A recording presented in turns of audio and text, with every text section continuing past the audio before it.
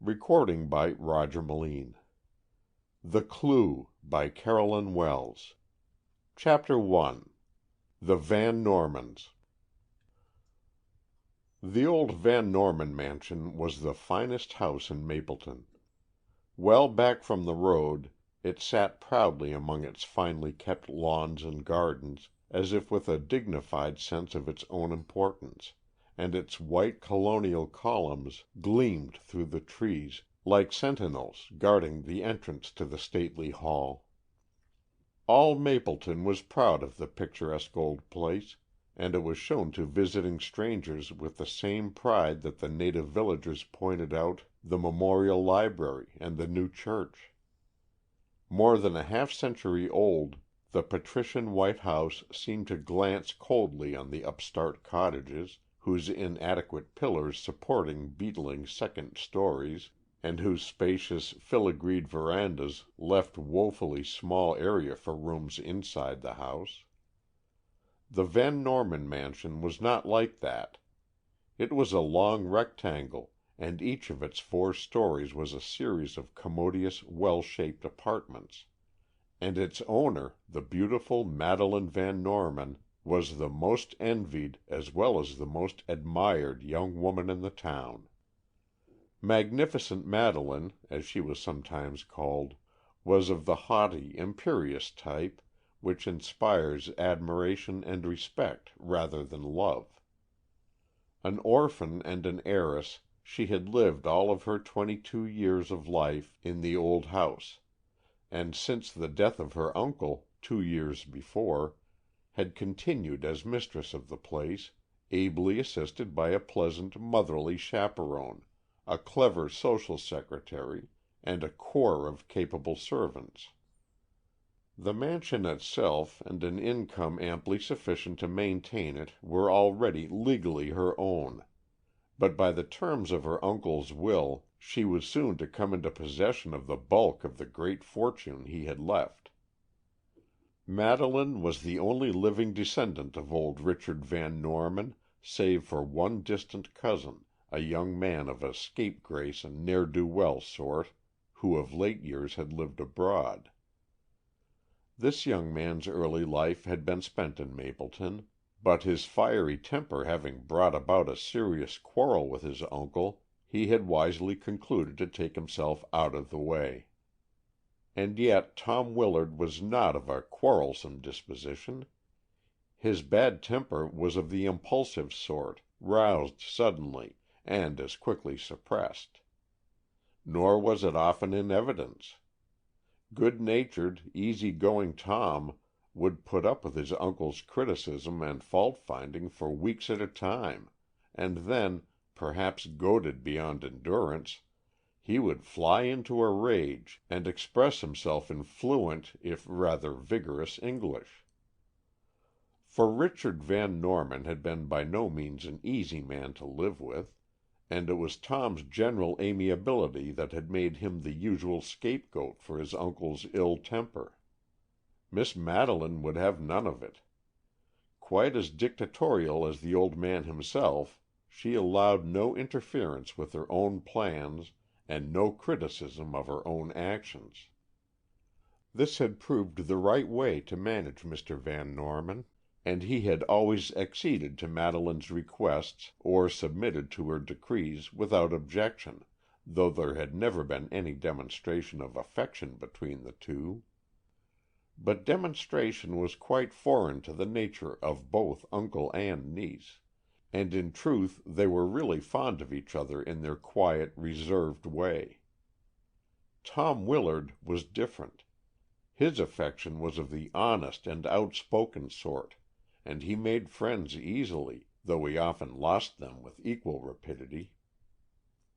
On account, then, of his devotion to Madeleine and his enmity toward young Tom Willard, Richard Van Norman had willed the old place to his niece, and had further directed that the whole of his large fortune should be unrestrictedly bestowed upon her on her wedding day, or on her 23rd birthday, should she reach that age unmarried. In event of her death before her marriage, and also before her 23rd birthday, The whole estate would go to Tom Willard. It was with the greatest reluctance that Richard Van Norman decreed this, but a provision had to be made in case of Madeleine's early death, and Willard was the only other natural heir. And now, at 22, Madeleine was on the eve of marriage to Schuyler Carleton, a member of one of the oldest and best families of Mapleton. The village gossips were pleased to commend this union, as Mr. Carleton was a man of irreproachable habits, and handsome enough to appear well beside the magnificent Madeleine. He was not a rich man, but as her marriage would bring her inheritance, they could rank among the millionaires of the day. Yet there were those who feared for the future happiness of this apparently ideal couple. Mrs. Markham, who was both housekeeper and chaperon to her young charge, mourned in secret over the attitude of the betrothed pair. "He adores her, I'm sure," she said to herself, "but he is too courtly and polished in his manner. I'd rather he would impulsively caress her, or involuntarily call her by some endearing name, than to be always so exquisitely deferential and polite. And Madeleine must love him, or why should she marry him? Yet she is so haughty and formal, she might be a very duchess instead of a young American girl. But that's Madeleine all over. I've never seen her exhibit any real emotion over anything. Ah, well, I'm an old-fashioned fool. Doubtless they're cooing doves when alone together, but their high-bred notions won't allow any sentiment shown before other people. But I almost wish she were going to marry Tom. He has sentiment and enthusiasm enough for two, and the relationship is so distant it's not worth thinking about. Dear old Tom! He's the only one who ever stirs Madeleine out of that dignified calm of hers." And that was true enough. Madeleine had inherited the Van Norman traits of dignity and reserve to such an extent that it was difficult for any one to be a really close friend. She had, too, a strange little air of preoccupation, and even when interested in a conversation, would appear to look through or beyond her companion in a way that was discouraging to the average caller. So Miss Van Norman was by no means a favorite with the Mapleton young people on a personal sense, but socially she was their leader, and to be on her invitation list was the highest aspiration of the village climbers. And now that she was about to marry Schuyler Carleton, the event of the wedding was the only thing talked of, thought of, or dreamed of by Mapleton society. Madeleine, who always kept in touch with Tom Willard by correspondence, had written him of her approaching marriage, and he had responded by coming at once to America to attend the ceremony. Relieved from the embarrassment of his uncle's presence, Tom was his jovial self, and showed forth all the reprehensible attractiveness which so often belongs to the scapegrace nature. He sometimes quarreled with Madeleine over trifles, then, making up next minute, he would caress and pet her with the privileged air of a relative. He was glad to be back among the familiar scenes of Mapleton, and he went about the town renewing old acquaintances and making new ones, and charming all by his winning personality. In less than a week he had more friends in the village than Schuyler Carleton had ever made. Carleton, though handsome and distinguished looking, was absolutely without personal magnetism or charm, which traits were found in abundance in Tom Willard. The friends of Schuyler Carleton attributed his reserved, almost repellent demeanor to shyness, and this was partly true. His acquaintances said it was indifference, and this again was partly true. Then his enemies, of which he had some, vowed that his cold, curt manner of speech was merely snobbishness, and this was not true at all. His manner toward his fiancée was all that the most exacting could require in the matter of courtesy and punctilious politeness. He was markedly undemonstrative in public, and if this were true of his behavior when the two were alone, it was probably because Madeleine herself neither inspired nor desired terms or acts of endearment. Tom's attitude toward Madeleine angered Carleton extremely, but when he spoke to her on the subject, he was gaily informed that the matter of cousinly affection was outside the jurisdiction of a fiancé. Tom, on his part, was desperately in love with Madeleine, and had been for years. Repeatedly he had begged her to marry him, and she knew in her heart that his plea was prompted by his love for herself, and not by any consideration of her fortune. And yet, should she marry another, all hope of his uncle's money would be forever lost to Tom Willard. But, prodigal and spendthrift that he was, if Tom felt any regret at his vanishing fortunes, he showed no sign of it. Save for sudden and often easily provoked bursts of temper, he was infectiously gay and merry, and was the life of the house party already gathered under Madeleine's roof. The fact that Tom was staying at the Van Norman house, which of course Carleton could not do, gave Willard advantage over the prospective bridegroom, of which he was by no means unconscious. Partly to tease the imperturbable but jealous Carleton, and partly because of his own affection for his cousin, Tom devoted himself assiduously to Madeleine, especially when Carleton was present. "You see, Maddy," Tom would say, "there are only a few days left of our boy and girl chumminess. I fancy that after you are married, Schuyler won't let me speak to you, save in most formal terms, so I must see all I can of you now." Then he would tuck her arm through his own and take her for a stroll in the grounds, and Carleton, coming to search for her, would find them cosily chatting in a secluded arbor, or drifting lazily in a canoe on the tiny, lily-padded lake. These things greatly annoyed Schuyler Carleton, but remonstrance was never an easy task for him, nor did it ever affect Madeleine pleasantly.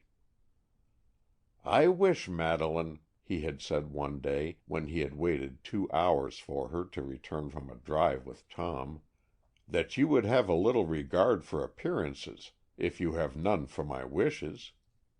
It is not seemly for my betrothed wife to be driving all over the country with another man." Magnificent Madeleine looked straight at him, tilting her head back slightly to look beneath her half-closed lids. "It is not seemly," she said, "for my betrothed husband to imply that I could be at fault in a matter of propriety or punctilio. That is not possible." "You are right," he said, and his eyes gleamed with admiration of her glorious beauty and imperious manner. "Forgive me, you are indeed right." Though Schuyler Carleton may not have been lavish of affection, he begrudged no admiration to the splendid woman he had won. And yet, had he but known it, the apparently scornful and haughty girl was craving a more tender and gentle love, and would gladly have foregone his admiration to have received more affection. "But it will come," Madeleine thought to herself. "I am not of the clinging vine type, I know, but after we are married, surely Schuyler will be less formally polite and more, well, chummy." Yet Madeleine herself was chummy with nobody save Tom. They two were always chatting and laughing together, and though they differed sometimes, and even quarreled, it was quickly made up, and forgotten in a new subject of merry discussion. But, after all, they rarely quarreled except regarding Madeleine's approaching marriage. "Don't throw yourself away on that iceberg, Maddy," Tom would plead. He's a truly fine man, I know, but he can't make you happy." "How absurd you are, Tom! Give me credit, please, for knowing my own mind at least. I love Schuyler Carleton, and I am proud that he is to be my husband. He is the finest man I have ever known in every way, and I am a fortunate girl to be chosen by such a man." "Oh, Maddy, don't do the humble. It doesn't suit you at all. You are the type who ought to have kings and crown princes at your feet, and Carleton is princely enough in his effects, but he's by no means at your feet." "What do you mean?" exclaimed Madeleine angrily. "Just what I say. Schuyler Carleton admires you greatly, but he doesn't love you, at least not as I do." "Don't be foolish, Tom. Naturally, you know nothing about Mr. Carleton's affection for me. He does not proclaim it from the housetops, and I desire you not to speak of it again." "Why should I speak of what doesn't exist? Forgive me, Maddy, but I love you so myself, it drives me frantic to see that man treating you so coolly." "He doesn't treat me coolly, or if he does, it's because I don't wish for tender demonstrations before other people. I'm fond of you, Tom, as you know, but I won't allow even you to criticize the man I am about to marry." "Oh, very well, marry him then, and a precious unhappy life you'll lead with him, and I know why." Madeleine turned on him, her eyes blazing with anger. "What do you mean? Explain that last remark of yours." "Small need. You know why as well as I do," and Tom pushed his hands into his pockets and strode away, whistling, well knowing that he had roused his cousin's even temper at last. In addition to some of her Mapleton friends, Madeleine had invited 2 girls from New York to be her bridesmaids. Kitty French and Molly Gardner had already come and were staying at the Van Norman house the few days that would intervene before the wedding. Knowing Madeleine well as they did, they had not expected confidence from her, nor did they look forward to cozy romantic boudoir chats, such as many girls would enjoy. But neither had they expected the peculiar constraint that seemed to hang over all the members of the household. Mrs. Markham had been so long housekeeper and even companion for Madeleine that she was not looked upon as a servant, and to her Kitty French put a few discreet questions regarding the exceeding reserve of Mr. Carleton. "I don't know, Miss French," said the good woman, looking sadly disturbed. "I love Madeleine as I would my own child. I know she adores Mr. Carleton, and, yes, I know he greatly admires her. And yet there is something wrong. I can't express it, it's merely a feeling, an intuition, but there is something wrong." "You know Mr. Willard is in love with Maddy," suggested Miss French. "Oh, it isn't that. They've always had a cousinly affection for each other, and, yes, Tom is in love with her. But what I mean is aside from all that. The real reason that Madeleine flirts with Tom, for she does flirt with him, is to pique Mr. Carleton. There, I've said more than I meant to, but you're too good a friend to let it make any trouble, and, anyway, in a few days they will be married, and then I'm sure it'll be all right. I'm sure of it." Like many people, Mrs. Markham emphasized by repetition a statement of whose truth she was far from sure. End of chapter 1.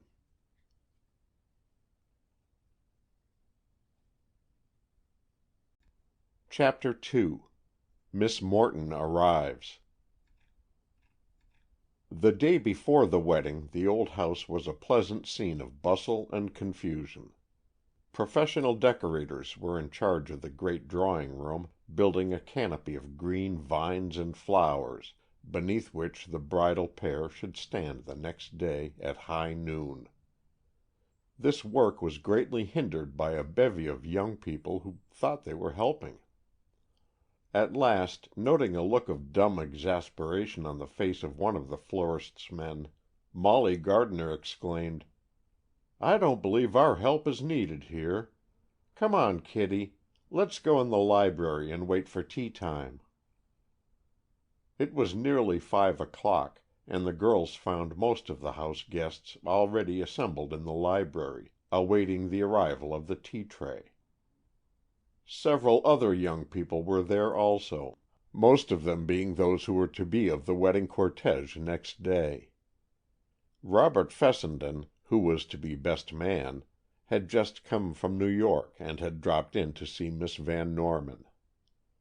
Although he was an old friend of Carleton's, Madeleine did not know him very well, and though she made him welcome, it was with that coldly formal air that did not greatly attract the young man, but he could not fail to be impressed by her great beauty.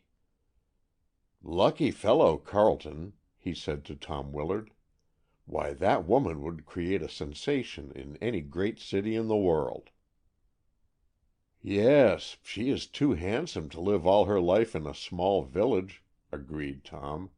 "I think they intend to travel a great deal. An heiress, too, I believe. Yes, she has all the desirable traits a woman can possess." "All?" Fessenden's tone was quizzical. "What do you mean?" asked Tom sharply. "Nothing. Only, if I were to marry, I should prefer a little more softness of nature." "Oh, that's only her manner. My cousin is most sweet and womanly, I assure you." "I'm sure she is," returned Fessenden, who was a bit ashamed of his outspokenness. "And she's getting a sterling good fellow for a husband." "She is so," said Tom heartily, which was kind of him, considering his own opinion of Carleton. And then both men strolled over to where Madeleine sat at the tea table. She was reading a telegram that had just been brought to her, and she laughingly explained to Tom that it meant a bother for him. "Miss Morton has concluded to come to the wedding after all," she said. "She wrote me that she wouldn't come, but she has changed her mind, it seems. Now, it does sound ridiculous, I know, but in this big house there isn't a room left for her but the one you have, Tom. You see, one bedroom is used for a present room, one is reserved for Schuyler to-morrow, the bridesmaids have another, and except for our own rooms, and those already occupied by guests, there are no more. I hate to ask you, Tom, but could you go to the inn?" "Sure, Maddy dear. Anything to oblige. But it does seem too bad to turn me out of your house the very last day that your hospitality is all your own to offer. To-morrow the Grand Seigneur will be master here, and my timid little Madeleine can no longer call her soul her own." This reference to the tall and stately mistress of the house raised a general laugh, but Madeleine did not join in it. "I'm so sorry, Tom," she said earnestly, as she looked again at the telegram she was holding, "but Miss Morton was an old friend of Uncle Richard's, and as she wants to come here, I can't turn her away. And unless you give her your room, there is no other—" "Nonsense, Madeleine, I'm only joking. Of course I'll go to the hotel. Only too glad to accommodate Miss Morton. Forget it, girl. I assure you I don't mind a bit. I'll pack up a few traps after dinner and skip down to the picturesque, if rather ostentatious, Mapleton Inn." As Tom spoke he put his arm carelessly round Madeleine's shoulders, and though scarcely more than a cousinly caress, It was unfortunate that Schuyler Carleton should enter the room at that moment. A lightning glance flashed between the two men, and as Tom moved away from Madeleine, with a slightly embarrassed shrug of his shoulders, Carleton's face grew so stern that an uncomfortable silence fell upon the guests. However, the arrival of the tea tray saved the situation, and Madeleine at once busied herself in the pretty occupation of serving tea to her guests. With an air of jealous proprietorship, Carleton moved toward her and, looking handsome, though sulky, stood by Willard with folded arms, as if on guard. Urged on by a daredevil spirit of mischief, and perhaps remembering that Madeleine would soon be beyond his reach as Carleton's wife, Tom also moved toward her from the other side. Endeavoring to treat the situation lightly, Madeleine held up a newly filled teacup. "Who will have this?" she asked gaily. "I will," declared Carleton and Tom at the same time, and each held out a hand. Madeleine looked at them both, smilingly. Carleton's face was white and set. He was evidently making a serious matter of the trifling episode.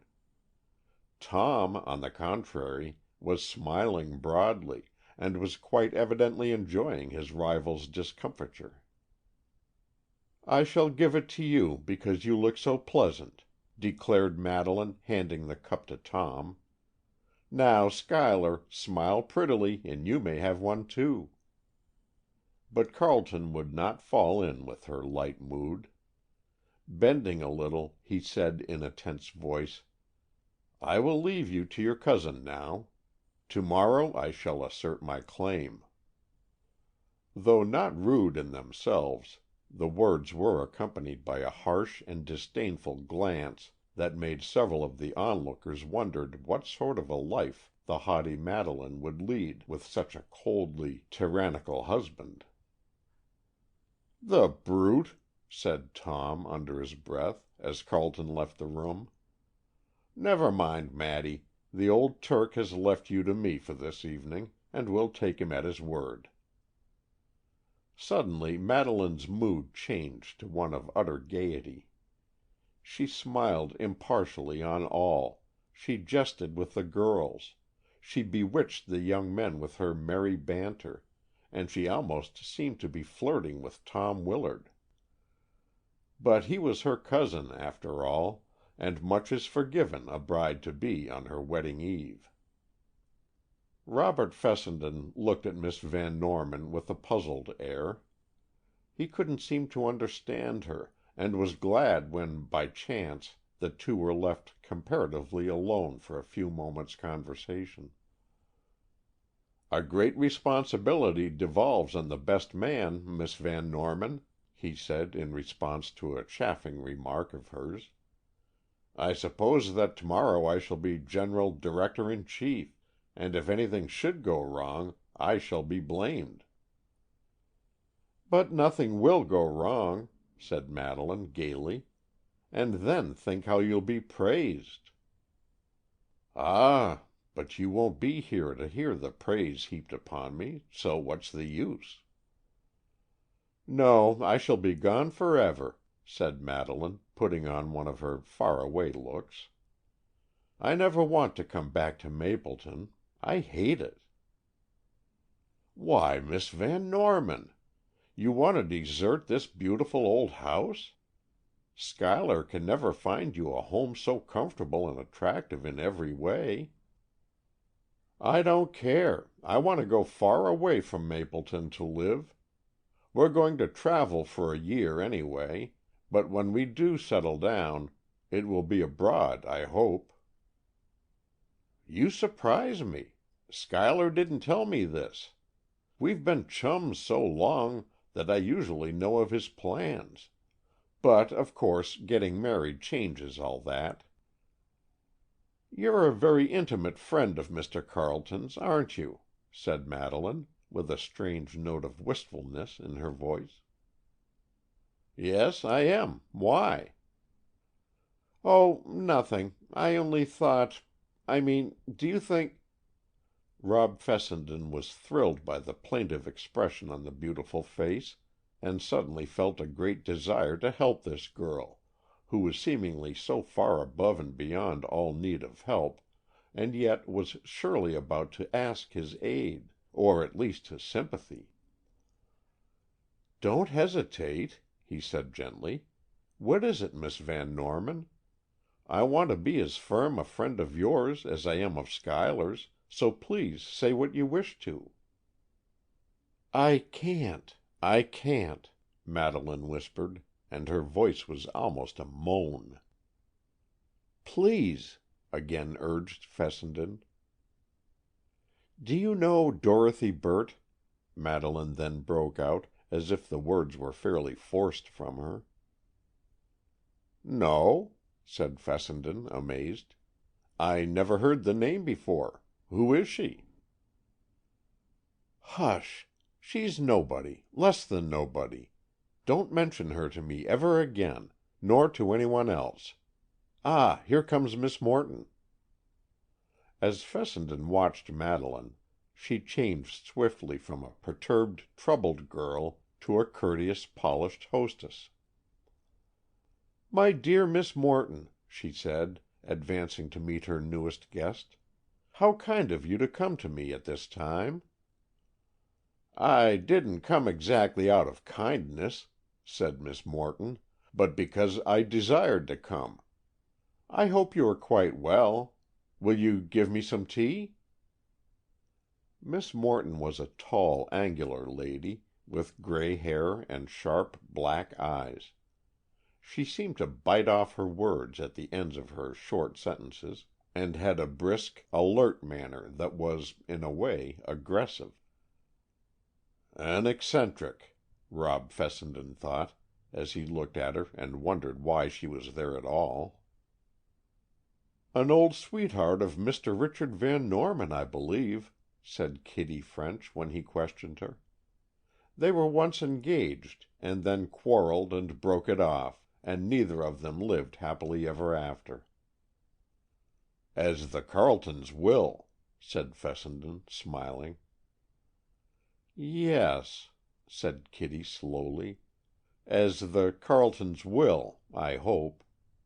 You know Mr. Carleton awfully well, don't you? Are you sure he will make our Maddy happy, Mr. Fessenden?" "I think so," and Fessenden tried to speak casually. "He is not an emotional man, or one greatly given to sentiment, but I judge she is not that sort either." "Oh, yes, she is. Maddy is apparently cold and cynical, but she isn't really so a bit. But she perfectly adores him, and if they're not happy, it won't be her fault." "Nor will it be his," said Fessenden, warmly defending his absent friend. "Carleton's an old trump. There's no finer man in the world, and any woman ought to be happy with him." "I'm glad to hear you say that," said Kitty with a little sigh of relief. "Do look at that funny Miss Morton. She seems to be scolding Madeleine. I'm sorry she came. She doesn't seem very attractive. But perhaps it's because she was crossed in love, and it made her queer."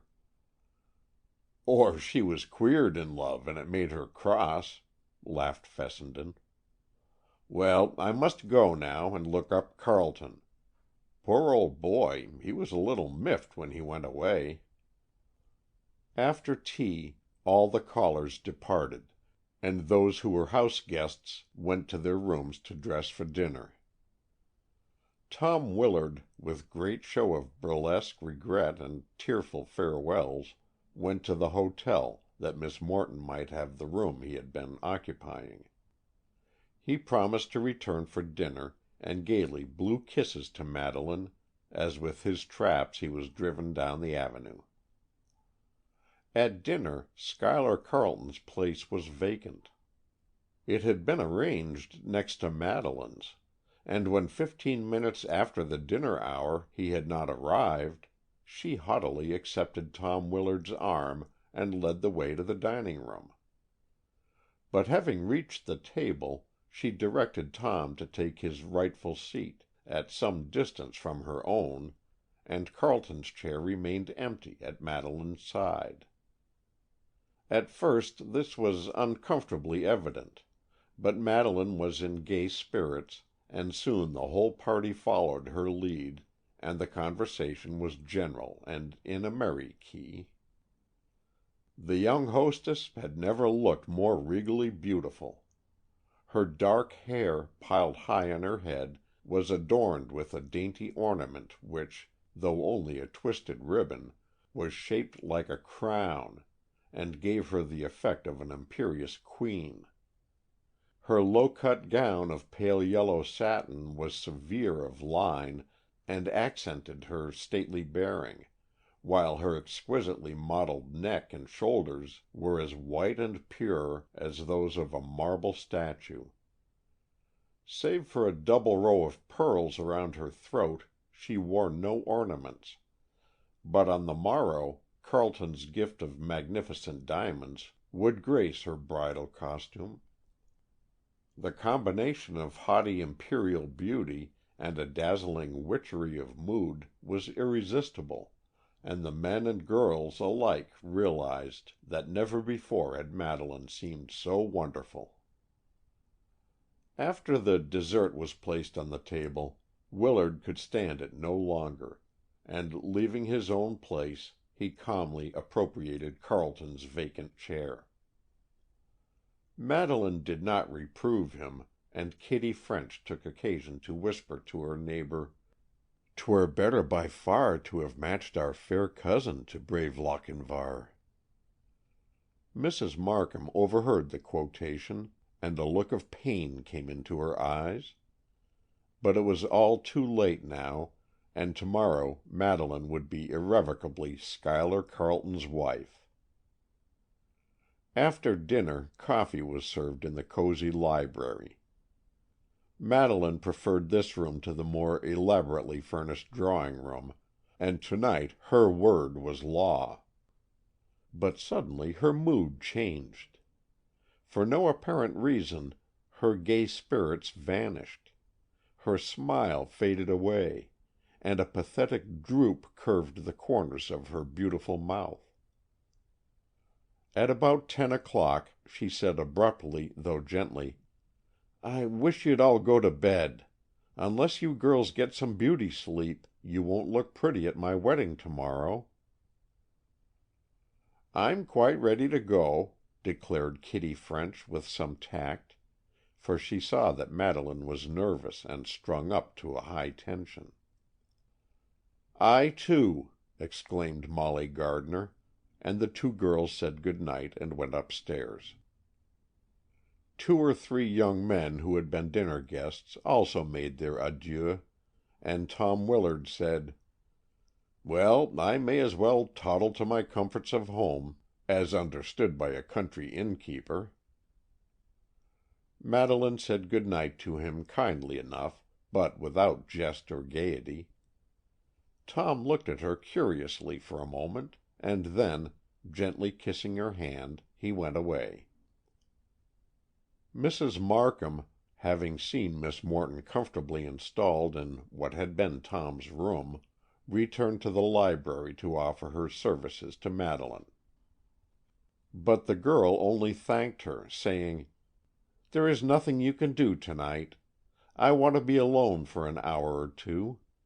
I will stay here in the library for a time, and I'd like to have you send Cicely to me." A few moments later Cicely Dupuy came in, bringing some letters and papers. She was Miss Van Norman's private secretary, and admirably did she fill the post.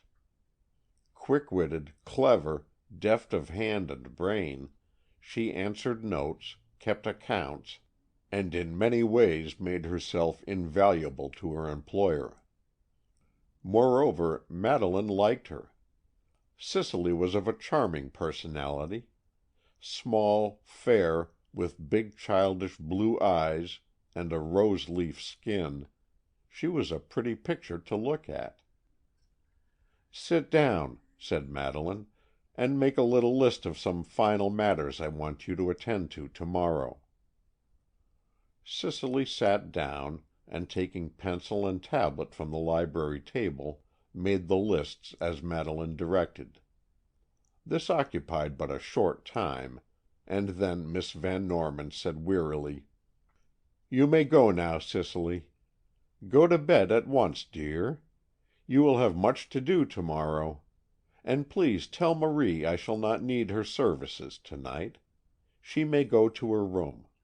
I shall sit here for an hour or more, and I will answer these notes. I wish to be alone." "Very well, Miss Van Norman," said Cicely, and taking the list she had made, she went softly from the room.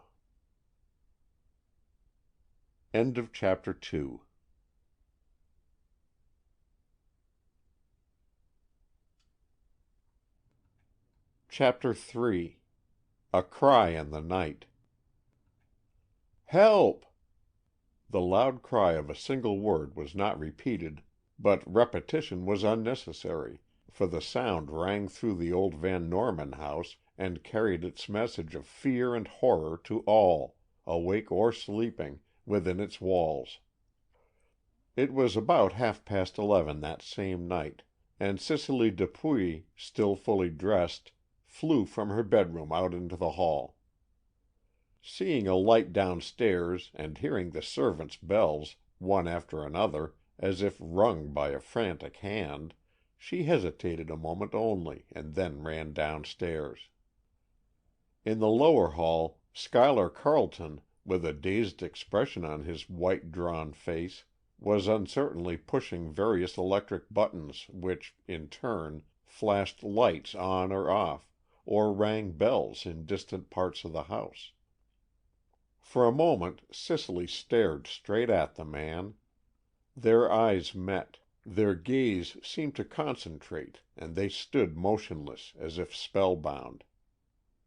This crisis was broken in upon by Marie, Madeleine's French maid, who came running downstairs in a hastily donned negligée. "Mon Dieu!" she cried. "Où est mademoiselle?"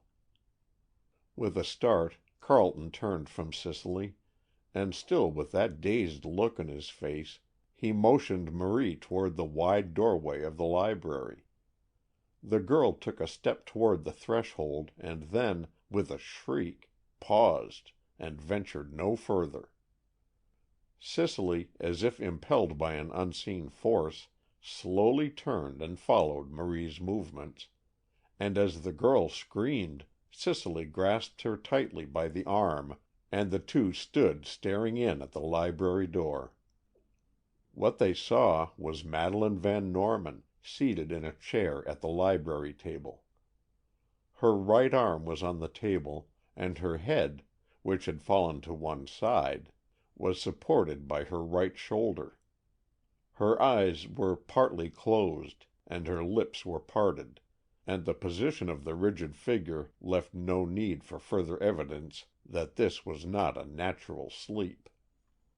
But further evidence there was. Miss Van Norman still wore her yellow satin gown, but the beautiful embroidered bodice was stained a dull red, and a crimson stream was even then spreading its way down the shimmering breadths of the trailing skirt.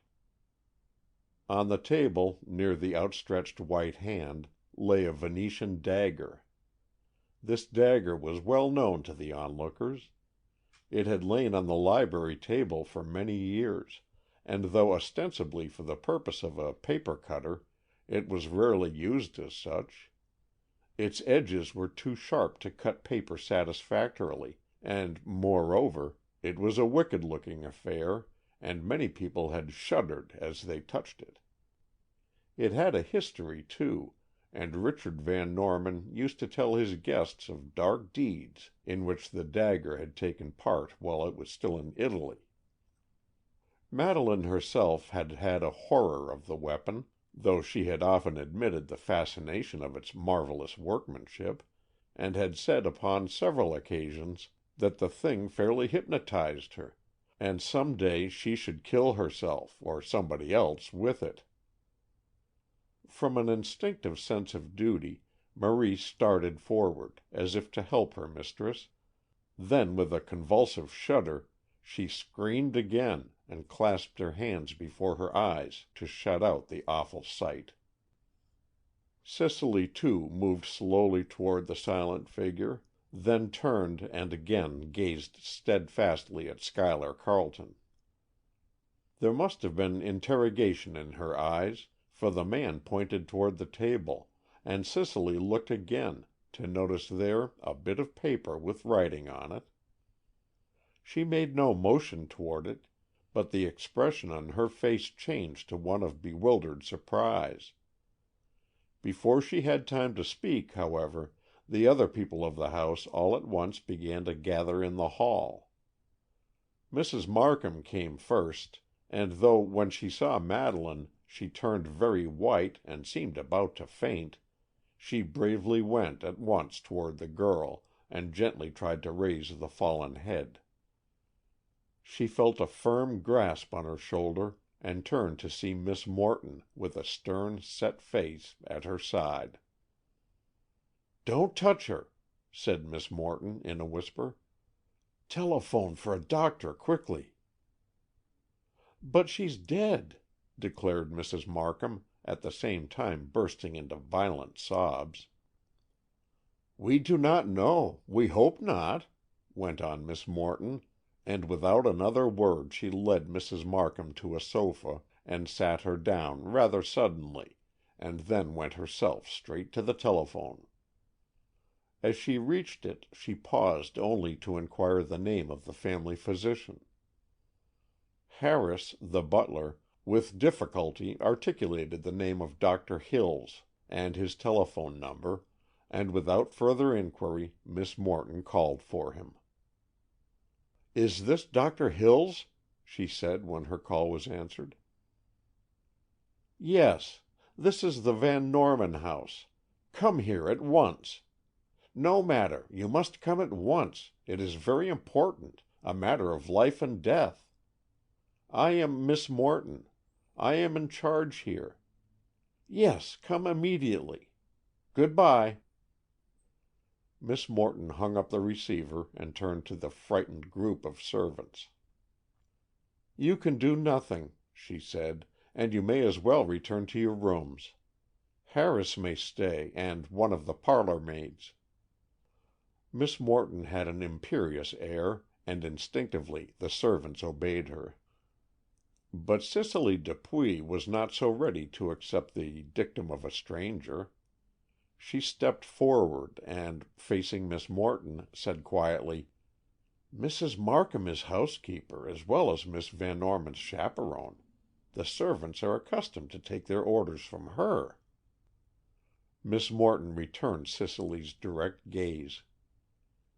"You see, Mrs. Markham," she said, pointing to the sofa, where that lady had entirely collapsed, and, with her head in a pillow, was shaking with convulsive sobs, "she is for the moment quite incapable of giving orders.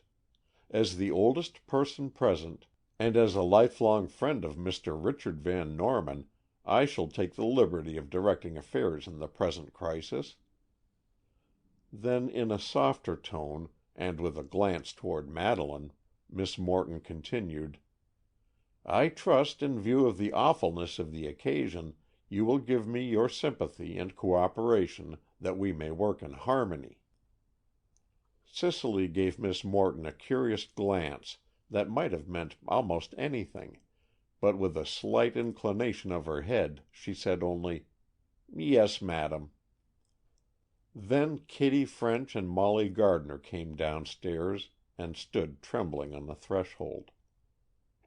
"What is it?" whispered Kitty. "What's the matter with Madeleine?" "Something dreadful has happened," said Miss Morton, meeting them at the door. "I have telephoned for Dr. Hills, and he will be here soon. Until then we can do nothing." "But we can try to help Maddy," exclaimed Kitty, starting toward the still figure by the table. "Oh, is she hurt? I thought she had fainted." As the two girls saw the dread sight, Miss Gardner fainted herself, and Miss Morton bade Marie, who stood shivering in the hall, take care of her. Relieved at having something to do, Marie shook the girl and dashed water in her face until she regained consciousness, the others meanwhile paying little attention. Schuyler Carleton stood leaning against the door-post, his eyes fixed on Madeleine's tragic figure, while Kitty French, who had dropped into a chair, sat with her hands tightly clasped, also gazing at the sad picture. Although it seemed hours to those who awaited him, it was but a few moments before the doctor came. Dr. Hills was a clean-cut, alert-looking young man, and his quick eyes seemed to take in every detail of the scene at a glance. He went straight to the girl at the table and bent over her. Only the briefest examination was necessary before he said gently, "She is quite dead. She has been stabbed with this dagger. It entered a large blood vessel just over her heart, and she bled to death. Who killed her?" Even as he spoke, his eye fell on the written paper which lay on the table. With one of his habitually quick gestures, he snatched it up and read it to himself, while a look of great surprise dawned on his face. Immediately he read it aloud. "I am wholly miserable, and unless the clouds lift, I must end my life. I love S., but he does not love me." After he finished reading, Dr. Hills stood staring at the paper and looked utterly perplexed. "I should have said it was not a suicide," he declared, "but this message seems to indicate that it is. Is this written in Miss Van Norman's hand?" Miss Morton, who stood at the doctor's side, took the paper and scrutinized it. "It is," she said. "Yes, certainly that is Miss Van Norman's writing. I had a letter from her only a few days ago, and I recognize it perfectly." "Let me see it," said Mrs. Markham, in a determined, though rather timid way. "I am more familiar with Madeleine's writing than a stranger can possibly be." Miss Morton handed the paper to the housekeeper without a word, while the doctor, waiting, wondered why these two women seemed so out of sympathy with each other. "Yes, it is surely Madeleine's writing," agreed Mrs. Markham, her glasses dropping off as her eyes filled with tears. "Then I suppose she killed herself, poor girl," said the doctor. "She must have been desperate indeed, for it was a strong blow that drove the steel in so deeply. Who first discovered her here?" "I did," said Schuyler Carleton, stepping forward.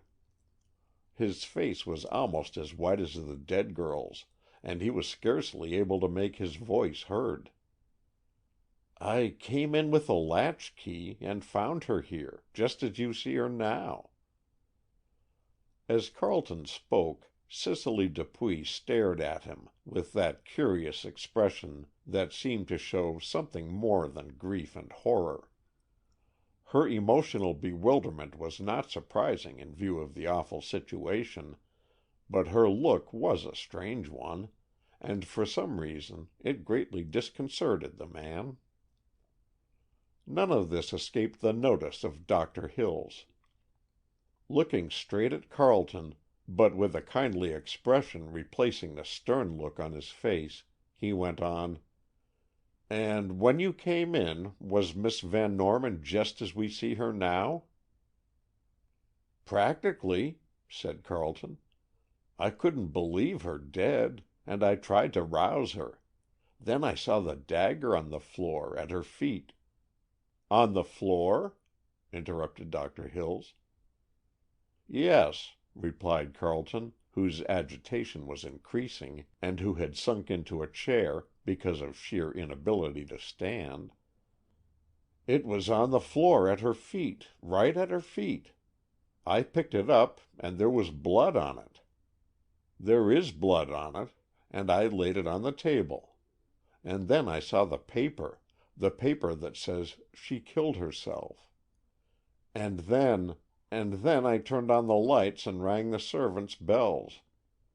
And Cicely, Miss Dupuy, came, and the others, and that's all."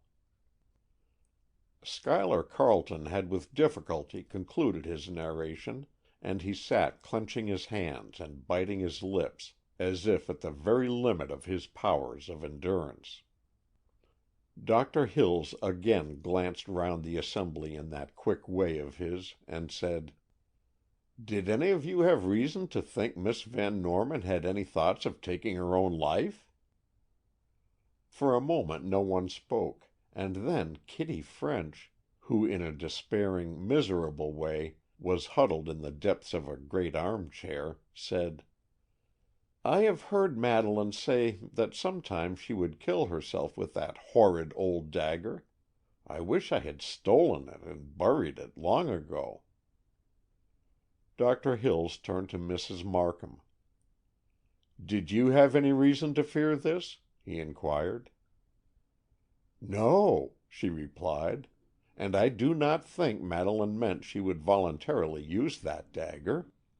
She only meant she had a superstitious dread of the thing." "Do you understand her references to her own unhappiness in this bit of writing?" went on the doctor. "Yes, I think I do," said Mrs. Markham in a low voice. "That is enough for the present," said the doctor, as if to interrupt further confidences. "Although it is difficult to believe a stab of that nature could be self-inflicted, it is possible, and this communication seems to leave no room for doubt.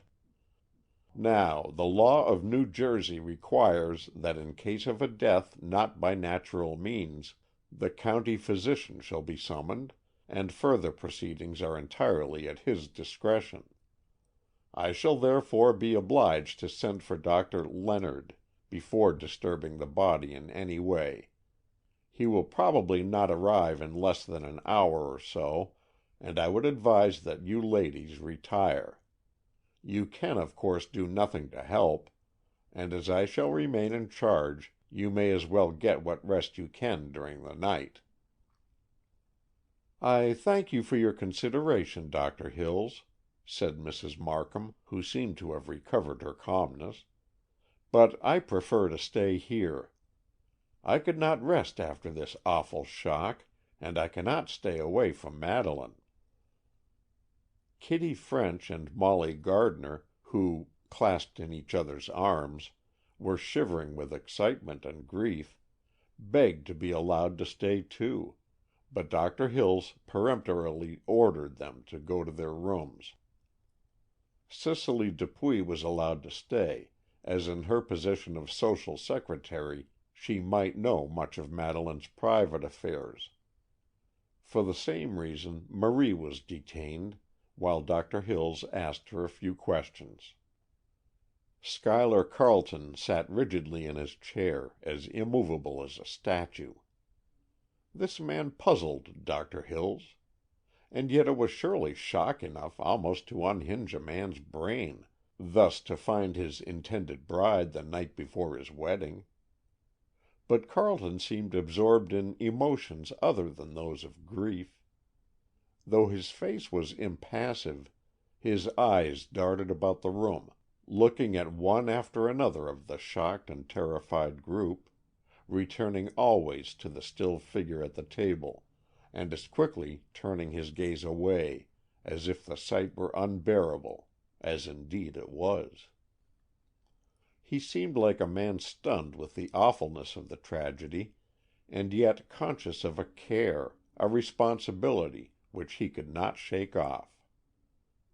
If inadvertently his eyes met those of Miss Dupuy, he shifted his gaze immediately. If by chance he encountered Mrs. Markham's sad glance, he turned away, unable to bear it. In a word, He was like a man at the limit of his endurance, and seemed veritably on the verge of collapse. End of chapter 3.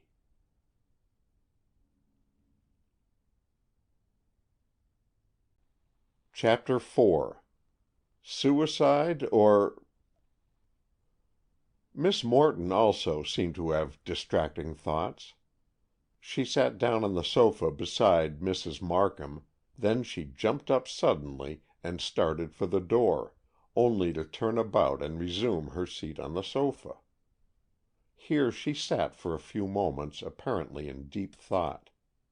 Then she rose and slowly stalked from the room and went upstairs. After a few moments, Marie, the French maid, also rose and silently left the room. Having concluded it was a case for the county physician, Dr. Hills apparently considered that his personal responsibility was at an end, and he sat quietly awaiting the coming of his colleague. After a time, Miss Morton returned, and again took her seat on the sofa.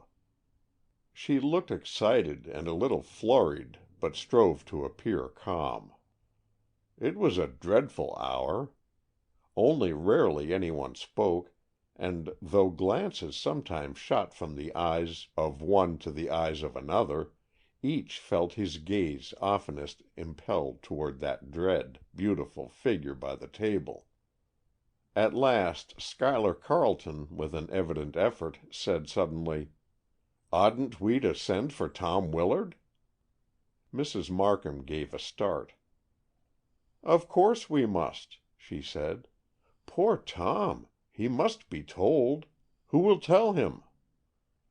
"I will," volunteered Miss Morton, and Dr. Hills looked up, amazed at her calm tone. This woman puzzled him, and he could not understand her continued attempts at authority in a household where she was a comparative stranger.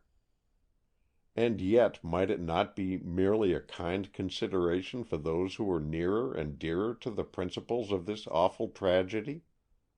But even as he thought this over, Miss Morton had gone to the telephone, her heavy silk gown rustling as she crossed the room, and her every movement assertive of her own importance. Calling up the Mapleton Inn, she succeeded, after several attempts, in rousing some of its occupants, and finally was in communication with young Willard himself. She did not tell him of the tragedy, but only asked him to come over to the house at once, as something serious had happened, and returned to her seat with a murmured observation that Tom would arrive as soon as possible. Again the little group lapsed into silence. Cicely Dupuy was very nervous, and kept picking at her handkerchief, quite unconscious that she was ruining its delicate lace edge. Dr. Hills glanced furtively from one to another.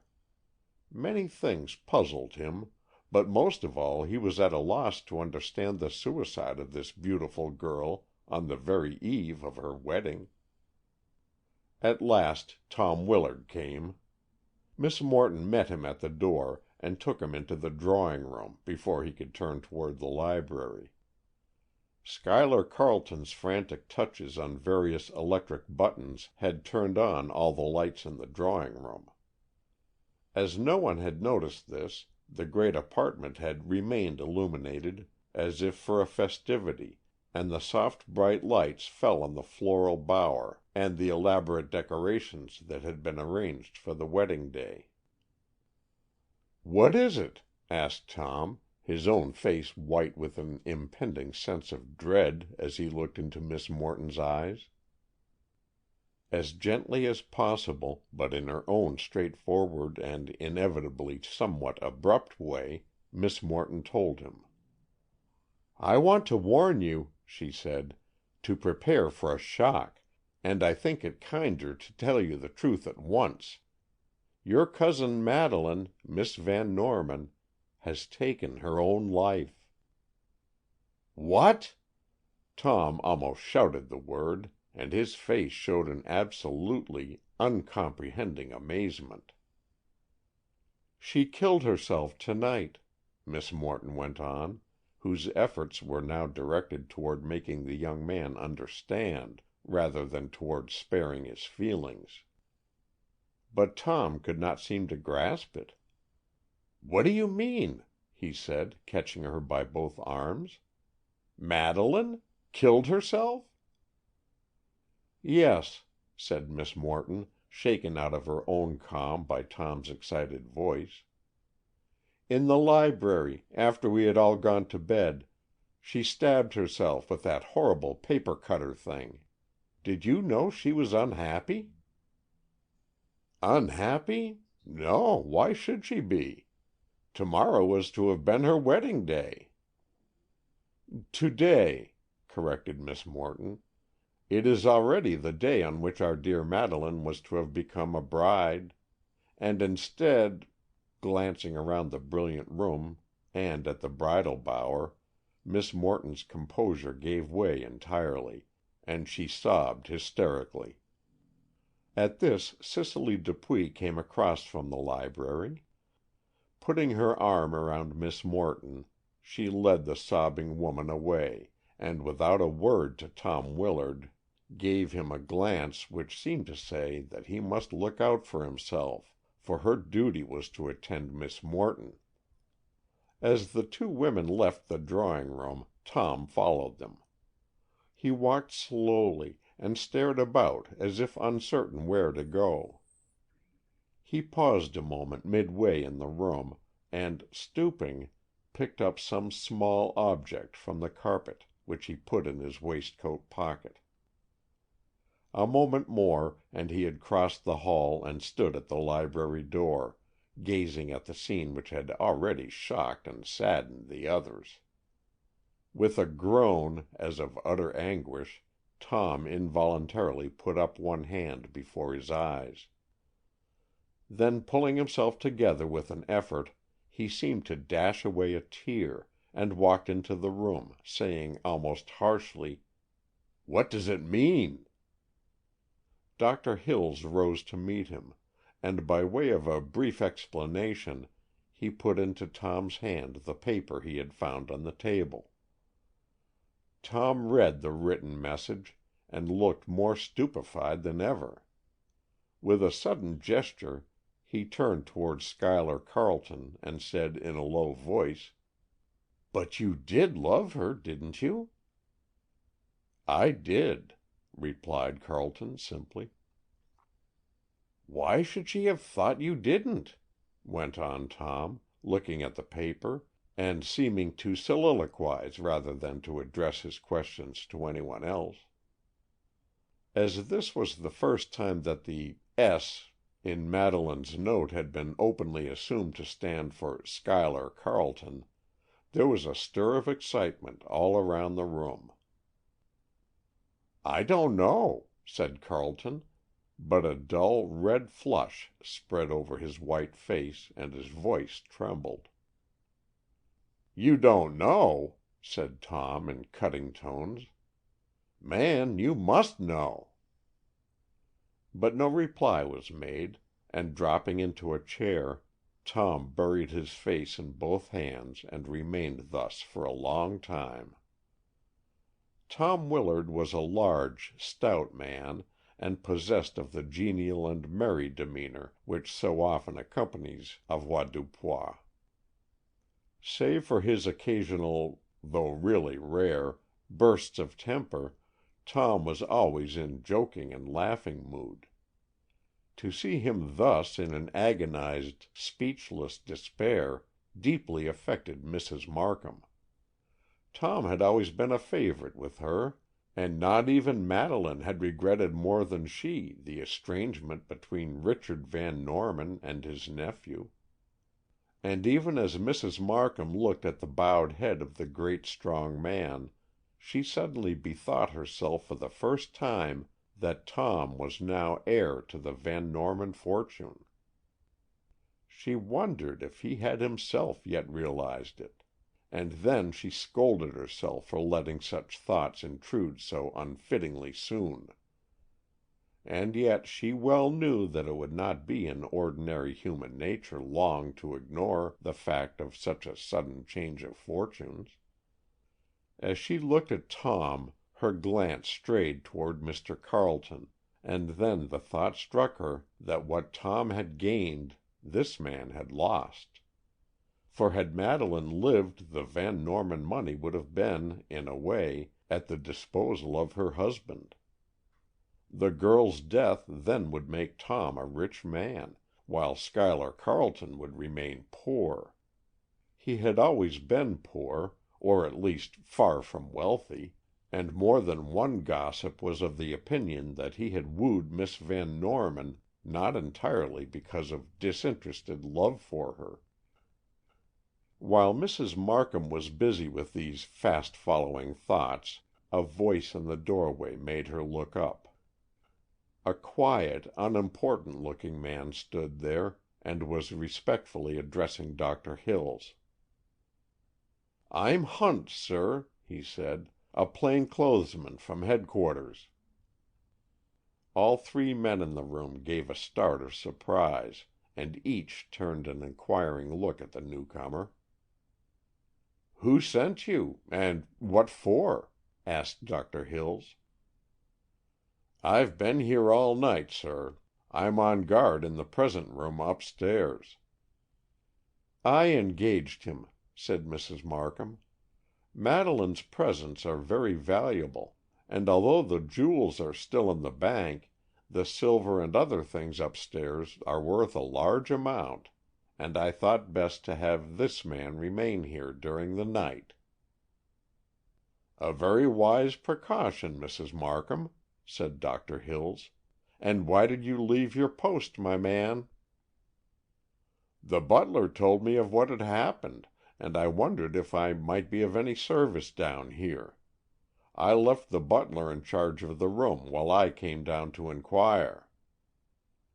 "Very thoughtful of you," said Dr. Hills, with a nod of appreciation. "And while I hardly think so, we may have use for you before the night is over.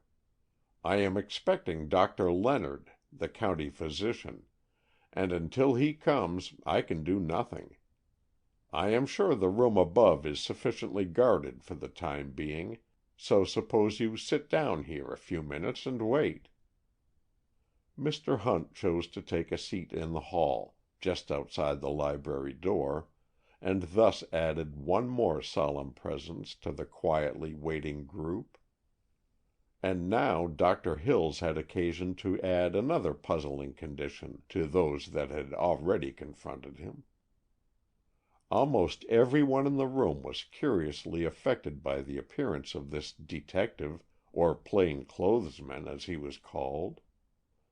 Schuyler Carleton gave a start, and his pale face became whiter yet.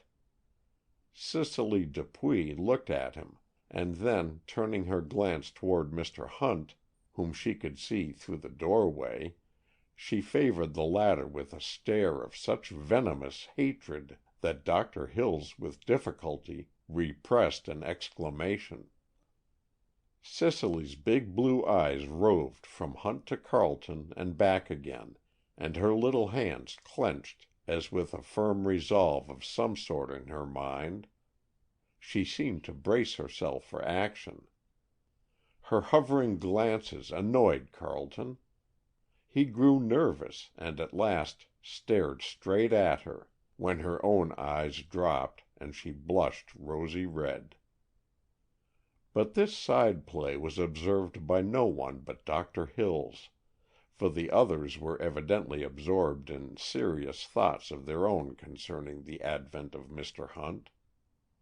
Tom Willard stared at him in a sort of perplexity, but Tom's good-natured face had worn that perplexed look ever since he had heard the awful news.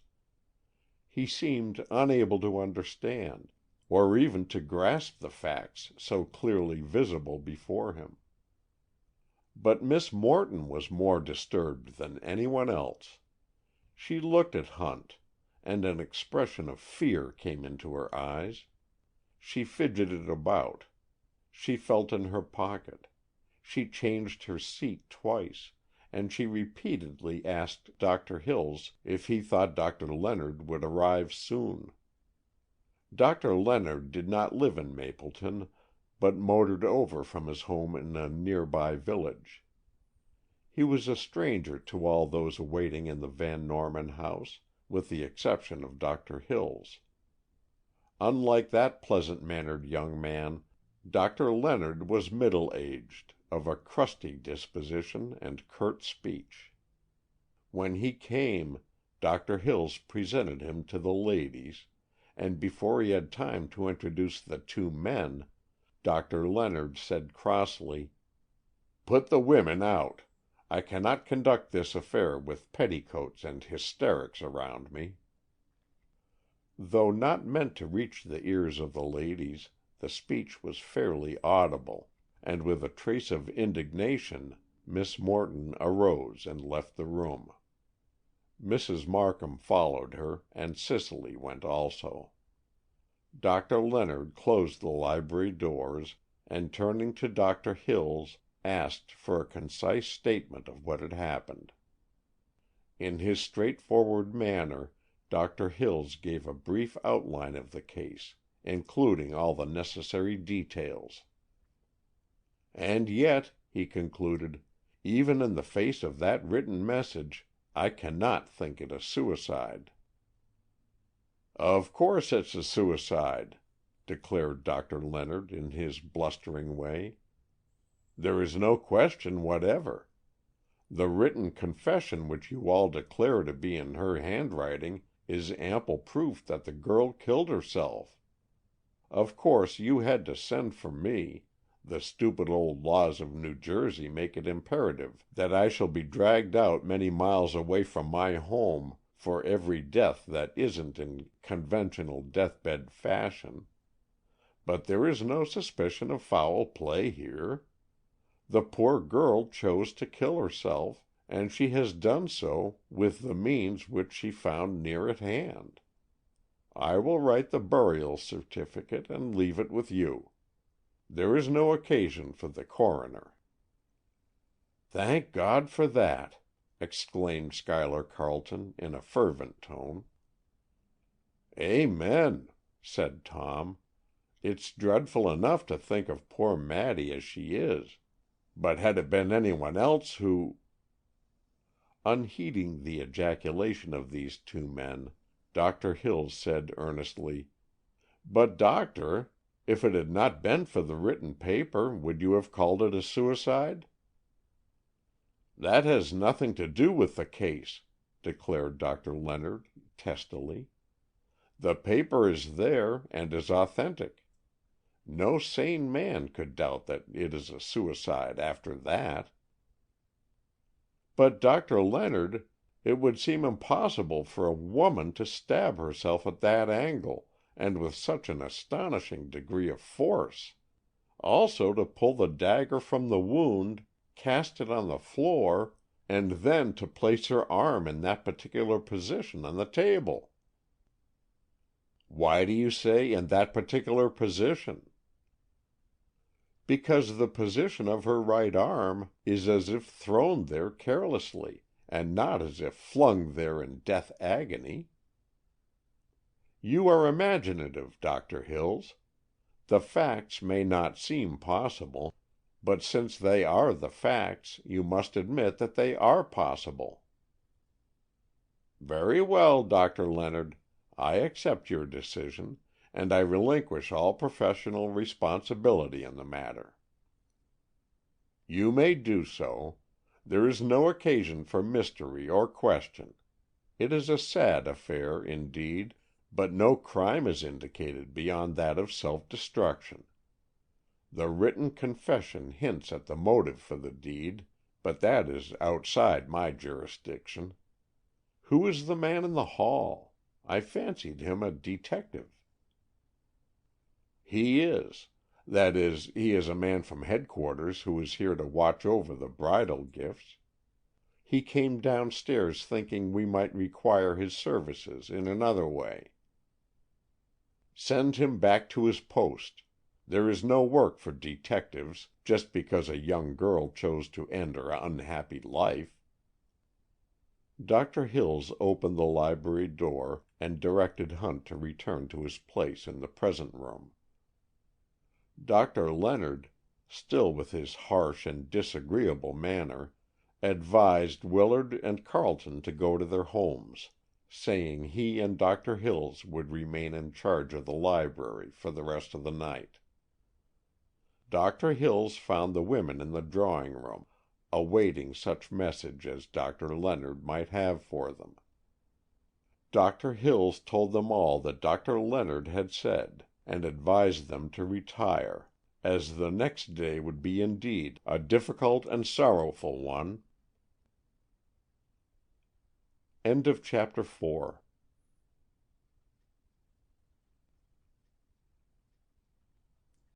Chapter 5. A Case for the Coroner. It was characteristic of Miss Morton that she went straight to her own room and shut the door. Mrs. Markham, on the other hand, went to the room occupied by Kitty French. Molly Gardner was there too, and the two girls, robed in kimonos, were sitting white-faced and tearful-eyed, waiting for some further news from the room whence they had been banished. Mrs. Markham told them what Dr. Leonard had said, but Kitty French broke out impetuously, "Madeleine never killed herself, never. I know she always said that about the dagger, but she never really meant it. And anyway, she never would have done it the night before her wedding. I tell you, she didn't do it. It was some horrid burglar who came in to steal her presents, who killed her." "I would almost rather it had been so, Kitty dear," said Mrs. Markham, gently stroking the brow of the excited girl.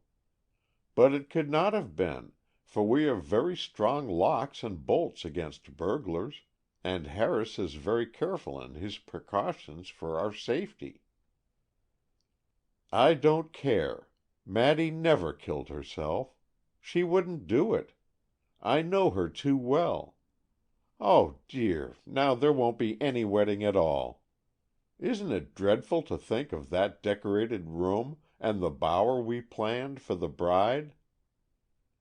At these thoughts Kitty's tears began to flow afresh, and Molly, who was already limp from weeping, joined her. "There, there," said Mrs. Markham, gently patting Molly's shoulder. "Don't cry so, dearie. It can't do any good, and you'll just make yourself ill."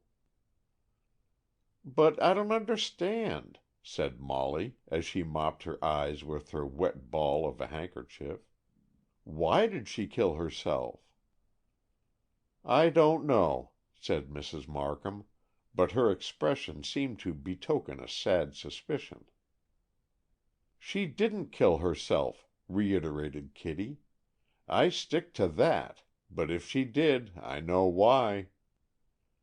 This feminine absence of logic was unremarked by her hearers, who both said, "Why?" "Because Schuyler didn't love her enough," said Kitty earnestly.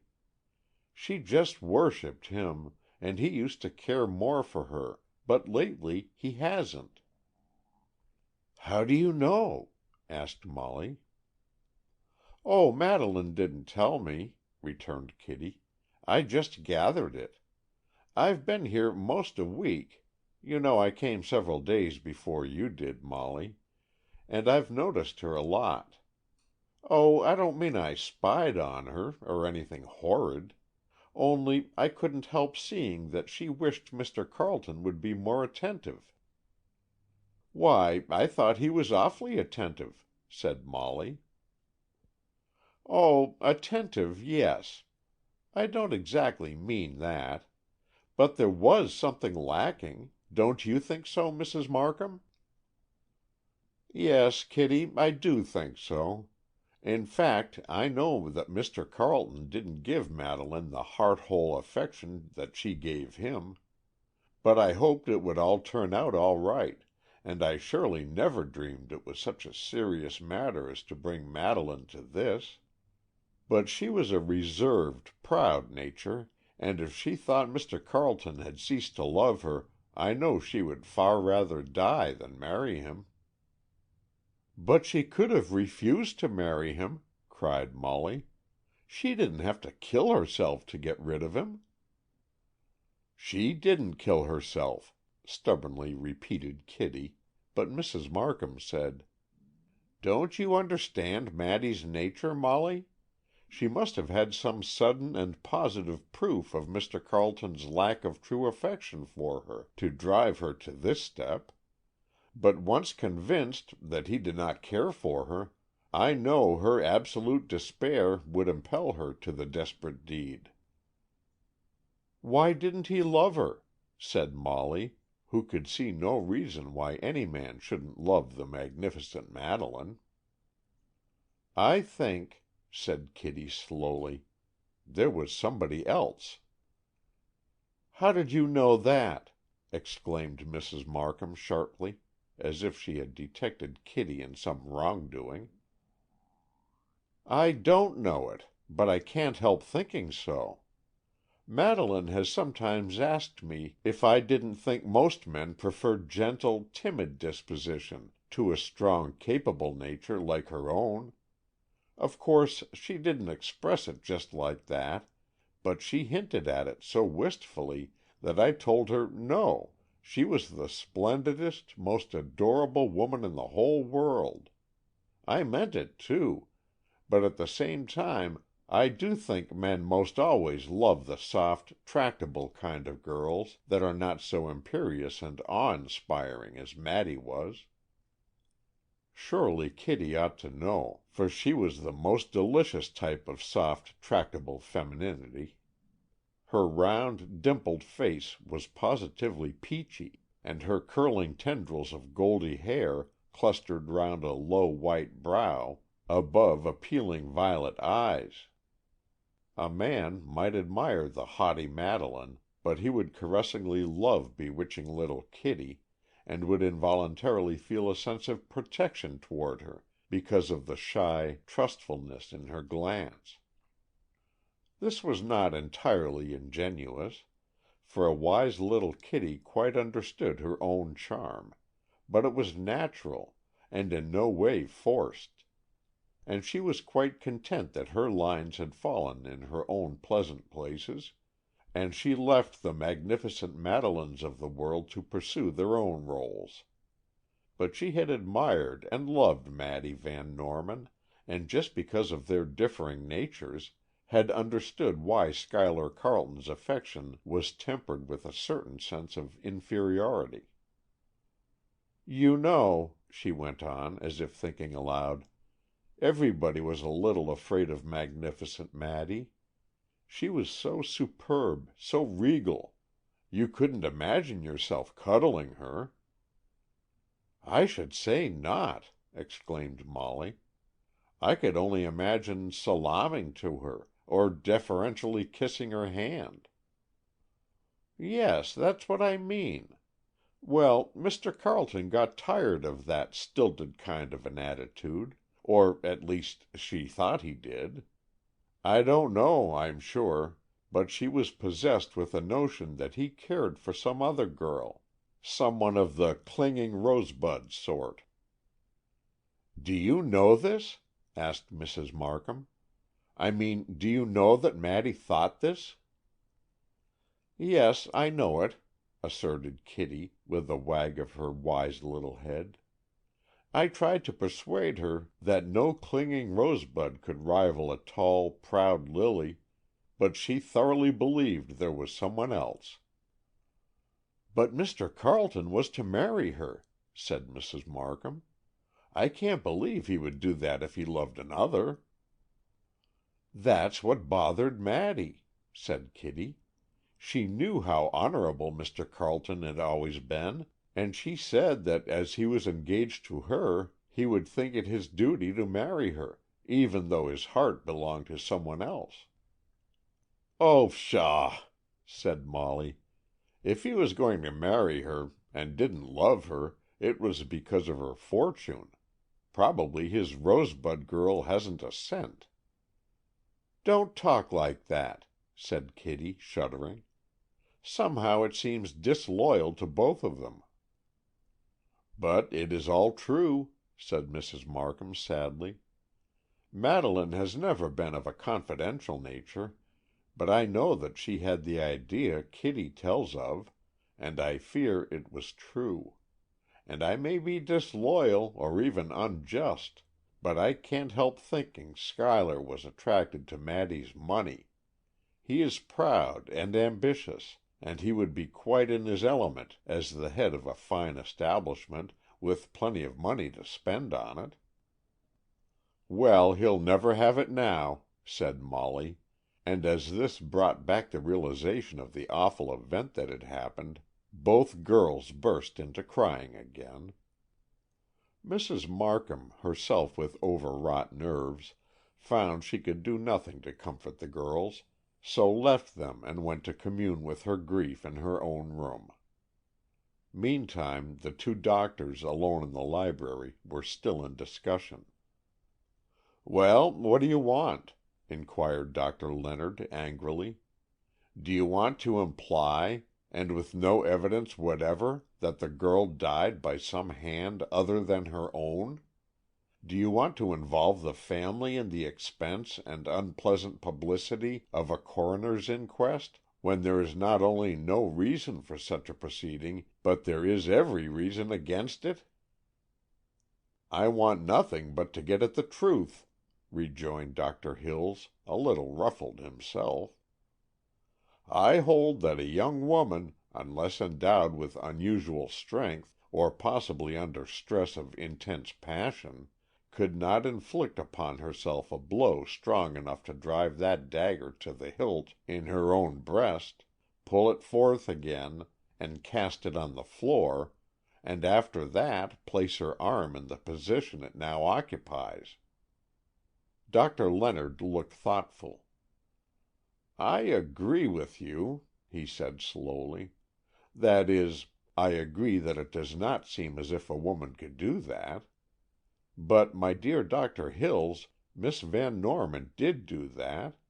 We know she did, from her own written confession, and also by the theory of elimination. What else could have happened? Have you any suggestions to advance?"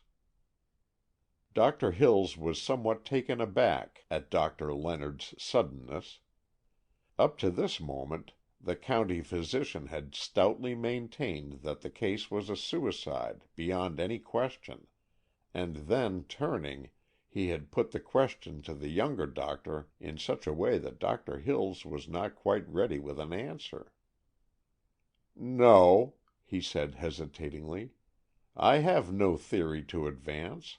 And, moreover, I do not consider this an occasion for theories, but we must ascertain the facts. I state it as a fact that a woman could not stab herself as Miss Van Norman is stabbed, withdraw the dagger, and then place her right arm on the table in the position you see it." "And I assert that you are stating what is not a fact, but merely your own opinion." Dr. Hills looked disconcerted at this. His companion was an older and far more experienced man than himself, and not only did Dr. Hills have no desire to antagonize him, but he wished to show him the deference that was justly his due. "You are right," he said frankly. "It is merely my own opinion. But now will you give me yours, based not on the written paper, but in the position and general effect of the body of Miss Van Norman?" Put thus in his mettle, Dr. Leonard looked carefully at the dead girl, whose pose was so natural and graceful that she might have been merely sitting there, resting. He gazed long and intently, and then said slowly, "I see your point, Dr. Hills. It was a vigorous blow, suddenly and forcefully given. It could scarcely have been done had the subject been a frail, slight woman. But Miss Van Norman was of a strong, even athletic build. and her whole physical make-up indicates strength and force of muscle. Your observation as to her apparent natural position is all right so far as it goes, but I have observed more carefully still, and I notice her evident physical strength, which was doubtless greatly aided by her stress of mental passion, and I aver that a woman of her physique could have driven the blow, removed the weapon, and, perhaps even then unconscious, have thrown her arm on the table as we now see it." "I thank you, Doctor Leonard," said young Hills, "for your patience with me. You are doubtless right, and I frankly admit you have made out a clear case. Miss Van Norman was indeed a strong woman. I have been the family physician for several years, and I know her robust constitution. Knowing this, and appreciating your superior judgment as to the possibility of the deed, I am forced to admit your opinion is the true one. And yet—" "Besides, Dr. Hills," went on Dr. Leonard, as the younger man hesitated, "we cannot, we must not, ignore the written paper. Why should we do so? Those who know tell us Miss Van Norman wrote it. It is, therefore, her dying statement. Dare we disregard her last message, written in explanation of her otherwise inexplicable act? We may wonder at this suicide, we may shudder at it, but we may not doubt that it is a suicide. That paper is not merely evidence, it is testimony, it is incontrovertible proof." Dr. Leonard ceased speaking, and sat silent because he had nothing more to say. Dr. Hills also sat silent, because, try as he might, he could not feel convinced that the older physician was right. It was absurd, he well knew, but every time he glanced at the relaxed pose of that white right arm on the table, he felt more than ever sure that it had lain there just so when the dagger entered the girl's breast. As the two men sat there, almost as motionless as the other still figure, both saw the knob of the door turn. They had closed the double doors leading to the hall on the arrival of Dr. Leonard, and now the knob of one of them was slowly and noiselessly turning round. A glance of recognition passed between them, but neither spoke or moved. A moment later, the knob having turned completely round, the door began to open very slowly. Owing to the position of the two men, it was necessary for the door to be opened far enough to admit the intruder's head before they could be seen, and the doctors waited breathlessly to see who it might be who desired to come stealthily to the library that night. Dr. Hills, whose thoughts worked quickly, had already assumed it was Mrs. Markham, coming to gaze once more on her beloved mistress. But Dr. Leonard formulated no supposition, and merely wanted to see. At the edge of the door appeared first a yellow pompadour, followed by the wide-open blue eyes of Cicely Dupuy. Seeing the two men, she came no further into the room, but gave a sort of gasp, and pulled the door quickly shut again. In the still house, the two listeners could hear her footsteps crossing the hall and ascending the stairs. "Curious, that," murmured Dr. Hills. "If she wanted to look once more on Miss Van Norman's face, why so stealthy about it? And if she didn't want that, what did she want?" "I don't know," rejoined Dr. Leonard, "but I see nothing suspicious about it. Doubtless, she did come for a last glance alone at Miss Van Norman, but seeing us here, didn't care to enter." "But she gave a strange little shuddering gasp, as if frightened." "Natural excitement at the strange and awful conditions now present." "Yes, no doubt." Doctor Hills spoke a bit impatiently. The phlegmatic attitude of his colleague jarred on his own overwrought nerves, and he rose and walked about the room, now and then stopping to scrutinize anew the victim of the cruel dagger. At last he stood still, across the table from her, but looking at Doctor Leonard. "I have no suggestion to make," he said slowly. "I have no theory to offer. But I am firmly convinced that Madeleine Van Norman did not strike the blow that took away her life. Perhaps this is more a feeling or an intuition than a logical conviction, but—" He hesitated and looked intently at the dead girl, as if trying to force the secret from her. With a sudden start he took a step forward, and as he spoke his voice rang with excitement. "Doctor Leonard," he said, in a quick, concise voice, "will you look carefully at that dagger?" "Yes," said the older man, impressed by the other's sudden intensity, and, stepping forward, he scrutinized the dagger as it lay on the table, without, however, touching it. "There is blood on the handle," went on Doctor Hills. "Yes, several stains, now dried."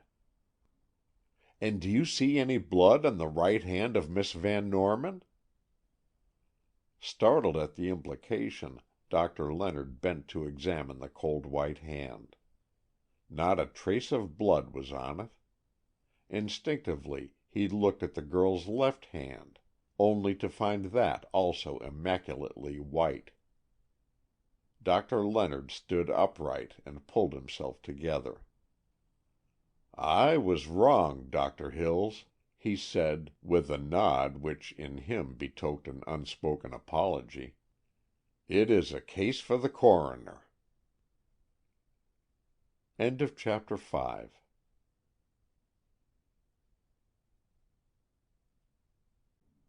Chapter 6. Fessenden Comes. It was about 9 o'clock the next morning when Rob Fessenden rang the bell of the Van Norman house. Having heard nothing of the events of the night, he had called to offer any assistance he might give before the ceremony. The trailing garland of white flowers with fluttering streamers of white ribbon that hung beside the portal struck a chill to his heart. "What can have happened?" he thought blankly, and confused ideas of motor accidents were thronging his mind as the door was opened for him. The demeanor of the footman at once told him that he was in a house of mourning. Shown into the drawing-room, he was met by Cicely Dupuy. "Mr. Fessenden!" she exclaimed as she greeted him. "Then you have not heard?" "I've heard nothing. What is it?" Poor Miss Dupuy had bravely taken up the burden of telling the sad story to callers who did not know of it, and this was not the first time that morning she had enlightened inquiring friends. In a few words she told Mr. Fessenden of the events of the night before. He was shocked and sincerely grieved. Although his acquaintance with Miss Van Norman was slight, he was Schuyler Carleton's oldest and best friend, and so he had come from New York the day before in order to take his part at the wedding. While they were talking, Kitty French came in. As Mr. Fessenden began to converse with her, Cicely excused herself and left the room. "Isn't it awful?" began Kitty, and her tear-filled eyes supplemented the trite sentence. "It is indeed," said Rob Fessenden, taking her hand in spontaneous sympathy. "Why should she do it?" "She didn't do it," declared Kitty earnestly. "Mr. Fessenden, they all say she killed herself, but I know she didn't. Won't you help me to prove that, and to find out who did kill her?" "What do you mean, Miss French? Miss Dupuy just told me it was a suicide." They all say so, but I know better. Oh, I wish somebody would help me. Molly doesn't think as I do, and I can't do anything all alone." Miss French's face was small and flower-like, and when she clasped her little hands and bewailed her inability to prove her belief, young Fessenden thought he had never seen such a perfect picture of beautiful helplessness. Without reserve, he instantly resolved to aid and advise her to the best of his own ability. "And Mrs. Markham doesn't think as I do either," went on Kitty. "Nobody thinks as I do." "I will think as you do," declared Fessenden, and so potent was the charm of the tearful violet eyes that he was quite ready to think whatever she dictated. "Only tell me what to think, and what to do about it." "Why, I think Madeleine didn't kill herself at all. I think somebody else killed her." "But who would do such a thing? You see, Miss French, I know nothing of the particulars. I saw Miss Van Norman for the first time yesterday." "Had you never met her before?" "Oh, yes, a few years ago. But I mean I came to Mapleton only yesterday, and saw her in the afternoon. I was to be Schuyler's best man, you know, and as he didn't come here to dinner last night, I thought I'd better not come either, though I had been asked. He was a little miffed with Miss Van Norman, you know." "Yes, I know. Maddy did flirt with Tom, and it always annoyed Mr. Carleton. Did you dine with him?" "Yes, at his home. I am staying there.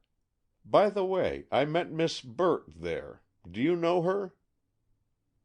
"No, not at all. Who is she?" "She's a companion to Mrs. Carleton, Schuyler's mother. I never saw her until last night at dinner." "No, I don't know her," repeated Kitty. "I don't believe she was invited to the wedding, for I looked over the list of invitations. Still, her name may have been there. The list was so very long." "And now there'll be no wedding and no guests." "No," said Kitty, "only guests at a far different ceremony." Again the deep violet eyes filled with tears, and Fessenden was conscious of a longing to comfort and help the poor little girl, thrown thus suddenly into the first tragedy of her life. "It would be dreadful enough if she had died from an illness," he said, "but this added awfulness—" "Yes," interrupted Kitty, "but to me the worst part is for them to say she killed herself, and I know she didn't. Why, Maddy was too fine and big-natured to do such a cowardly thing." "She seemed so to me, too, though of course I didn't know her so well as you did." "No, I'm one of her nearest friends, though Madeleine was never one to have really intimate friends. But as her friend, I want to try to do what I can to put her right in the face of the world. And you said you'd help me." She looked at Fessenden with such hopefully appealing eyes that he would willingly have helped her in any way he could, but he also realized that it was a very serious proposition this young girl was making. "I will help you, Miss French," he said gravely.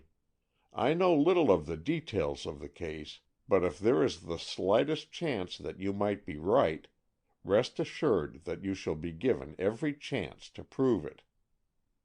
Kitty French gave a sigh of relief. "Oh, thank you," she said earnestly.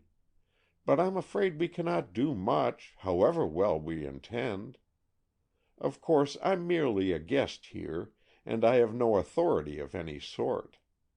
And, too, to prove that Maddy did not kill herself would mean having a detective and everything like that." "I may not be everything like that," said Fessenden, with a faint smile, but I am a sort of detective in an amateur way. I've had quite a good deal of experience, and though I wouldn't take a case officially, I'm sure I could at least discover if your suspicion have any grounds." "But I haven't any suspicions," said Kitty, agitatedly clasping her little hands against her breast. "I've only a feeling, a deep, positive conviction that Madeleine did not kill herself, and I'm sure I don't know who did kill her."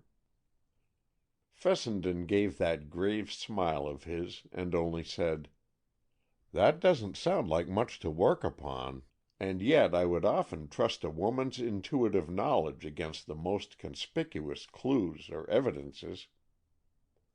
Kitty thanked him with a smile, but before she could speak, Miss Morton came into the room. "It's perfectly dreadful," that lady began, in her impetuous way. "They're going to have the coroner after all. Dr. Leonard has sent for him, and he may arrive at any minute. Isn't it awful? There'll be an inquest, and the house will be thronged with all sorts of people." "Why are they going to have an inquest?" demanded Kitty, whirling around and grasping Miss Morton by her elbows. "Because," she said, quite as excited as Kitty herself, "because the doctors think that perhaps Madeleine didn't kill herself, that she was "Murdered!" exclaimed Kitty. "I knew it! I knew she was! Who killed her?" "Mercy, I don't know!" exclaimed Miss Morton, frightened at Kitty's vehemence. "That's what the coroner is coming to find out." "But who do you think did it? You must have some idea." "I haven't. Don't look at me like that. What do you mean?" "It must have been a burglar," went on Kitty, "because it couldn't have been anyone else. But why didn't he steal things? Perhaps he did. We never thought to look." "How you do run on! Nobody could steal the presents, because there was a policeman in the house all the time." "Then why didn't he catch the burglar?" demanded Kitty, grasping Miss Morton's arm, as if that lady had information that must be dragged from her by force. Feeling interested in getting at the facts in the case, and thinking that he could learn little from these two excited women, Rob Fessenden turned into the hall just in time to meet Dr. Hills, who was coming from the library. "May I introduce myself?" he said. "I'm Robert Fessenden, of New York, a lawyer, and I was to have been best man at the wedding. You, I know, are Dr. Hills, and I want to say to you that if the earnest endeavor of an amateur detective would be of any use to you in this matter, it is at your disposal. Mr. Carleton is my old and dear friend, and I need not tell you how he now calls forth my sympathy." Instinctively, Dr. Hills liked this young man. His frank manner and pleasant, straightforward ways impressed the doctor favorably, and he shook hands warmly as he said, "This is most kind of you, Mr. Fessenden, and you may prove the very man we need.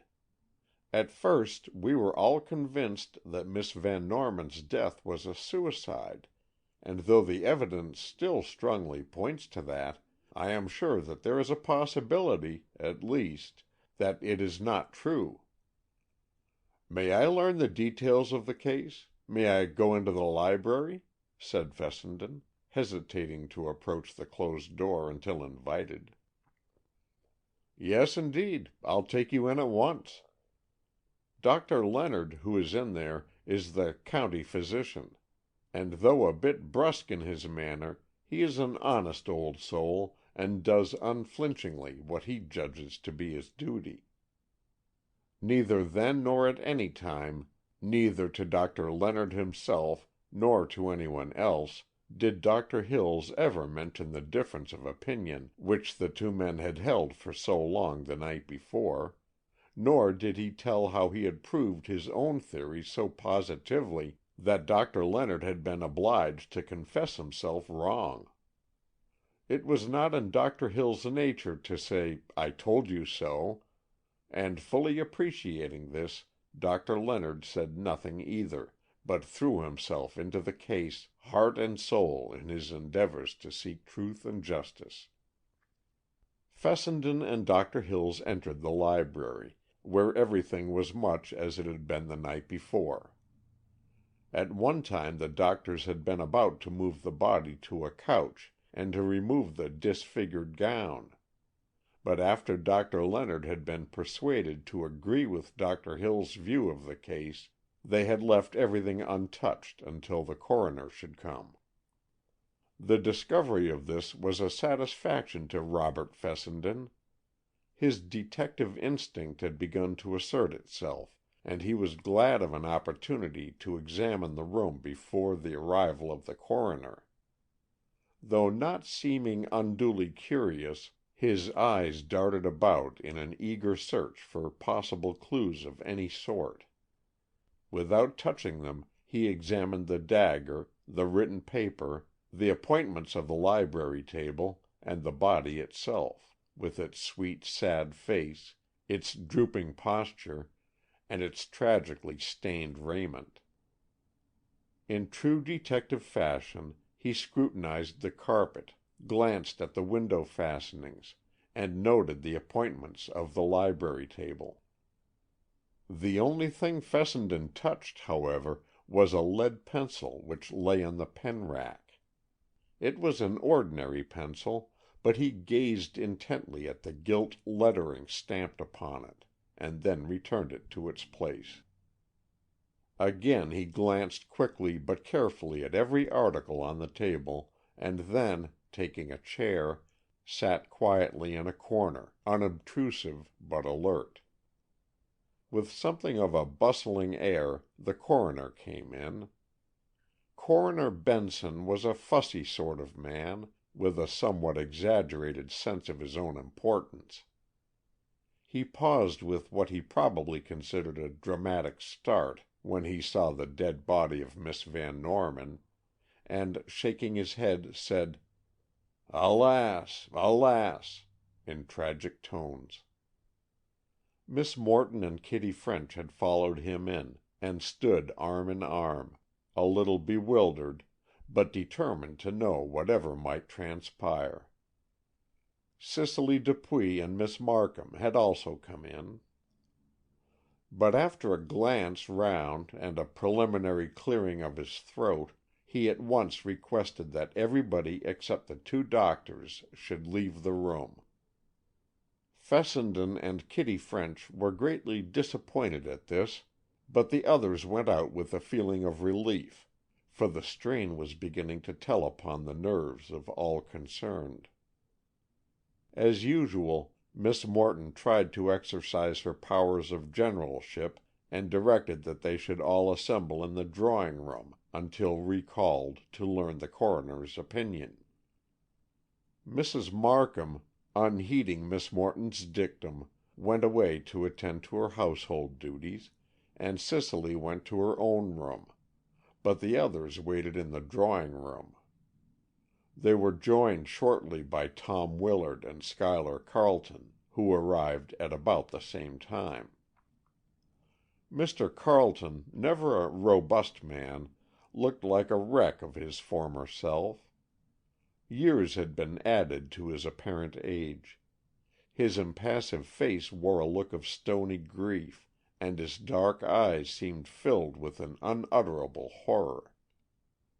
Tom Willard, on the contrary, being of stout build and rubicund countenance, seemed an ill-fitting figure in the sad and tearful group. But as Kitty French remarked to Fessenden in a whisper, "Poor Tom probably feels the worst of any of us, and it isn't his fault that he can't make that fat, jolly face of his look more funereal."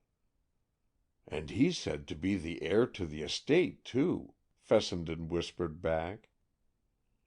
"Now, that's mean of you," declared Kitty. Tom hasn't a greedy hair in his head, and I don't believe he has even thought of his fortune. And besides, he was desperately in love with Madeleine, a whole heap more in love than Mr. Carleton was." Fessenden stared at her. "Then why was Carleton marrying her?" "For her money," said Kitty, with a disdainful air.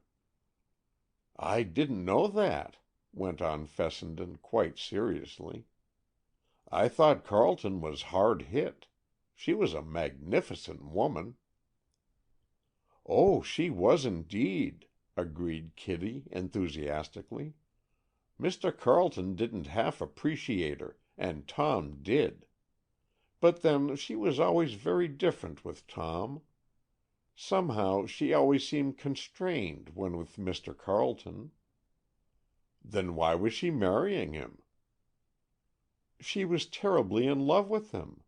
She liked Tom only in a cousinly way, but she adored Mr. Carleton. I know it." "Well, it seems you were right about her not killing herself, so you're probably right about this matter, too." "Now that shows a nice spirit," said Kitty, smiling, even in the midst of her sorrow. "But truly, I'm most always right. Aren't you?" "I shall be after this, for I'm always going to agree with you." "That's a pretty large order, for I'm sometimes awfully disagreeable." "I shouldn't believe that, but I've practically promised to believe everything you tell me, so I suppose I shall have to." "Oh, now I have defeated my own ends. Well, never mind. Abide by your first impression, that I am always right, and then go ahead." "Go ahead it is," declared Fessenden, and then Molly Gardner joined them. Molly was more overcome by the tragic turn affairs had taken than Kitty, and had only just made her appearance downstairs that day. "You dear child," cried Kitty, noting her pale cheeks and sad eyes. "Sit right down here by us, and let Mr. Fessenden talk to you. He's the nicest man in the world to cheer anyone up." "And you look as if you need some cheering, Miss Gardner," said Fessenden, arranging some pillows at her back, as she languidly dropped down on the sofa. "I can't realize it at all," said poor Molly. "I don't want to be silly and keep fainting all over the place, but every time I remember how Maddy looked last night—" She glanced toward the closed library doors with a shudder. "Don't think about it," said Rob Fessenden gently. "What you need most, Miss Gardner, is a bit of fresh air. Come with me for a little walk in the grounds." This was self-sacrifice on the part of the young man, for he greatly desired to be present when the coroner should open the closed doors to them again. But he really thought Miss Gardner would be better for a short brisk walk, and getting her some wraps, they went out at the front door. Chapter 6.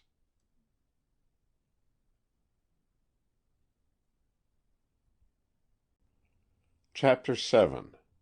Mr. Benson's Questions.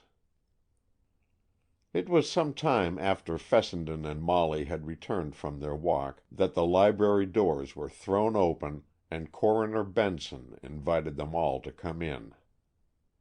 They filed in slowly, each heart heavy with an impending sense of dread.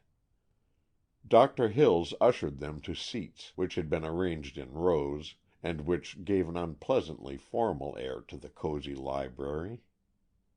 The body of Madeleine Van Norman had been taken upstairs to her own room, and at the library table, where she had last sat, stood Coroner Benson.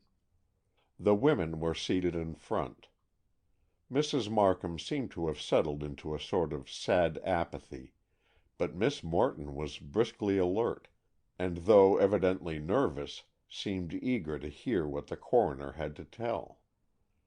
Kitty French, too, was full of anxious interest, and taking the seat assigned to her, clasped her hands in breathless suspense, while a high color rose to her lovely cheeks. Molly Gardner was pale and wan-looking. She dreaded the whole scene, and had but one desire, to get away from Mapleton. She could have gone to her room, had she chosen, but the idea of being all alone was even worse than the present conditions. So she sat, with overwrought nerves, now and then clutching at Kitty's sleeve.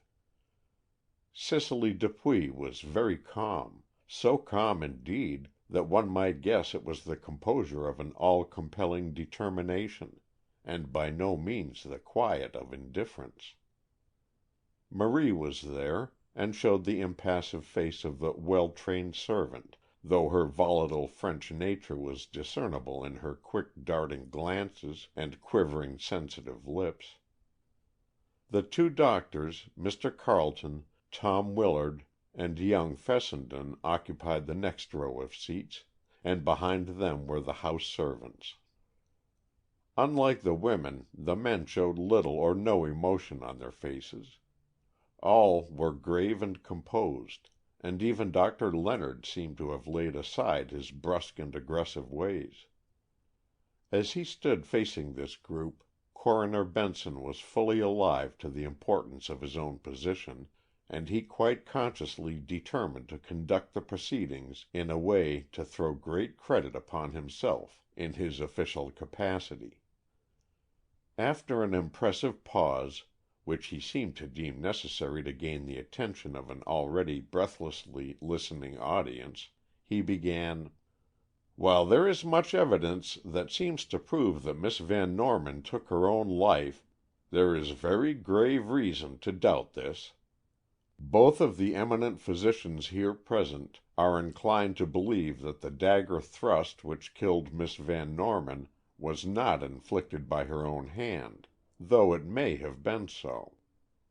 This conclusion they arrive at from their scientific knowledge of the nature and direction of dagger strokes, which, as may not be generally known, is a science in itself. Indeed, were it not for the conclusive evidence of the written paper, these gentlemen would believe that the stroke was impossible of self-infliction. But, aside from this point, we are confronted by this startling fact.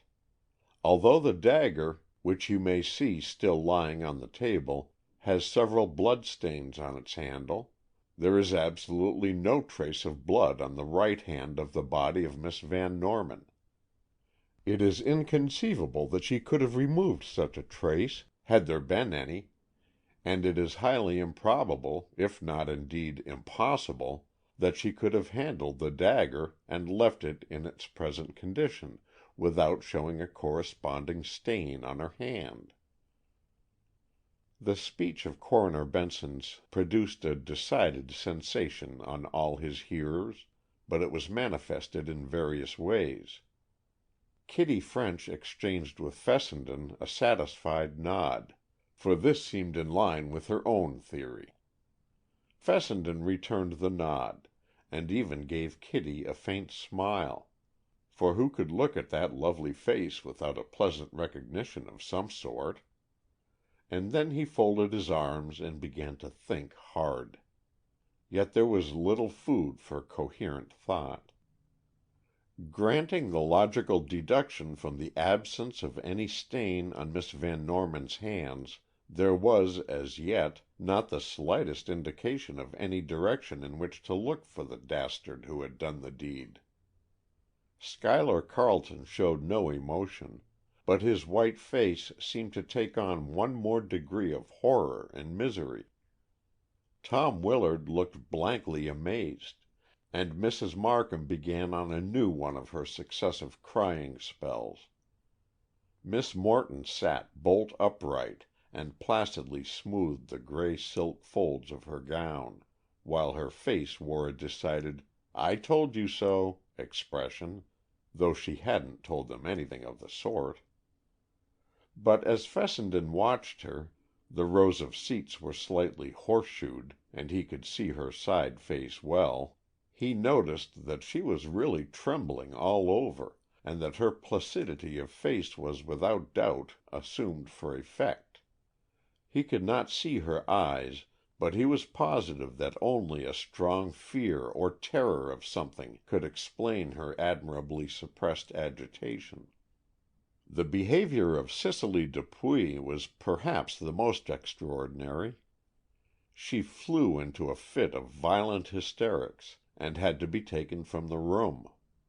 Marie followed her, as it had always been part of the French maid's duty to attend Miss Dupuy upon occasion as well as Miss Van Norman.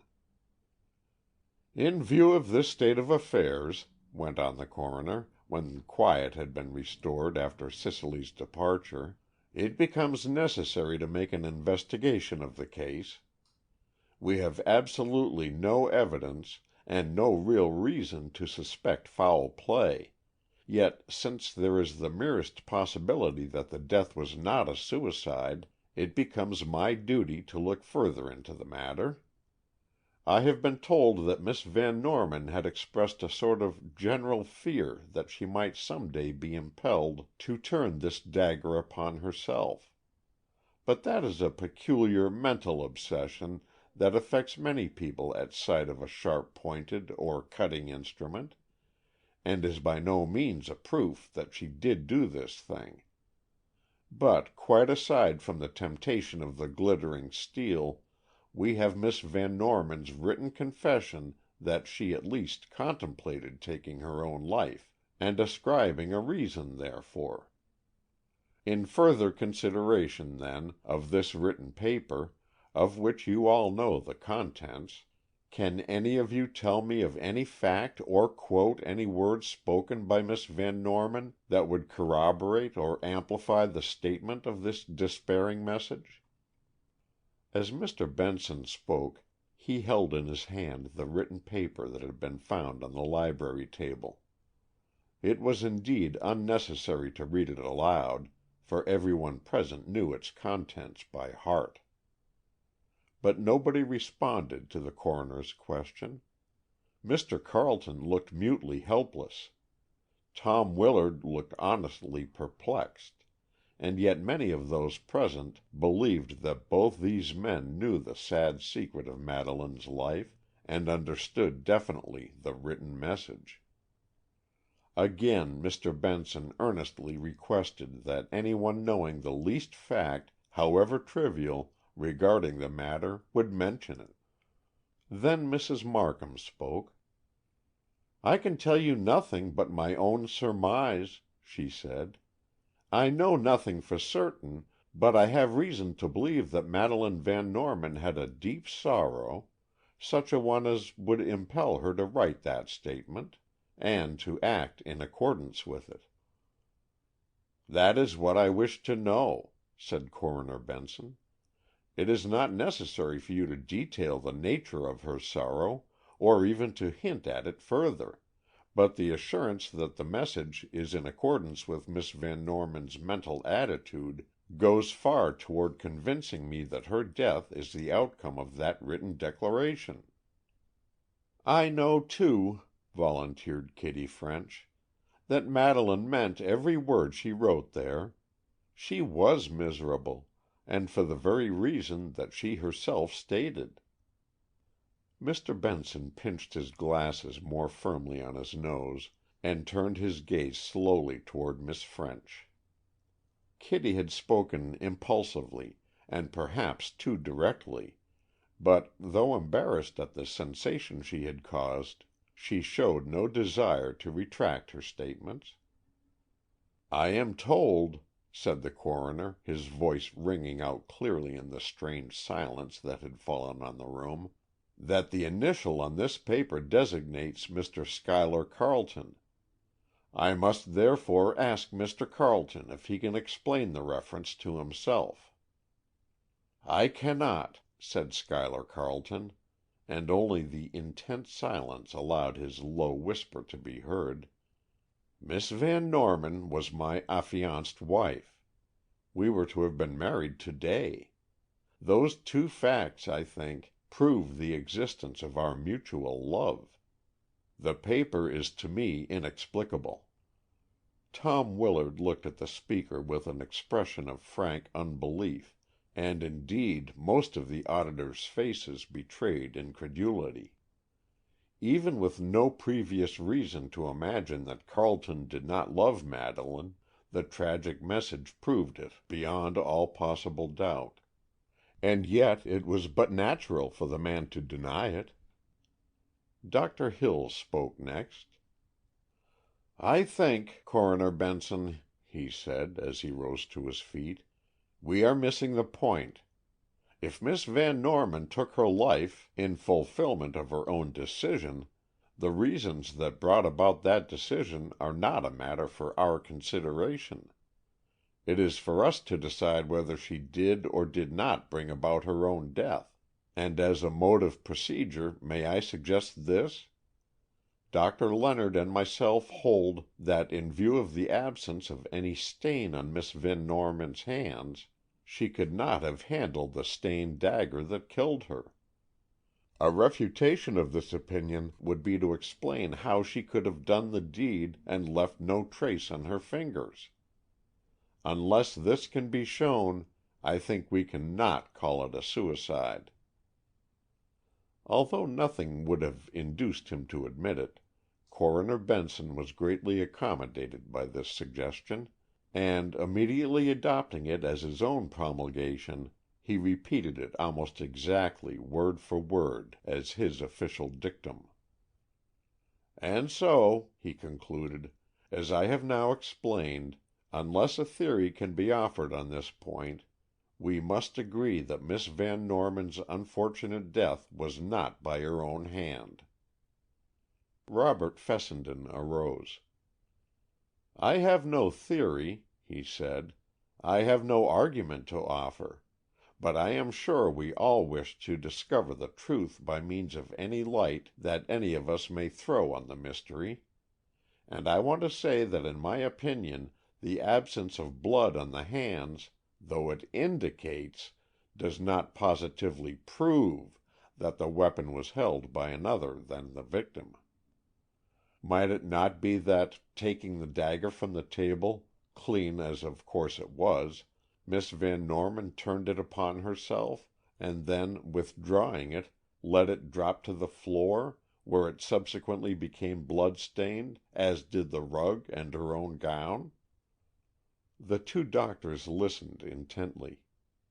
It was characteristic of both that though Dr. Hills had shown no elation when he had convinced Dr. Leonard of his mistake the night before, yet now Dr. Leonard could not repress a gleam of triumph in his eyes, as he turned to Dr. Hills. "It is possible," said Mr. Benson, with a cautiously dubious air, though really the theory struck him as extremely probable, and he wished he had advanced it himself. Dr. Hills looked thoughtful, and then, as nobody else spoke, he observed, "Mr. Carleton might perhaps judge of that point. As he first discovered the dagger and picked it up from the floor, he can perhaps say if it lay in or near the stains on the carpet." Everybody looked at Schuyler Carleton, but the man had reached the limit of his endurance. "I don't know," he exclaimed, covering his white face with his hands, as if to shut out the awful memory. "Do you suppose I noticed such details?" he cried, looking up again. "I picked up the dagger, scarce knowing that I did it. It was almost an unconscious act. I was stunned, dazed, at what I saw before me, and I know nothing of the dagger or its blood-stains." Truly, the man was almost frenzied, and out of consideration for his perturbed state, the coroner asked him no more questions just then. "It seems to me," observed Rob Fessenden, "that the nature or shape of the stains on the dagger handle might determine this point. If they appear to be finger marks, the weapon must have been held by some other hand. If merely stains, as from the floor, they might be considered to strengthen Dr. Hill's theory." The Venetian paper cutter was produced and passed around. None of the women would touch it or even look at it except Kitty French. She examined it carefully, but had no opinion to offer, and Mr. Benson waited impatiently for her to finish her scrutiny. He had no wish to hear her remarks on the subject, for he deemed her a mere frivolous girl, who had no business to take any part in the serious inquiry. All were requested not to touch the weapon, which was passed round on a brass tray, taken from the library table. Schuyler Carleton covered his eyes and refused to glance at it. Tom Willard and Robert Fessenden looked at it at the same time, holding the tray between them. "I make out no fingerprints," said Tom, at last. "Do you?" "No," said Fessenden. "That is, not surely. These may be marks of fingers, but they are far too indistinct to say so positively. What do you think, Dr. Leonard?" The gruesome property was passed on to the two doctors, who examined it with the greatest care. Going to the window, they looked at it with magnifying glasses, and finally reported that the slight marks might be finger marks, or might be the abrasion of the nap of the rug on which the dagger had fallen. "Then," said Coroner Benson, "we have so far no evidence which refutes the theory that Miss Van Norman's written message was the expression of her deliberate intent, and that that intention was fulfilled by her." Once more Mr. Benson scanned intently the faces of his audience. "Can no one, then," he said again, "assert or suggest anything that may have any bearing on this written message?" "I can," said Robert Fessenden. Chapter 7.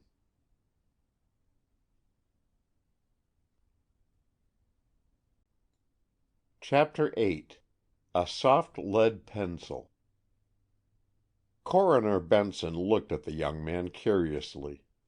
Knowing him to be a stranger in the household, he had not expected information from him. "Your name?" he said quietly.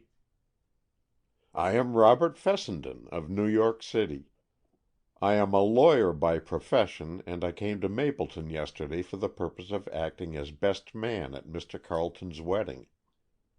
I came here this morning, not knowing of what had occurred in the night, and after conversation with some members of the household, I felt impelled to investigate some points which seemed to me mysterious.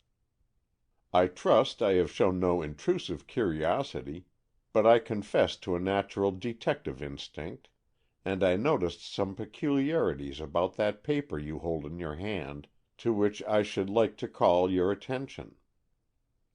Fessenden's words caused a decided stir among his hearers, including the coroner and the two doctors. Mr. Benson was truly anxious to learn what the young man had to say, but at the same time his professional jealousy was aroused by the implication that there was anything to be learned from the paper itself, outside of his own information concerning it. "I was told," he said quickly, "that this paper is positively written in Miss Van Norman's own hand." Robert Fessenden, while not exactly a handsome man, was of a type that impressed everyone pleasantly. He was large and blond, and had an air that was unmistakably cultured and exceedingly well bred. Conventionality sat well upon him, and his courteous self-assurance had in it no trace of egotism or self-importance. In a word, he was what the plain-spoken people of Mapleton called citified, and though they sometimes resented this combination of personal traits, in their hearts they admired and envied it. This was why Coroner Benson felt a slight irritation at the young man's savoir-faire, and at the same time a sense of satisfaction that there was promise of some worthwhile help. "I was told so, too," said Fessenden in response to the coroner's remark, "and as I have never seen any of Miss Van Norman's writing, I have, of course, no reason to doubt this. But this is the point I want to inquire about. Is it assumed that Miss Van Norman wrote the words on this paper while sitting here at the table last evening, immediately or shortly before her death?" Mr. Benson thought a moment. Then he said, "Without any evidence to the contrary, and indeed without having given this question any previous thought, I think I may say that it has been tacitly assumed that this is a dying confession of Miss Van Norman's." He looked inquiringly at his audience, and Doctor Hills responded. "Yes," he said, "we have taken for granted that Miss Van Norman wrote the message while sitting here last evening, after the rest of the household had retired. This we infer from the fact of Mr. Carleton's finding the paper on the table, when he discovered the tragedy." "You thought the same, Mr. Carleton?" "Of course. I could not do otherwise than to believe Miss Van Norman had written the message and had then carried out her resolve." "I think, Mr. Fessenden," resumed the coroner, "we may assume this to be the case." "Then," said Fessenden, "I will undertake to show that it is improbable that this paper was written as has been supposed. The message is, as you see, written in pencil. The pencil here on the table, and which is part of a set of desk fittings, is a very hard pencil, labeled H. A few marks made by it upon a bit of paper will convince you at once that it is not the pencil which was used to write that message. The letters, as you see, are formed of heavy black marks, which were made with a very soft pencil, such as is designated by 2B or BB. If you please, I will pause for a moment while you satisfy yourself upon this point." Greatly interested, Mr. Benson took the pencil from the pen rack and wrote some words upon a pad of paper. Dr. Leonard and Dr. Hills leaned over the table to note results, but no one else stirred. "You are quite right," said Mr. Benson. "This message was not written with this pencil. But what does that prove?" "It proves nothing," said Fessenden calmly. "But it is pretty strong evidence that the message was not written at this table last night. For had there been any other pencil on the table, it would doubtless have remained. Assuming, then, that Miss Van Norman wrote this message elsewhere, and with another pencil, it loses the special importance commonly attributed to the words of one about to die." "It does," said Mr. Benson, impressed by the fact, but at a loss to know whither the argument was leading. "Believing, then," went on the lawyer, "that this paper had not been written in this room last evening, I began to conjecture where it had been written, for one would scarcely expect a message of that nature to be written in one place and carried to another. I was so firmly convinced that something could be learned on this point that just before we were summoned to this room I asked permission of Mrs. Markham to examine the appointments of Miss Van Norman's writing desk in her own room, and I found in her desk no soft pencils whatever. There were several pencils, of gold and of silver and of ordinary wood, but the lead in each was as hard as this one on the library table. Urged on by what seemed to me important developments, I persuaded Mrs. Markham to let me examine all of the writing desks in the house. I found but one soft pencil, and that was in the desk of Miss Dupuy, Miss Van Norman's secretary.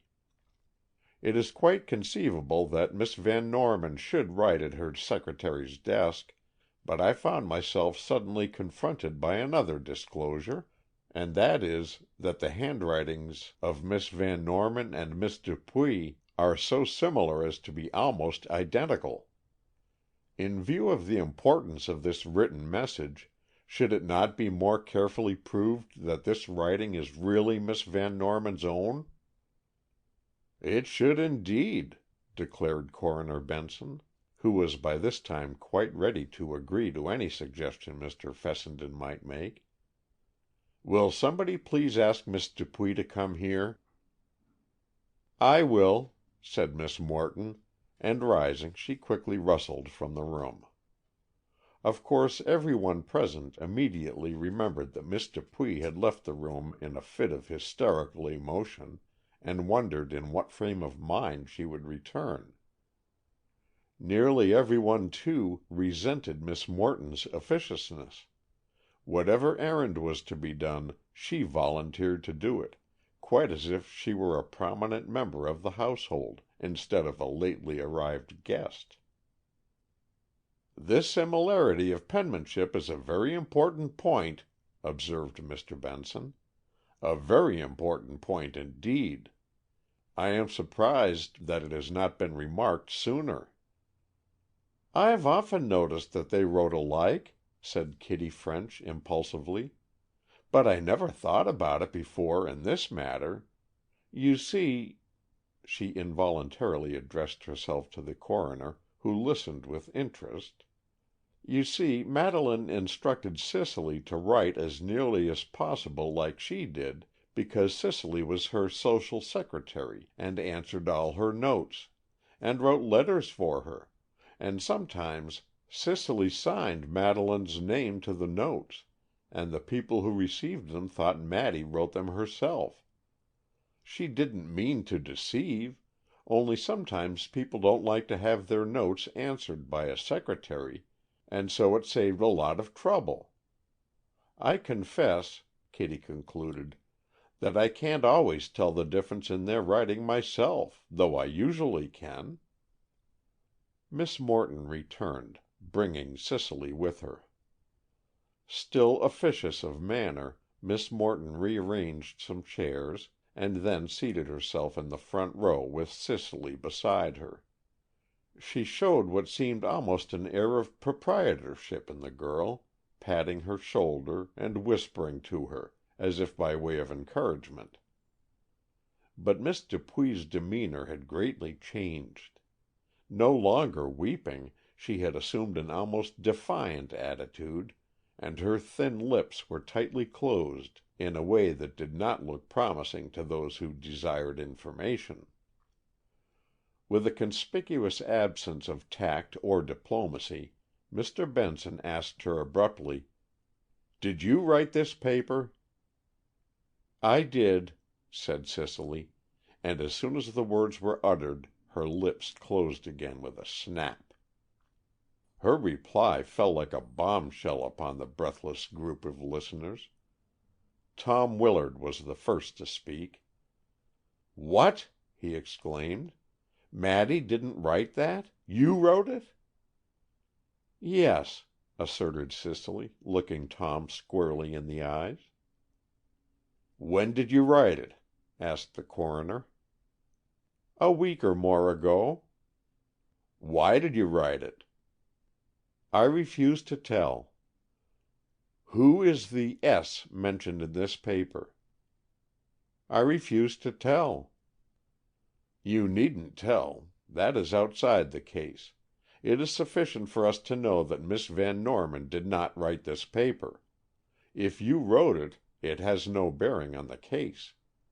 Your penmanship is very like hers." "I practice to make it so," said Cicely. "Miss Van Norman desired me to do so, that I might answer unimportant notes and sign her name to them. They were in no sense forgeries. Ladies frequently have their own names signed by their secretaries. Miss Van Norman often received notes like that." "Why did you not tell before that you wrote this paper supposed to have been written by Miss Van Norman?" "Nobody asked me." Miss Dupuy's tone was defiant and even pert. Robert Fessenden began to look at the girl with increasing interest. He felt quite sure that she knew more about the tragedy than he had expected. His detective instinct became immediately alert, and he glanced significantly at Kitty French.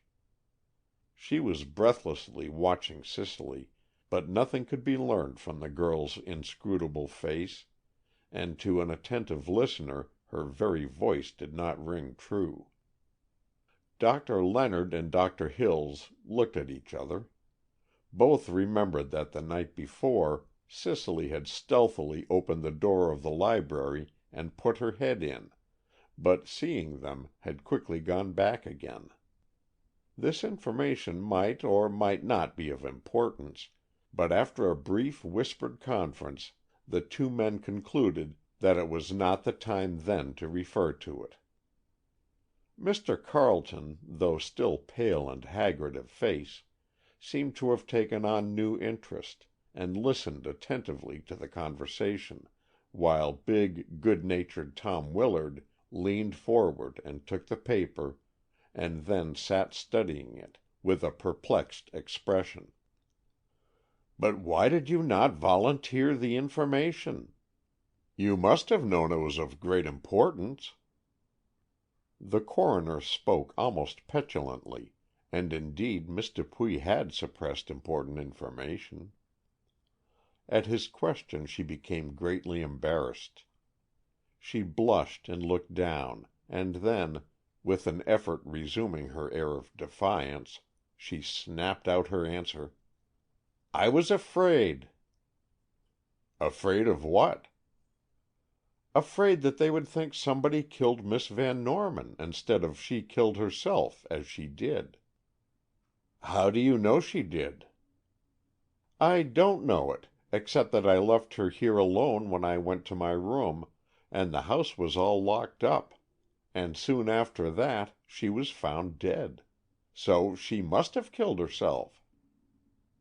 "Those conclusions," said the coroner pompously, "are for us to arrive at, not for you to declare. The case," he then said, turning toward the doctors and the young detective, "is entirely changed by the hearing of Miss Dupuy's testimony. The fact that the note was not written by Miss Van Norman will, I'm sure, remove from the minds of the doctors the possibility of suicide." "It certainly will," said Dr. Leonard. "I quite agree with Dr. Hills that except for the note all evidence is against the theory of suicide." "Then," went on Mr. Benson, "if it is not a suicide, Miss Van Norman must have been the victim of foul play, and it is our duty to investigate the matter and attempt to discover whose hand it was that wielded the fatal dagger." Mr. Benson was fond of high-sounding words and phrases, and, finding himself in charge of what promised to be a mysterious, if not a celebrated, case, he made the most of his authoritative position. Robert Fessenden paid little attention to the coroner's speech. His brain was working rapidly, and he was trying to piece together such data as he had already accumulated in the way of evidence. It was but little, to be sure, and in lieu of definite clues he allowed himself to speculate a little on the probabilities. But he realized that he was in the presence of a mysterious murder case, and he was more than willing to do anything he could toward discovering the truth of the matter. The known facts were so appalling, and any evidence of undiscovered facts was as yet so extremely slight, that Fessenden felt there was a great deal to be done. He was trying to collect and systematize his own small fund of information when he realized that the audience was being dismissed. Mr. Benson announced that he would convene a jury and hold an inquest that same afternoon, and then he would expect all those now present to return as witnesses. Without waiting to learn what the others did, Fessenden turned to Kitty French and asked her to go with him for a stroll. "You need fresh air," he said, as they stepped from the veranda. "But also I need you to talk to. I can formulate my ideas better if I express them aloud, and you are such a clear-headed and sympathetic listener that it helps a lot." Kitty smiled with pleasure at the compliment. Then her pretty face became grave again, as she remembered what must be the subject of their conversation. "Before I talk to the lawyers or detectives who will doubtless soon infest the house, I want to straighten out my own ideas." "I don't see how you can have any," said Kitty. "I mean, of course, any definite ideas about who committed the murder." "I haven't really definite ones, but I want you to help me get some." "Well," said Kitty, looking provokingly lovely in her serious endeavor to be helpful, "let's sit down here and talk it over." "Here" was a sort of rustic arbor, which was a delightful place for a tête-à-tête, but not at all conducive to deep thought or profound conversation. "Go on," said Kitty, pursing her red lips and puckering her white brow in her determination to supply the help that was required of her. "But I can't go on if you look like that. All logic and deduction fly out of my head, and I can think only of poetry and romance. And it won't do. At least not now. Can't you give a more successful imitation of a coroner's jury?" Kitty tried to look stupid and wise both at once, and only succeeded in looking bewitching. "It's no use," said Fessenden. "I can't sit facing you as I would the real thing in the way of juries. So I'll sit beside you, and look at the side of that distant barn while we talk." So he turned partly round, and fixing his gaze on the stolid red barn, said abruptly, "Who wrote that paper?" "I don't know," said Kitty, feeling that she couldn't help much here. "Somehow I can't seem to believe that Dupuy girl wrote it. She sounded to me like a lady reciting a fabrication." "I thought that too," said Kitty. "I never liked Cicely, because I never trusted her, but Maddy was very fond of her, and she wouldn't have been unless she had found Cicely trustworthy." "Come to luncheon, you two," said Tom Willard, as he approached the arbor. "Oh, Mr. Willard," said Kitty, "who do you think wrote that paper?" "Why, Miss Dupuy," said Tom, in surprise. "She owned up to it." "Yes, I know, but I'm not sure she told the truth." "I don't know why she shouldn't," said Tom, thoughtfully. And then he added gently, "And, after looking at it closely, I felt sure, myself, it wasn't Maddy's writing after all." "Then it must be Cicely's," said Kitty. "I admit I can't tell them apart." And then the three went back to the house.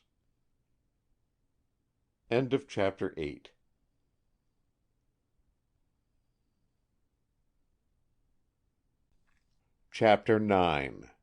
The Will. Immediately after luncheon, Lawyer Peabody came. This gentleman had had charge of the Van Norman legal matters for many years, and it was known by most of those present that he was bringing with him such wills or other documents as might have a bearing on the present crisis. Mr. Peabody was an old man. Moreover, he had for many years been intimately associated with the Van Norman household, and had been a close friend of both Richard Van Norman and Madeleine. Shattered and broken by the sad tragedy in the household, he could scarcely repress his emotion when he undertook to address the little audience. But the main purport of his business there at that time was to announce the contents of the two wills in his possession.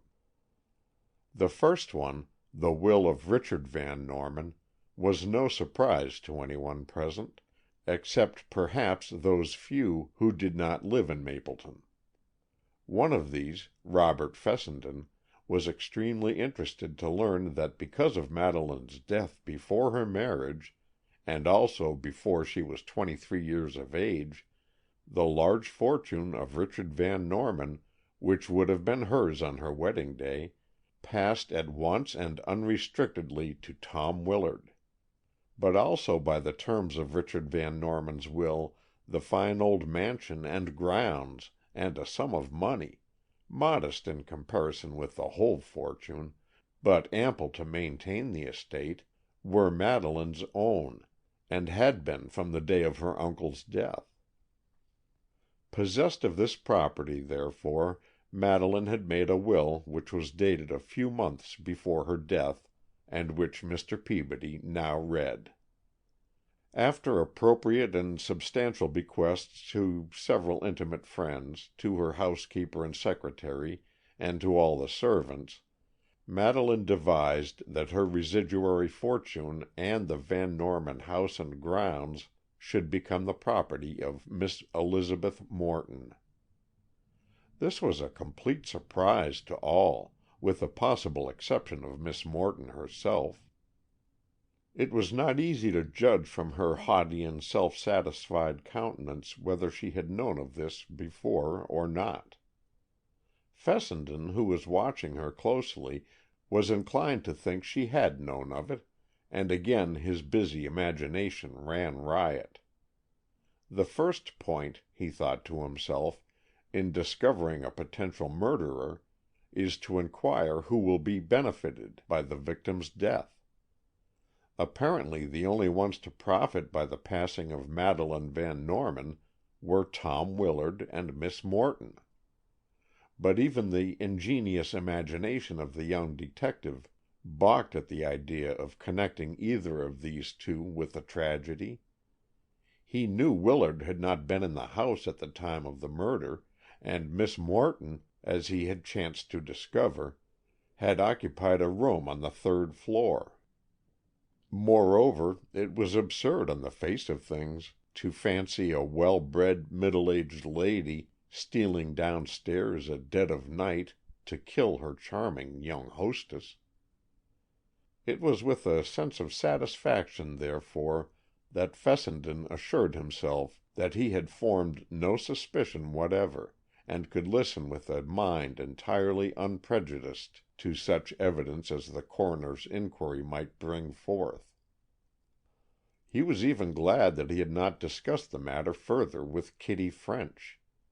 He still thought she had clear vision and good judgment, but he had begun to realize that in her presence his own clearness of vision was dazzled by her dancing eyes and a certain distracting charm which he had never before observed in any woman.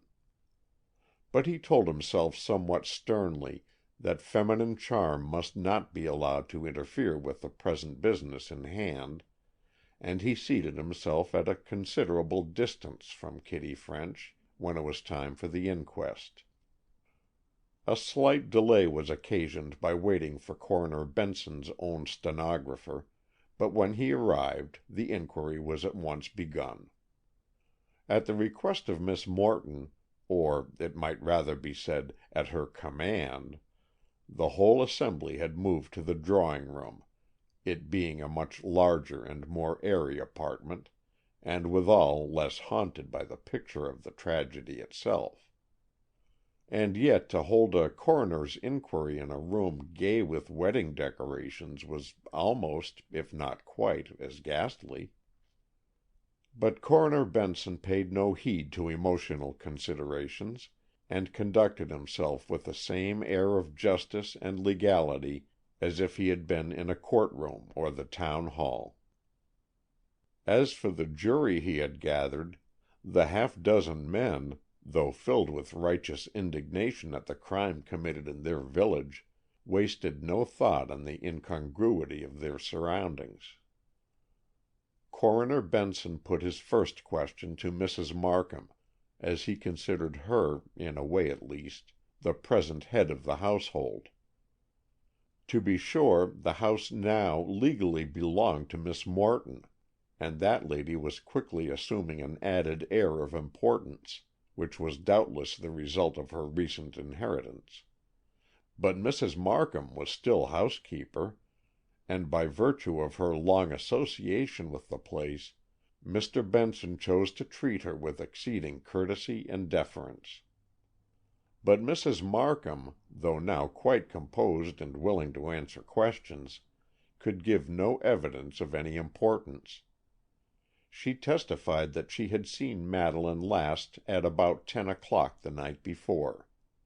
This was after the guests who had been at dinner had gone away, and the house guests had gone to their rooms. Miss Van Norman was alone in the library, and as Mrs. Markham left her, she asked her to send Cicely Dupuy to the library. Mrs. Markham had then gone directly to her own room, which was on the second floor, above the drawing room. It was at the front of the house, and the room behind it, also over the long drawing room, was the one now devoted to the exhibition of Madeleine's wedding gifts. Mrs. Markham had retired almost immediately, and had heard no unusual sounds. She explained, however, that she was somewhat deaf, and had there been any disturbance downstairs, it was by no means probable that she would have heard it. "What was the first intimation you had that anything had happened?" asked Mr. Benson.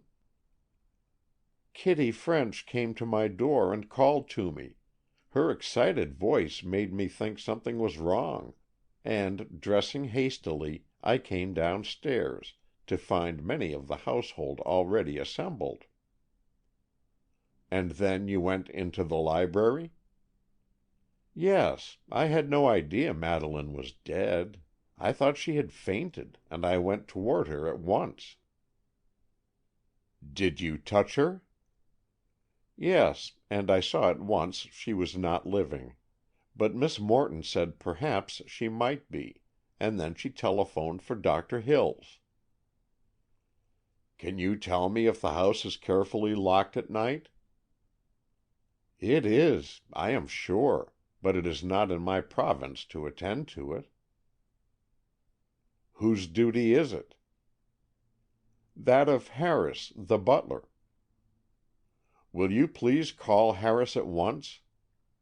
Mr. Benson's tone of finality seemed to dismiss Mrs. Markham as a witness, and she rang the bell for the butler. Harris came in, a perfect specimen of that type of butler that is so similar to a certain type of bishop. Aside from the gravity of the occasion, he seemed to show a separate gravity of position, of importance, and of all-embracing knowledge. "Your name is Harris?" said Mr. Benson. "Yes, sir. James Harris, sir." "You have been employed in this house for some years?" 17 years and more, sir." "Is it your duty to lock up the house at night?" "It is, sir. Mr. Van Norman was most particular about it, sir, being as how the house is alone like in the grounds, and there being so much trees and shrubberies about." "There are strong bolts to doors and windows?" "Most especial strong, sir. It was Mr. Van Norman's wish to make it impossible for burglars to get in." "And did he succeed in this?" "He did, sir, for sure. There are patent locks on every door and window, more than one on most of them, and whenever Mr. Van Norman heard of a new kind of lock, he'd order it at once." "Is the house fitted with burglar alarms?" "No, sir. Mr. Van Norman depended on his safety locks and strong bolts. He said he didn't want no alarm, because it was forever getting out of kilter and bolts were surer after all." And every night you make sure that these bolts and fastenings are all secured in place?" "I do, sir, and I have done it for many years."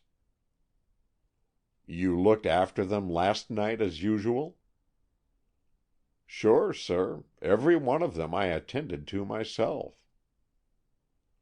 "You can testify, then, that the house could not have been entered by a burglar last night?" asked Mr. Benson. "Not by a burglar, nor by anybody else, sir, unless they broke down a door or cut out a pane of glass."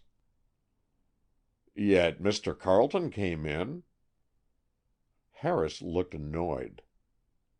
"Of course, sir. Anybody could come in the front door with a latchkey. I didn't mean that they couldn't. But all the other doors and windows were fastened all right, and I found them all right this morning." "You made a careful examination of them?" "Yes, sir. Of course, we was all up through the night, and as soon as I learned that Miss Madeleine was gone, sir, I felt I ought to look about a bit, and everything was as right as could be, sir. No burglar was into this house last night, sir." "How about the cellar?" "We never bother much about the cellar, sir, as there's nothing down there to steal, unless they take the furnace or the gas meter. But the door at the top of the cellar stairs, as opens into the hall, sir, is locked every night with a double lock and bolt besides." "Then no burglar could come up through the cellar-way?" "That he couldn't, sir, nor yet down through the skylight, for the skylight is bolted every night, same as the windows." "And the windows on the second floor, are they fastened at night?" "They are in the halls, sir, but of course in the bedrooms I don't know how they may be, that is, the occupied bedrooms. When the guest rooms are vacant, I always fasten those windows." "Then you can testify, Harris, that there was no way for any one to enter this house last night except at the front door with a latch key, or through the window of some occupied bedroom?" "I can swear to that, sir." "You are sure you've overlooked no way, no back window or seldom used door?" Harris was a little hurt at this insistent questioning, but the coroner recognized that this was a most important bit of evidence, and so pressed his questions. "I'm sure of it, sir. Mr. Van Norman taught me to be most thorough about this matter, and I've never done different since Miss Madeleine has been mistress here." "That is all. Thank you, Harris. You may go."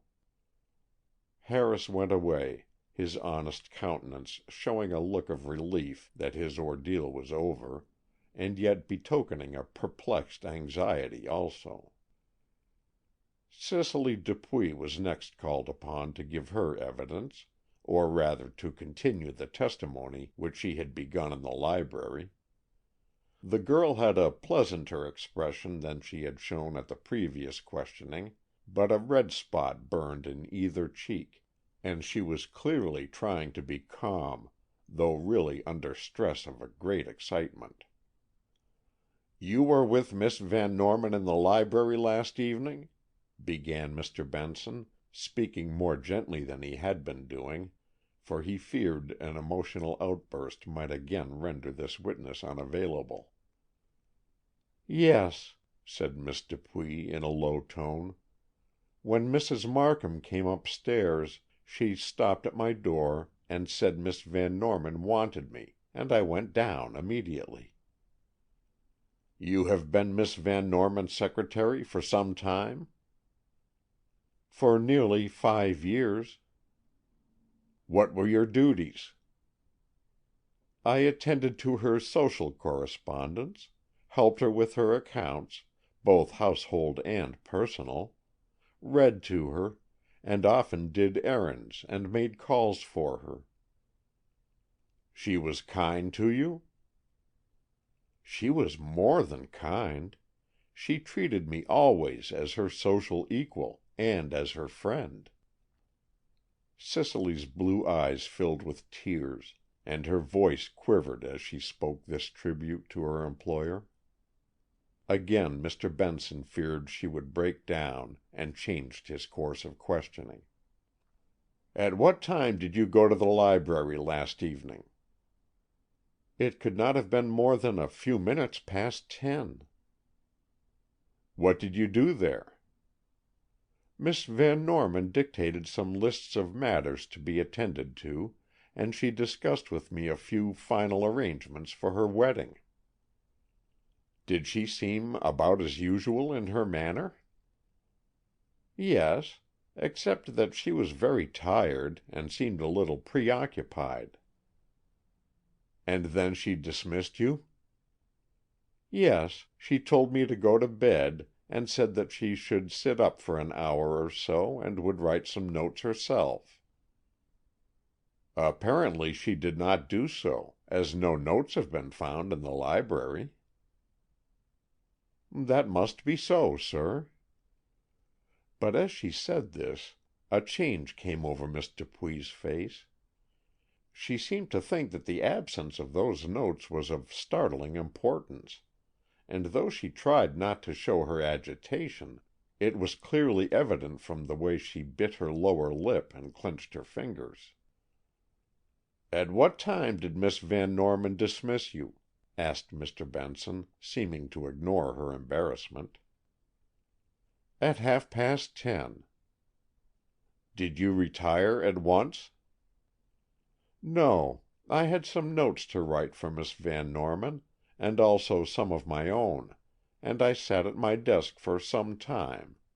I don't know just how long." "And then what happened?" At this question Cicely Dupuy became more nervous and embarrassed than ever. She hesitated, and then made 2 or 3 attempts to speak, each one of which resulted in no intelligible sound.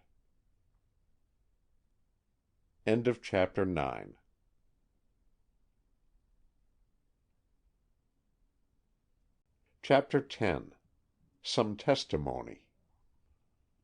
"There is nothing to fear," said Mr. Benson kindly. "Simply tell us what you heard while sitting there writing, that caused you to leave your room." Glancing around as if in search of someone, Cicely finally managed to make an audible reply. "I heard a loud cry," she said, "that sounded as if somebody were frightened or in danger. I naturally ran out into the hall, and looking over the baluster, I saw Mr. Carleton in the hall below. I felt sure then that it was he who had cried out, so I came downstairs." "At what time was this?" "At 11:30, exactly." "How do you know so accurately?"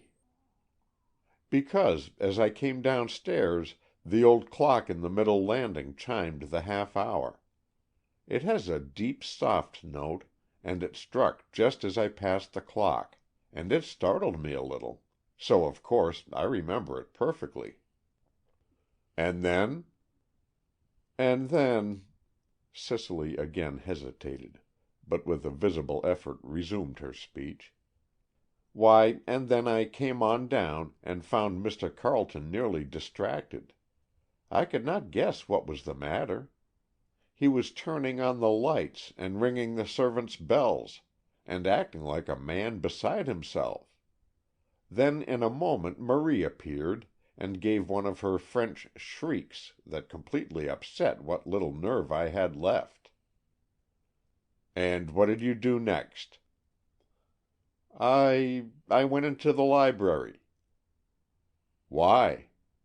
Cicely looked up suddenly, as if startled, but after only an instant's hesitation, replied, "Because Mr. Carleton pointed toward the doorway, and Marie and I went in together." "You knew at once that Miss Van Norman was not alive?" "I was not sure, But Marie went toward her, and then turned away with another of her horrid screams, and I felt that Miss Van Norman must be dead. "What did Mr. Carleton say?" "He said nothing. He pointed to the written paper on the table." "Which you had written yourself?" "Yes, but he didn't know that." Cicely spoke eagerly, as if saying something of importance. "He thought she wrote it." "Never mind that point for the moment. But I must now ask you to explain that written message which you have declared that you yourself wrote." At this Cicely's manner changed. She became again the obstinate and defiant woman who had answered the coroner's earlier questions. "I refuse to explain it." "Consider a moment," said Mr. Benson quietly. "Sooner or later, perhaps at a trial, you will be obliged to explain this matter. How much better, then, to confide in us now, and perhaps lead to an immediate solution of the mystery." Cicely pondered a moment, then she said, "I have nothing to conceal. I will tell you. I did write that paper, and it was the confession of my heart. I am very miserable, and when I wrote it I quite intended to take my own life. When I was called to go to Miss Van Norman in the library, I gathered up some notes and lists from my desk to take to her. In my haste I must have included that paper without knowing it, for when I reached my room I could not find it. And then when I saw it, there on the table, Cicely had again grown nervous and excited. Her voice trembled, her eyes filled with tears, and fearing a nervous collapse, Mr. Benson hurried on to other questions. "Whom does that S in your note stand for?" "That I shall never tell." The determination in her voice convinced him that it was useless to insist on that point, so the coroner went on. "Perhaps we have no right to ask. Now you must tell me some other things, and believe me, my questions are not prompted by curiosity, but are necessary to the discovery of the truth. Why did Mr. Carleton point to that paper?" He seemed so shocked and stunned that he was almost unable to speak. I suppose he thought that would explain why she had killed herself." "But she hadn't killed herself." "But he thought she had, and he thought that paper proved it." "But why had he need to prove it, and to you?" "I don't know.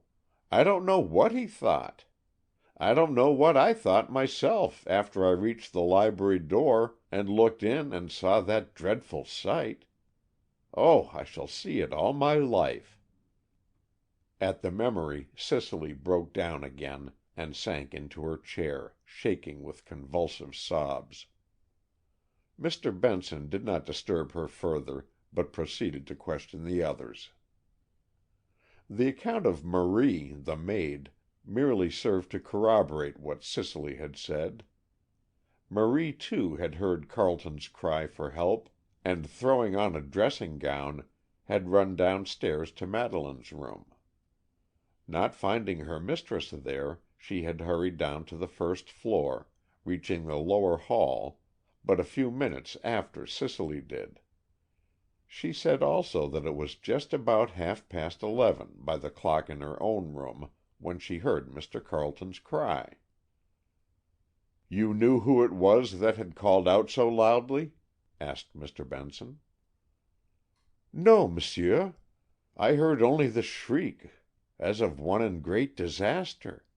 I ran to Miss Van Norman's room, as that was my first duty." "Were you not in attendance upon her?" "No, she had sent me the message by Miss Dupuy that I need not attend her when she retired." "Did this often occur?" "Not often, but sometimes when Miss Van Norman sat up late, by herself, she would excuse me at an earlier hour. She was most kind and considerate of everybody. Then when at last you saw Miss Van Norman in the library, what did you do?" "Mon Dieu, I shrieked. Why not? I was amazed, shocked, but above all, desolated. It was a cruel scene. I knew not what to do, so naturally I shrieked."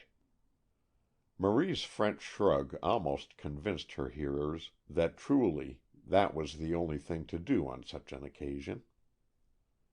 "And now," said Coroner Benson, "can you tell us of anything, any incident or any knowledge of your own, that will throw any light on this whole matter?" Marie's pretty face took on a strange expression. It was not fear or terror, but a sort of perplexity. She gave a furtive glance at Mr. Carleton and then at Miss Morton, and hesitated. At last she spoke slowly.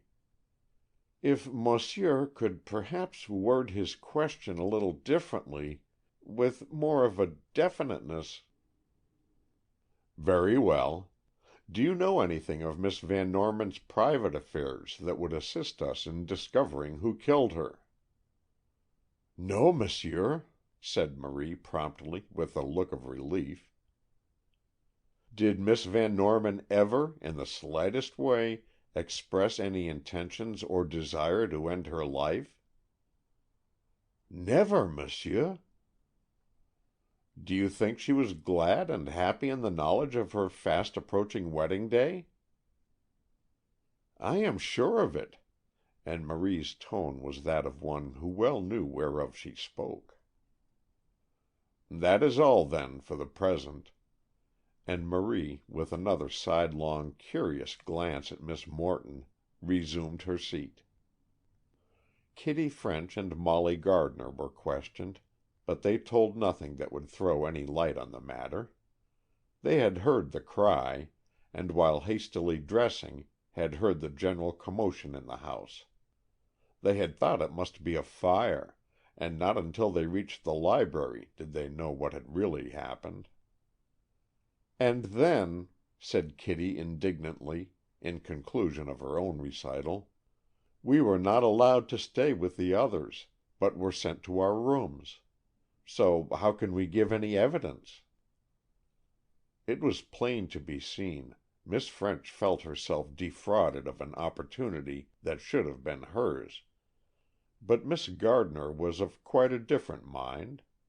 She answered in whispered monosyllables the questions put by the coroner, and as she knew no more than Kitty of the whole matter, she was not questioned much. Robert Fessenden smiled a little at the different attitudes of the two girls. He knew Kitty was eager to hear all the exciting details, while Molly shrank from the whole subject. However, as they were such minor witnesses, the coroner paid little serious attention to them or to their statements. Miss Morton's testimony came next. Fessenden regarded her with interest, as, composed and calm, she waited the coroner's interrogations. She was deliberate and careful in making her replies, and it seemed to the young detective as if she knew nothing whatever about the whole affair, but was trying to imply that she knew a great deal. "You went to your room when the others did, at about 10 o'clock?" asked Mr. Benson. "Yes, but I did not retire at once." "Did you hear any sounds that caused you alarm?" "No, not alarm. Curiosity, perhaps, but that is surely pardonable to a naturally timid woman in a strange house." "Then did you hear sounds? Can you describe them?" "I do not think they were other than those made by the servants attending to their duties. But the putting on of coal or the fastening of windows are noticeable sounds when one is not accustomed to them." "You could discern, then, that it was the shoveling of coal or the fastening of windows that you heard?" No, I could not. My hearing is extremely acute, but as my room is on the third floor, all the sounds I hear were faint and muffled." "Did you hear Mr. Carleton's cry for help?" "I did, but at that instant it did not sound loud. However, I was sufficiently alarmed to open my door and step out into the hall. I had not taken off my evening gown, and, seeing bright lights downstairs, of course I immediately went down. The household was nearly all assembled when I reached the library. I saw at once what had happened, and I saw, too, that Mrs. Markham and the younger women were quite frantic with fright and excitement. I thought it my duty, therefore, to take up the reins of government, and I took the liberty of telephoning for the doctor. I think there is nothing more of importance that I can tell you." At this Fessenden barely repressed a smile, for he could not see that Miss Morton had told anything of importance at all. "I would like," said Mr. Benson, "for you to inform us as to your relations with the Van Norman household. Have you been long acquainted with Miss Van Norman?" "About 2 years," replied Miss Morton, with a snapping together of her teeth, which was one of her many peculiarities of manner. "And how did the acquaintance come about?" "Her uncle and I were friends many years ago," said Miss Morton. "I knew Richard Van Norman before Madeleine was born. We quarreled, and I never saw him again. After his death, Madeleine wrote to me, and several letters passed between us. At her invitation, I made a short visit here about a year ago. Again, at her invitation, I came here yesterday to be present at her wedding." Miss Morton's manner, though quiet, betokened repressed excitement rather than suppressed emotion. In no way did her hard, bright eyes show grief or sorrow, but they flashed in a way that indicated high nervous pressure. "Did you know that you were to inherit this house and a large sum of money at Miss Van Norman's death?" The question was thrown at her so suddenly that Miss Morton almost gasped. She hesitated for an appreciable instant. Then, with a sudden snap of her strong, angular jaws, she said, "No." "You had no intimation of it whatever?" "No." Again that excessive decision of manner, which to Fessenden's mind, at least, stultified rather than corroborated the verity of her statement. But Coroner Benson expressed no doubt of his witness, but merely said casually, "Yet on the occasion of the tragedy last night, you at once assumed the attitude of the head of the house. You gave orders to the servants, you took up the reins of management, and seemed to anticipate the fact that the house was eventually to be your own." Miss Morton looked aghast. If one chose to think so, she looked as if detected in a false statement. Glancing around the room, she saw the eyes of Kitty French and of Marie, the maid, intently fixed on her. This seemed to unnerve her, and in a broken, trembling voice, almost a whine, she said, "If I did so, it was only with a helpful motive. Mrs. Markham was so collapsed with the shock she had just sustained that she was really incapable of giving orders. If I did so, it was only from the desire to be of service."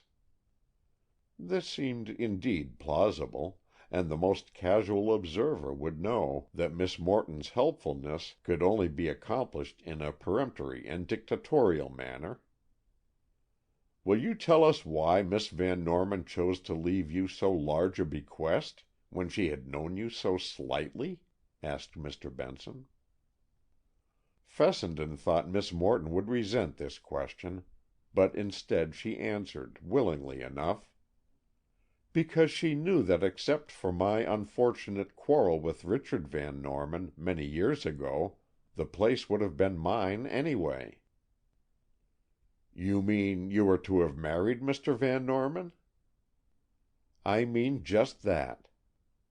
Miss Morton looked a little defiant, but also an air of pride tinged her statement, and she seemed to be asserting her lifelong right to the property. "Miss Van Norman, then, knew of your friendship with her uncle, and the reason of its cessation?" "She learned of it about 2 years ago." "How?" "By finding some letters of mine among Mr. Van Norman's papers, shortly after his death." "And in consequence of that discovery, she willed you this house at her death?" "Yes. That is, I suppose she must have done so, as she did so will it." "But you did not know of it, and the reading of the will was to you a surprise?" "Yes," declared Miss Morton, and though the coroner then dismissed her without comment on her statements, there were several present who did not believe the lady spoke veraciously.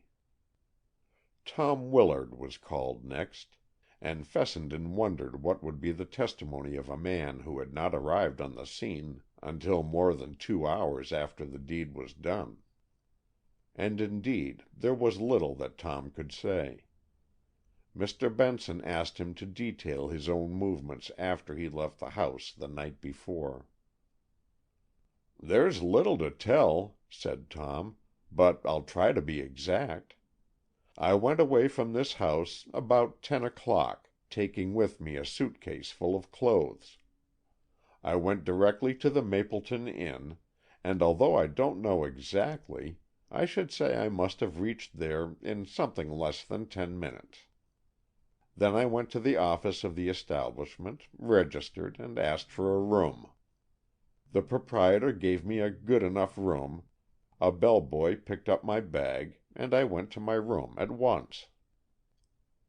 "And remained there?" "Yes. Later I rang for some ice water, which the same boy brought to me. Directly after that I turned in. I slept soundly until awakened by a knocking at my door at about 2 o'clock in the morning." "The message from this house?" "Yes. The landlord himself stood there when I opened the door, and told me I was wanted on the telephone. When I went to the telephone, I heard Miss Morton's voice, and she asked me to come over here. I came as quickly as possible, and—" Tom's voice broke at this point, and feeling that his story was finished, Mr. Benson considerately asked him no further questions.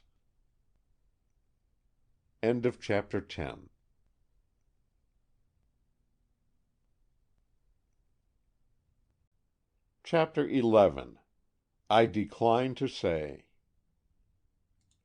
Schuyler Carleton was questioned next. When Mr. Benson asked him to tell his story, he hesitated, and finally said that he would prefer to have the coroner ask direct questions, which he would answer. "Did you go away from this house with the other guests at about 10 o'clock last evening?" "No, I was not here at dinner. I left at about 5:30 in the afternoon." "Where did you go?" "I went directly home, and remained there until late in the evening." "Mr. Fessenden was with you?" "He was with us at dinner. He is staying at my house, as he was invited to be best man at the wedding." Though this statement came calmly from Carleton's lips, it was evident to all that he fully appreciated the tragic picture it suggested. "He was with you through the evening?" "Part of the time. He went early to his room, saying he had some business to attend to." "Why were you two not here to dinner with Miss Van Norman?" Fessenden looked up, surprised at this question. Surely Mr. Benson had gathered odd bits of information since morning. Schuyler Carleton looked stern.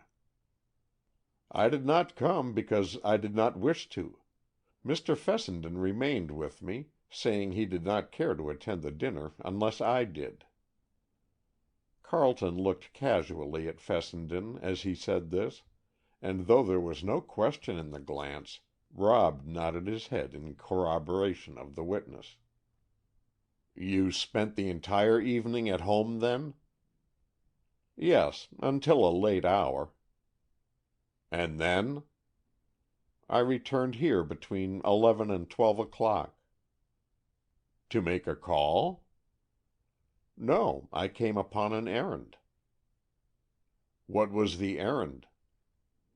"As it has no bearing upon the case, I think it is my privilege to decline to answer." "You entered the house with a latchkey." "I did." "Is that latchkey your own property?" "For the time, yes.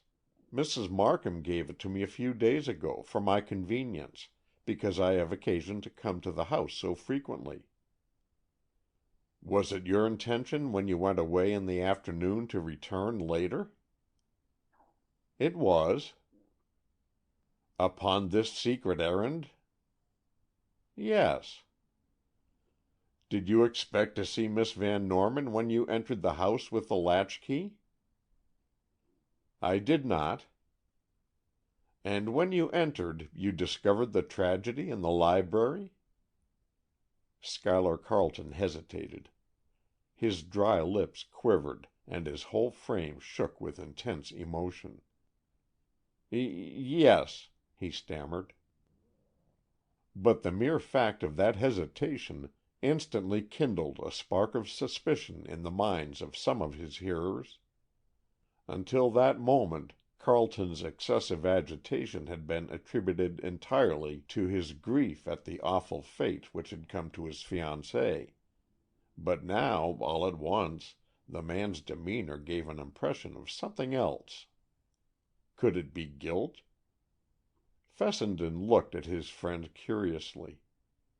In his mind, however, no slightest suspicion was aroused, but he wondered what it was that Carleton was keeping back. Surely the man must know that to make any mystery about his call at the Van Norman mansion the night before was to invite immediate and justifiable suspicion.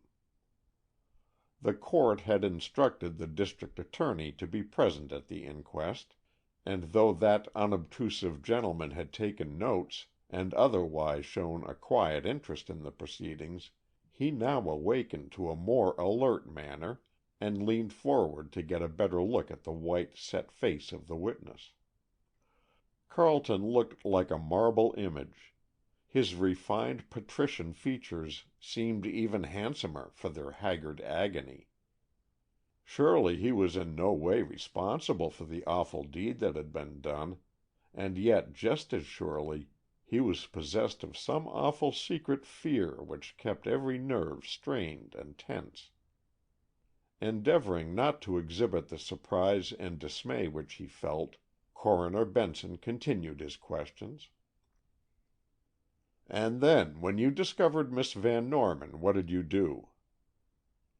Carleton passed his hand across his white brow. "I hardly know," he said. "I was stunned, dazed. I went toward her, and seeing the dagger on the floor, I picked it up mechanically, scarcely knowing what I did. I felt intuitively that the girl was dead, but I did not touch her, and, not knowing what else to do, I cried out for help." "And turned on the lights?" "I pushed several electric buttons, not knowing which were lights and which bells.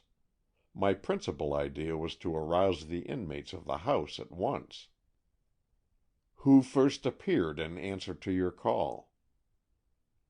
"Miss Dupuy came running downstairs at once, followed by Miss Van Norman's maid." "And then you pointed to the paper that lay on the table near Miss Van Norman's hand?" "Yes. I could not speak, and I thought that would tell Miss Dupuy that Miss Van Norman had taken her own life." You thought, then, that Miss Van Norman wrote the message?" "I thought so then, and I think so now." This, of course, produced a sensation, but it was only evidenced by a deeper silence on the part of the startled audience. "But Miss Dupuy asserts that she wrote it," said the coroner.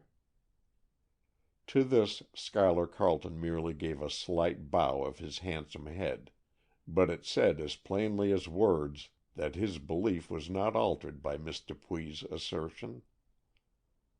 "Granting for the moment, then," went on Mr. Benson, "that Miss Van Norman did write it, is the message intelligible to you?" "Intelligible, yes," said Carleton, "but, as I have said before, inexplicable." This ambiguous speech meant little to most of the listeners, but it seemed to give Robert Fessenden food for thought, and he looked at Carleton with a new wonder in his eyes. "Mr. Carleton," said the coroner, with a note of gravity in his voice, "I think it my duty to tell you that your own interests require you to state the nature of your errand to this house last night." "I decline to do so." "Then will you state as exactly as you can the hour at which you entered the front door?" "I don't know precisely, but Miss Dupuy has testified that she came downstairs in response to my call at 11:30. I came into the house a few moments before." "That is all," said the coroner abruptly. "Mr. Hunt, if you please." The man from headquarters, who had guarded the present room through the night, came in from the doorway where he had been standing. "Will you tell what you know concerning Mr. Carleton's entrance last night?" said the coroner briefly. "I was on guard in the present room from 9 o'clock on," said Mr. Hunt. "Of course I was on the watch out for anything unusual, and alert to hear any sound. I heard the company go away at 10 o'clock. I heard most of the people in the house go to their rooms right after that. I heard and I also saw Miss Dupuy go down to the library after that, and return to her room at about 10:30. I noticed all these things, because that is my business, but they made no special impression on me, as they were but the natural proceedings of the people who belonged here. Of course I was only on the lookout for intruders. I heard the sound of a latch key, and I heard the front door open at exactly 11:15. I stepped out into the hall, and, looking downstairs, I saw Mr. Carleton enter. I also saw Miss Dupuy in the upper hall, looking over the banister. She, too, must have seen Mr. Carleton. But as all of this was none of my business, and as nobody had entered who hadn't a right to, I simply returned to my post. At 11:30 I heard Mr. Carleton's cry, and saw the lights go up all over the house. Anything more, sir?" "Not at present, Mr. Hunt. Miss Dupuy, did you hear Mr. Carleton come in?" Cicely Dupuy turned an angry face toward Mr. Hunt, and fairly glared at the mild-mannered man. She waited a moment before answering the coroner's question, and then, as if with a sudden resolve, she spoke a sharp, quick "Yes." "And that was at 11:15?" "It was later," declared Cicely, "for Mr. Carleton told you himself that he went directly into the library as soon as he came into the house, and as I heard his cry at 11:30, he must have entered only a few moments before."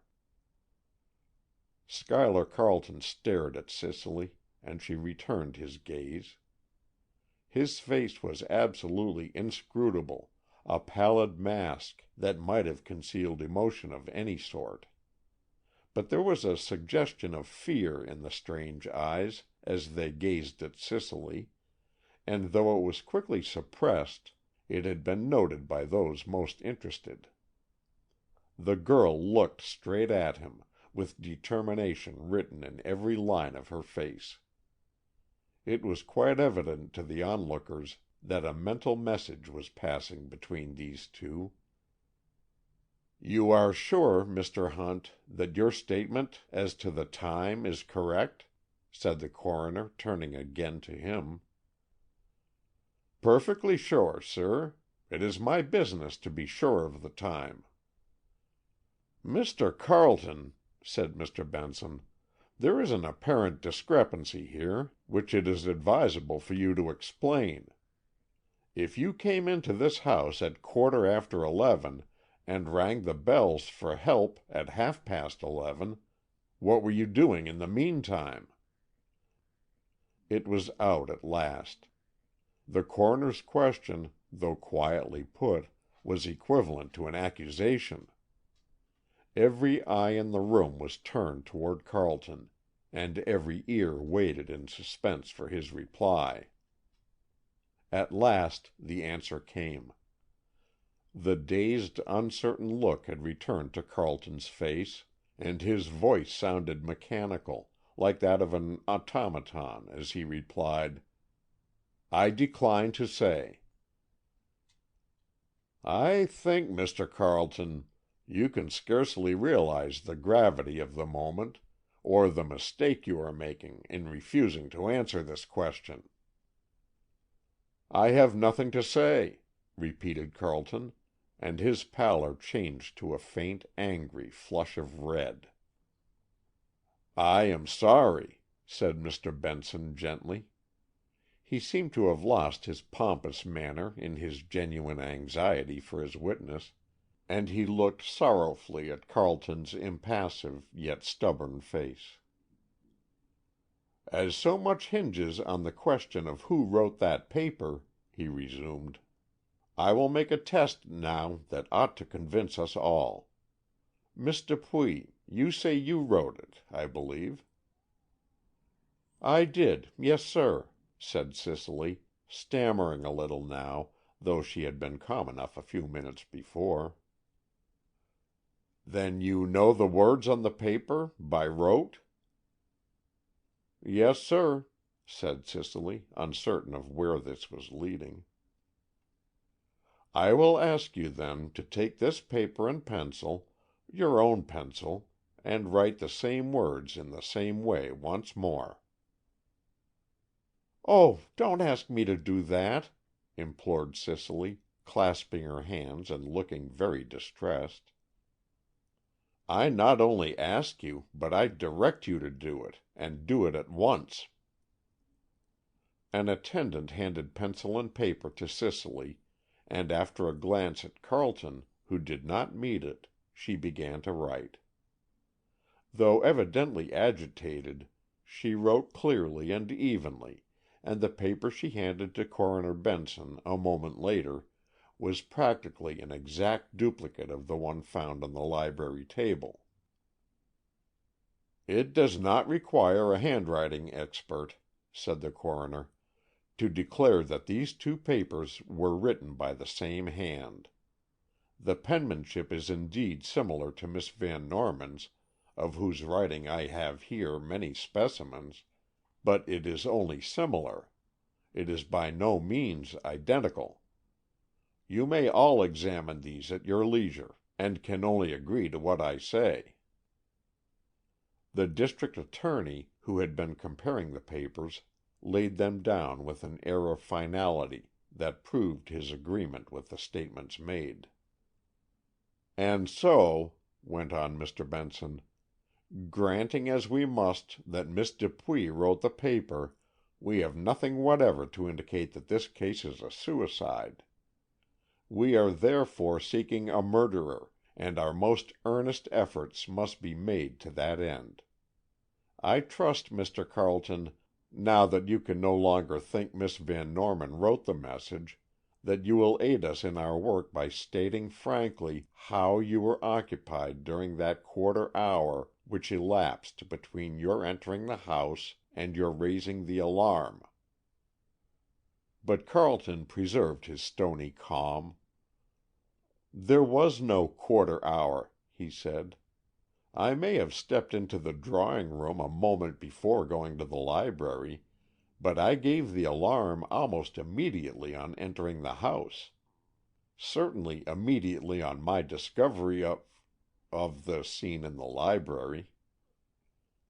Cicely looked defiantly at Mr. Hunt, who, in his turn, looked perplexed. The man had no wish to insinuate anything against Mr. Carleton, but, as he had said, it was his business to know the time, and he knew that Mr. Carleton came into the house at 11:15, and not at half-past. The pause that followed was broken by Coroner Benson's voice. "There is nothing more to be done at present. The inquest is adjourned until to-morrow afternoon, but we have discovered that there has been a crime committed. There is no doubt that Miss Van Norman was murdered, and that the crime took place between 10:30 and 11:30 last night. It is our duty to spare no effort to discover the criminal. As an audience, you are now dismissed." End of chapter 11.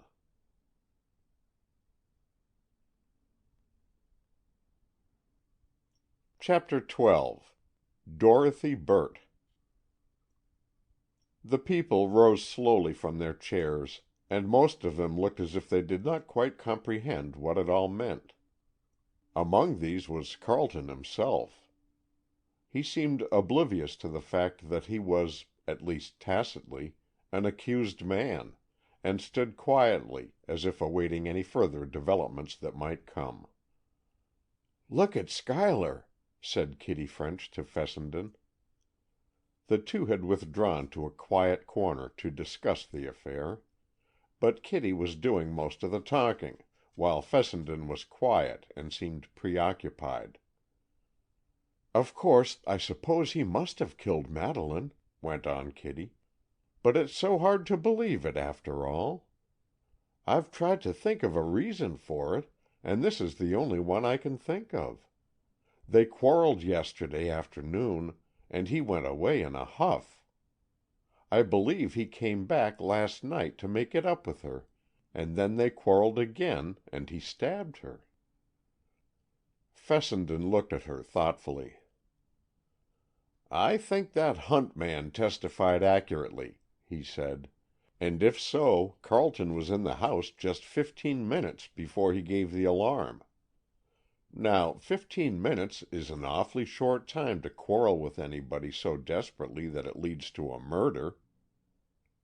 "That's true, but they both have very quick tempers. At least Madeleine had. She didn't often do it, but when she did fly into a fury, it was as quick as a flash.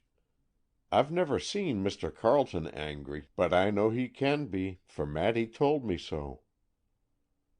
"Still, a quarter of an hour is too short a time for a fatal quarrel, I think. If Carleton killed her, he came here for that purpose, and it was done premeditatedly." "Why do you say 'if he killed her'? It's been proved she didn't kill herself. It's been proved that no one could enter the house without a latchkey, and it's been proved that the deed was done in that 1 hour between 10:30 and 11:30. So it had to be Mr. Carleton." "Miss French, you have a logical mind, and I think you'd make a clever little detective, but you have overlooked the possibility that she was killed by someone in the house." "Some of us?" Kitty's look of amazement almost made Fessenden smile. "Not you or Miss Gardner," he said, "but a burglar might have been concealed in the house." "I never thought of that!" exclaimed Kitty, her eyes opening wide at the thought. "Why, he might have killed us all." "It isn't a very plausible theory," said Fessenden, unheeding the girl's remark, "and yet I could think of nothing else. Every instinct of my mind denies Carleton's guilt. Why, he isn't that sort of a man." "Perhaps he isn't as good as he looks," said Kitty, wagging her head wisely. "I know a lot about him, and you know he wasn't a bit in love with Maddy." "You hinted that before. And was he really a mere fortune hunter? I can't believe that of Carleton. I've known the man for years." "He must have been, or why else did he marry her? He's in love with another girl." "He is? Who?" "I don't know who, but Madeleine hinted it to me only a few days ago. It made her miserable. And that's why everybody thought she wrote that paper that said, 'I love S, but he does not love me.'" "And you don't know who this rival is?" "No, but I know what she's like. She's the clinging rosebud effect." "What do you mean?" "Just that. You know Madeleine was a big, grand, splendid type, majestic and haughty, and she thought Schuyler loved better some little timid girl, who would sort of look up to him, and need his protection." Fessenden looked steadily at Miss French. "Are you imagining all this?" he said. "Or is it true?" "Both," responded Kitty, with a charming little smile. "Maddy just hinted it to me, and I guessed the rest. You know, I have detective instinct, too, as well as you." "You have indeed," and Rob gave an admiring glance to the pouting red lips and roguish eyes. "But tell me more about it." "There isn't much to tell," said Kitty, looking thoughtful, "but there's a lot to deduce." "Well, tell me what there is to tell, and then we'll both deduce." It pleased Kitty greatly to imagine she was really helping Fessenden, and she went glibly on. "Why, you see, Maddy was unhappy, we all know that, and it was for some reason connected with Schuyler. Yet they were to be married all the same. But sometimes Maddy had asked me, with such a wistful look, if I didn't think men preferred little kittenish girls to big proud ones like herself." "And you, being a little kittenish girl, said yes?" "Don't be rude," said Kitty, flashing a smile at him. "I am kittenish in name only, and I am not little." "You are, compared to Miss Van Norman's type." "Oh, yes, she was like a beautiful Amazon. Well, she either had reason to think, or she imagined, that Schuyler pretended to love her, and was really in love with some dear little clinging rosebud." "Clinging rosebud! What an absurd expression! And yet, by Jove, it just fits her. And Miss Van Norman said to me—oh, I say, Miss French, don't you know who the rosebud is?" "No," said Kitty, wondering at his sudden look of dismay. "Well, I do. Oh, this is getting dreadful. Come outside with me, and let's look into this idea. I hope it's only an idea." Throwing a soft, fawn-colored cape around her, and drawing its pink-lined hood over her curly hair, Kitty went with Fessenden out on the lawn and down to the little arbor where they had sat before. "Did you ever hear of Dorothy Burt?" he asked, almost in a whisper. "No. Who is she?" "Well, she's your clinging rosebud, I'm sure of it, and I'll tell you why." "First tell me who she is." "She's Mrs. Carleton's companion. Schuyler's mother, you know. She lives in the Carleton household, and she is the sweetest, prettiest, shyest little thing you ever saw. Clinging rosebud just fits her." "Indeed!" said Kitty, who had suddenly lost interest in the conversation, and, indeed, Few girls of Kitty's disposition would have enjoyed this enthusiastic eulogy of another. "I don't admire that sort myself," went on Rob, who was tactfully observant. "I like a little more spirit and vivacity." Kitty beamed once more. "But she's a wonder of her own class. I was there at dinner last night, you know, and I saw her for the first time, and though I thought nothing of it at the time, I can look back now and see that she adores Schuyler. Why, she scarcely took her eyes off him at dinner, and she ate next to nothing. Poor little girl, I believe she was awfully cut up at his approaching marriage." "And what was Schuyler's attitude toward her?" Kitty was interested enough now. Fessenden looked very grave, and was silent for a time.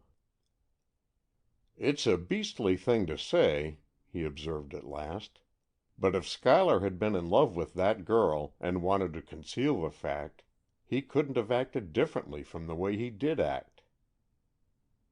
"Was he kind to her?" "Yes, kind, but with a restrained air, as if he felt it his duty to show indifference toward her." "Was she with you after dinner?" Fessenden thought. "I went to my room early, and Mrs. Carleton had then already excused herself. Yes, I left Schuyler and Miss Burt in the drawing room, and later I saw them from my window, strolling through the rose garden." "On his wedding eve!" exclaimed Kitty, with a look akin to horror in her eyes. "Yes, and I thought nothing of it, for I simply assumed that he was devoted to Miss Van Norman, and was merely pleasant to his mother's companion. But, in view of something Miss Van Norman said to me yesterday—can it be it was only yesterday?—the matter becomes serious." "What did she say?" "It seems like betraying a confidence, and yet it isn't, for we must discover if it means anything. But she said to me with real agitation, 'Do you know Dorothy Burt?' At that time I hadn't met Miss Burt, and had never heard of her, so I said, 'No, who is she?' 'Nobody,' said Miss Van Norman, 'less than nobody. Never mention her to me again.' Her voice, even more than her words, betokened grief and even anger, so of course the subject was dropped. But doesn't that prove her anxious about the girl, if not really jealous?" "Of course it does," said Kitty. "I know that's the one that has been troubling Madeleine. Oh, how dreadful it all is!" "And then, too," Fessenden said, still reminiscently, "Miss Van Norman said she wanted to go away from Mapleton immediately after her wedding, and never return here again." "Did she say that? Then, of course, it was only so that Schuyler should never see the Burt girl again. Poor dear Maddy, she was so proud, and so self-contained. But how she must have suffered! You see, she knew Schuyler admired her and respected her and all that, and she must have thought that, once removed from the presence of the Rosebud girl, he would forget her. But I can't understand old Schuyler marrying Miss Van Norman if he didn't truly love her. You know, Miss French, that man and I have been staunch friends for years, and though I rarely see him, I know his honorable nature, and I can't believe he would marry one woman while loving another." "He didn't," said Kitty in a meaning voice that expressed far more than the words signified. Fessenden drew back in horror. "Don't!" he cried. "You can't mean that Schuyler put Miss Van Norman out of the way to clear the path for Miss Burt?" "I don't mean anything," said Kitty, rather contradictorily. "But, as I said, Maddy was not killed by any one inside the house, I'm sure of that, and no one from outside could get in, except Schuyler, and he had a motive. Don't you always, in detective work, look for the motive?" "Yes, but this is too horrible." "All murders are too horrible. But I tell you it must have been Schuyler. It couldn't have been Miss Burt." "Don't be absurd. That little girl couldn't kill a fly, I'm sure. I wish you could see her, Miss French. Then you'd understand how her very contrast to Miss Van Norman's splendid beauty would fascinate Schuyler. And I know he was fascinated. I saw it in his repressed manner last evening, though I didn't realize it then as I do now." "I have a theory," said Kitty slowly. "You know Mr. Carleton went away yesterday afternoon rather angry at Maddy. She had carried her flirtation with Tom a little too far, and Mr. Carleton resented it. I don't blame him. The very day before the wedding. But it was partly his fault, too. Well, suppose he went home, rather upset over the quarrel, and then seeing Miss Burt, and her probably mild, angelic ways, I'm sure she has them, suppose he wished he could be off with Maddy and marry Miss Burt instead." "But he wouldn't kill his fiancée if he did think that." "Wait a minute. Then suppose after the evening in the rose garden with the gentle, clinging little girl, he concluded he never could be happy with Maddy, and suppose he came at 11 o'clock, or whatever time it was, to tell her so and to ask her to set him free." "On the eve of the wedding day? With the house already in gala dress for the ceremony?" "Yes. Suppose the very nearness of the ceremony made it seem to him impossible to go through with it." "Well?" "Well, and then suppose he did ask Madeleine to free him, and suppose she refused. And she would refuse. I know her nature well enough to know she never would give him up to the other girl if she could help it. And then suppose, when she refused to free him, you know he has a fearfully quick temper, and that awful paper cutter lay right there handy, suppose he stabbed her in a moment of desperate anger." "I can't think it," said Rob after a pause. "I've tried, and I can't. But suppose all you say is true as far as this. Suppose he asked her to free him because he loved another, and suppose she was so grieved and mortified at this that in her own sudden fit of angry jealousy, you know she had a quick temper also, suppose she picked up the dagger and turned it upon herself, as she had sometimes said she would do." Kitty listened attentively. "It might be so," she said slowly. "You may be nearer the truth than I. But I do believe that one of us must be right. Of course, this leaves the written paper out of the question entirely." "That written paper hasn't been thoroughly explained yet," exclaimed the young man. "Now, look here, Miss French, I'm not going to wait to be officially employed on this case, though I am going to offer Carleton my legal services, but I mean to do a little investigating on my own account. The sooner inquiries are made, the more information is usually obtained. Can you arrange that I shall have an interview with Miss Dupuy?" "I think I can," said Kitty. "But if you let it appear that you're inquisitive, she won't tell you a thing. Suppose we just talk to her casually, you and I. I won't bother you." "Indeed you won't. You'll be of first-class help. When can we see her?" While they had been talking, other things had been happening in the drawing-room. The people who had been gathered there had all disappeared, and under the active superintendence of Miss Morton, the florist's men who had put up the decorations were now taking them away. The whole room was in confusion, and Kitty and Mr. Fessenden were glad to escape to some more habitable place.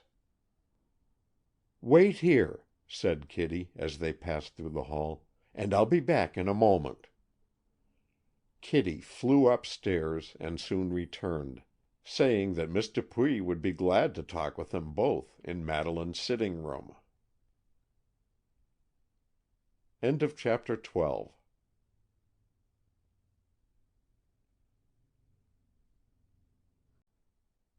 Chapter 13. An Interview with Cicely. The sitting room was on the second floor, directly back of Madeleine's bedroom, the bedroom being above the library. Miss Dupuy's own room was back of this and communicated with it. The sitting room was a pleasant place, with large light windows and easy chairs and couches. A large and well-filled desk seemed to prove the necessity of a social secretary, if Miss Van Norman cared to have any leisure hours. Surrounded by letters and papers, Cicely sat at the desk as they entered, but immediately rose to meet them.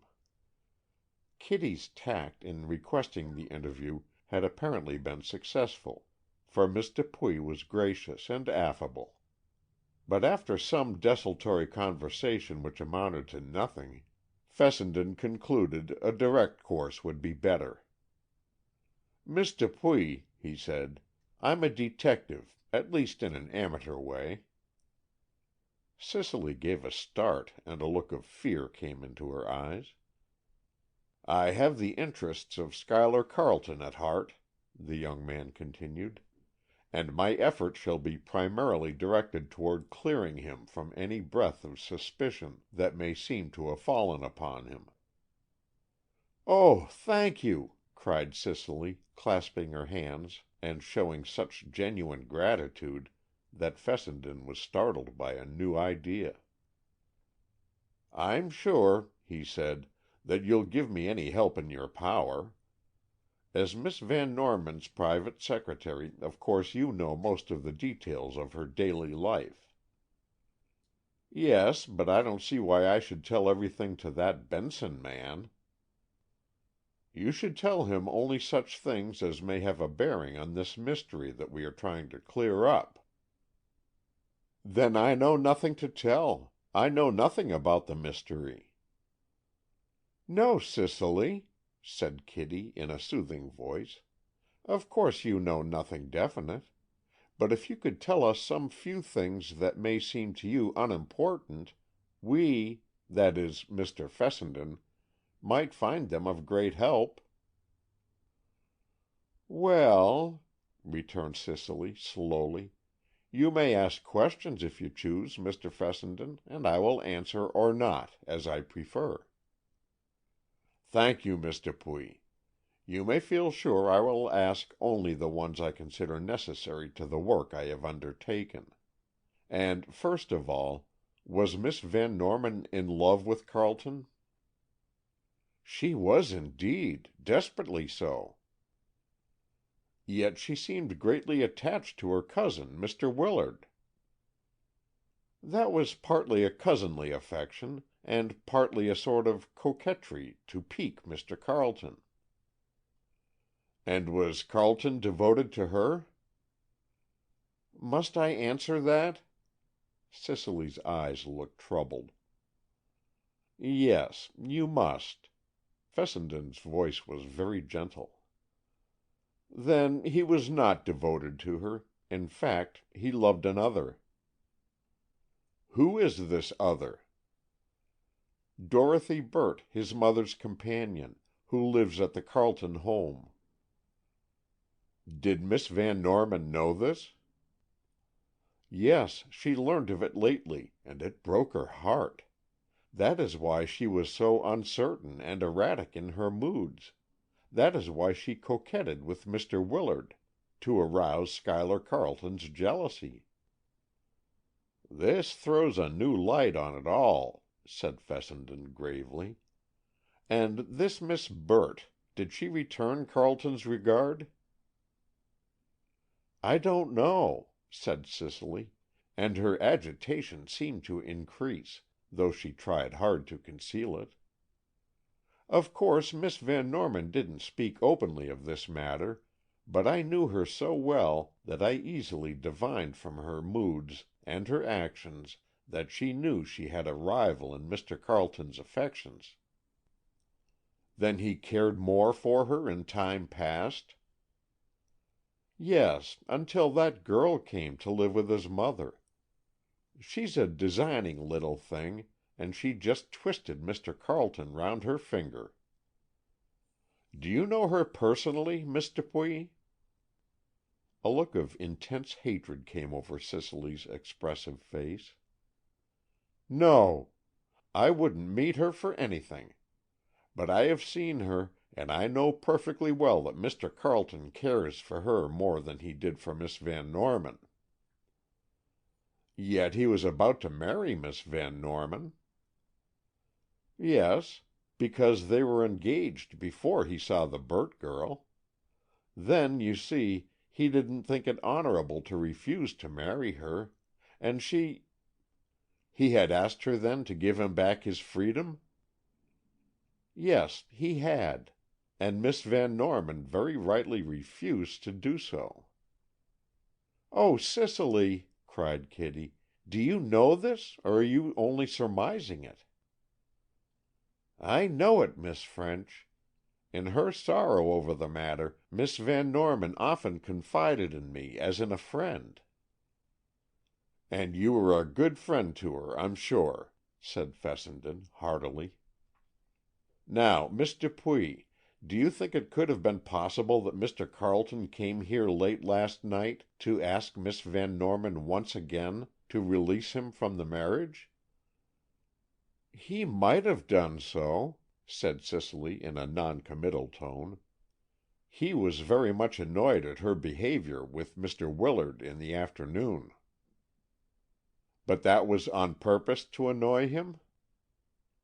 "Yes, and it succeeded." "How do you know all this?"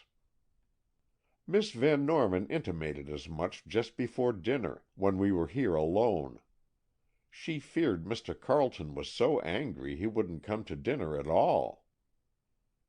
"And he didn't?" "No, he didn't. But, Miss Dupuy, it would scarcely be possible to think that if he did return later to ask his release, it would not be possible to think that on Miss Van Norman's refusal to release him, he—was so incensed against her that—" "Oh, no, no!" cried Cicely. "Of course he didn't kill her. Of course he didn't. She killed herself. I don't care what anyone says. I know she killed herself." "If so," said Fessenden, "we must prove it by keeping on with our investigations. And now, Miss Dupuy, will you tell me what was your errand when you returned to the library late last night, when the two doctors were alone there in charge of the room?" "I didn't," declared Cicely, her cheeks flaming and her blue eyes fairly glaring at her interrogator. "Please stick to the truth, Miss Dupuy," said Fessenden coldly. "If you don't, we can't credit any of your statements. You opened the door very softly, and were about to enter when you spied the doctors and withdrew." "I went to get that paper," said Cicely, somewhat sulkily. "Why did you want that?" "Because it was mine. I had a right to it." "Then why didn't you go on in and get it? The doctor's presence need have made no difference." "I don't know why I didn't. I wish you'd stop asking questions." "I will in a moment. You are sure you wrote that paper yourself?" "Of course I am." The answer was snapped out pertly. "And you wrote it meaning yourself? You didn't write it with the intent that it should be taken for Miss Van Norman's message?"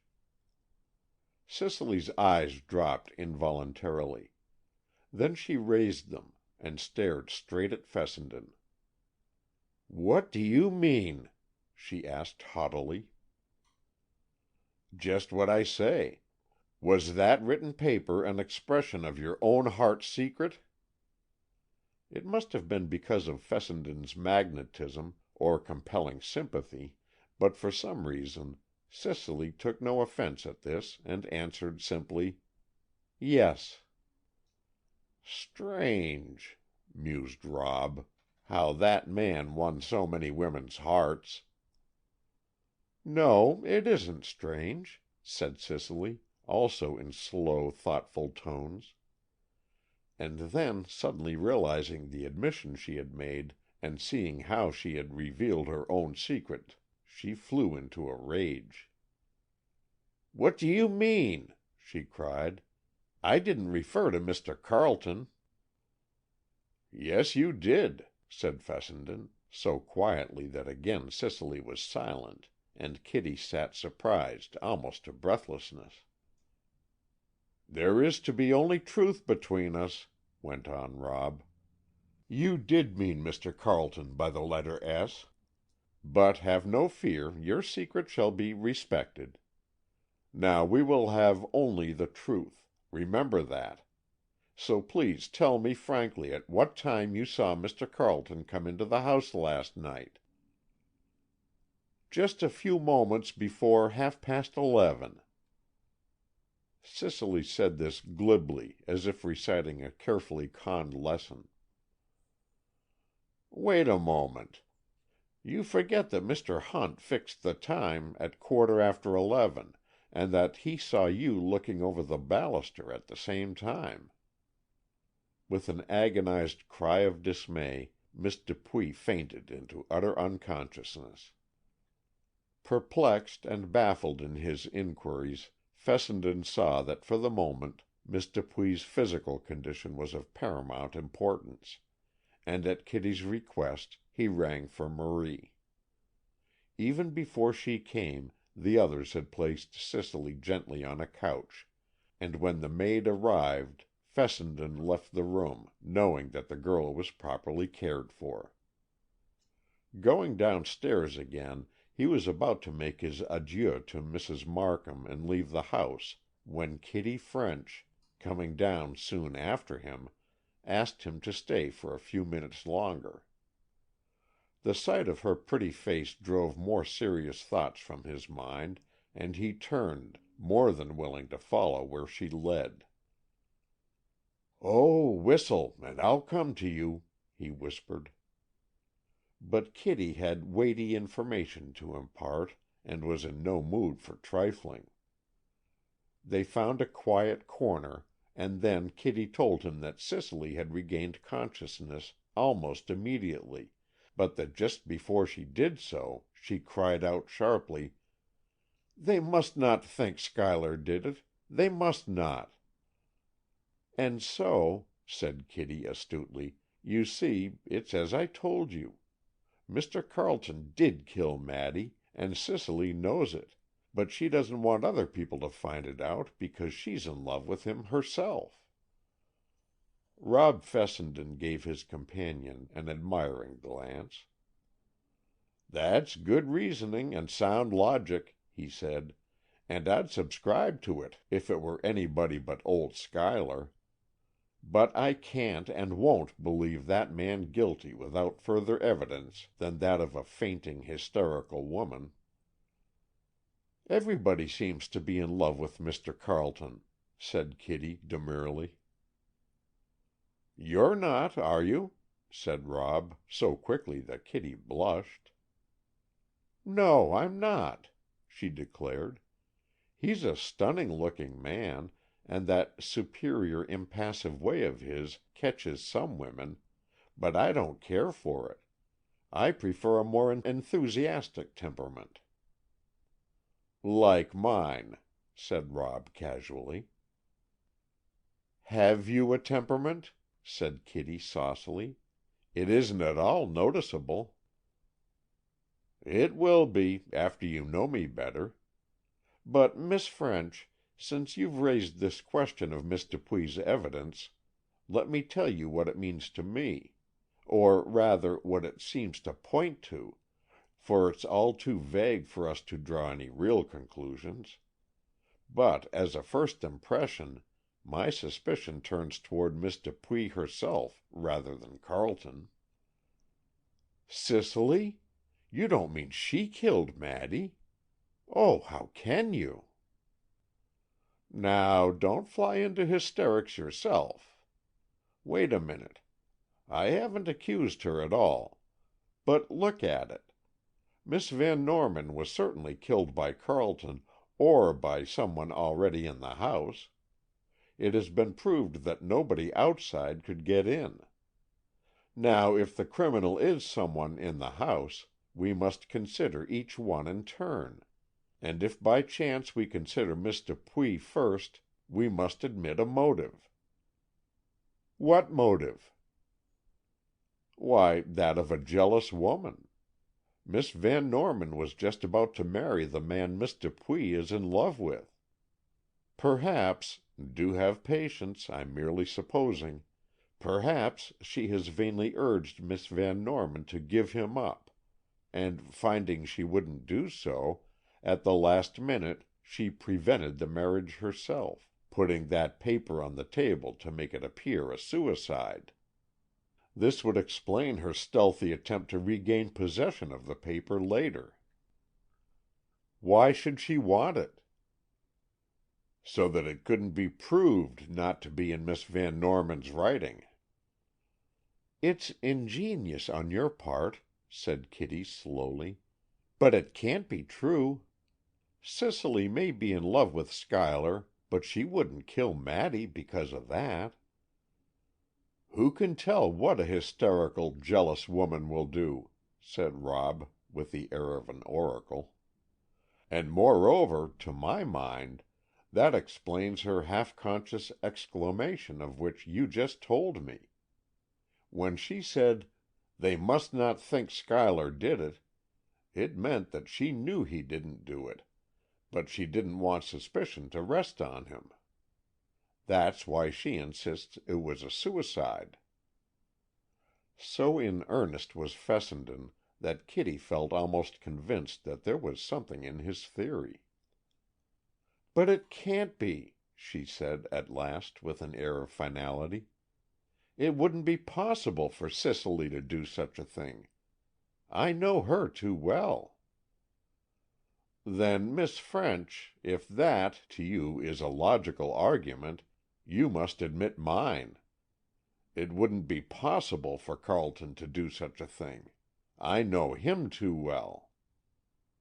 Kitty had to smile at the imitation of the strong inflections she had used, and, too, she had to admit that one opinion was as permissible as the other.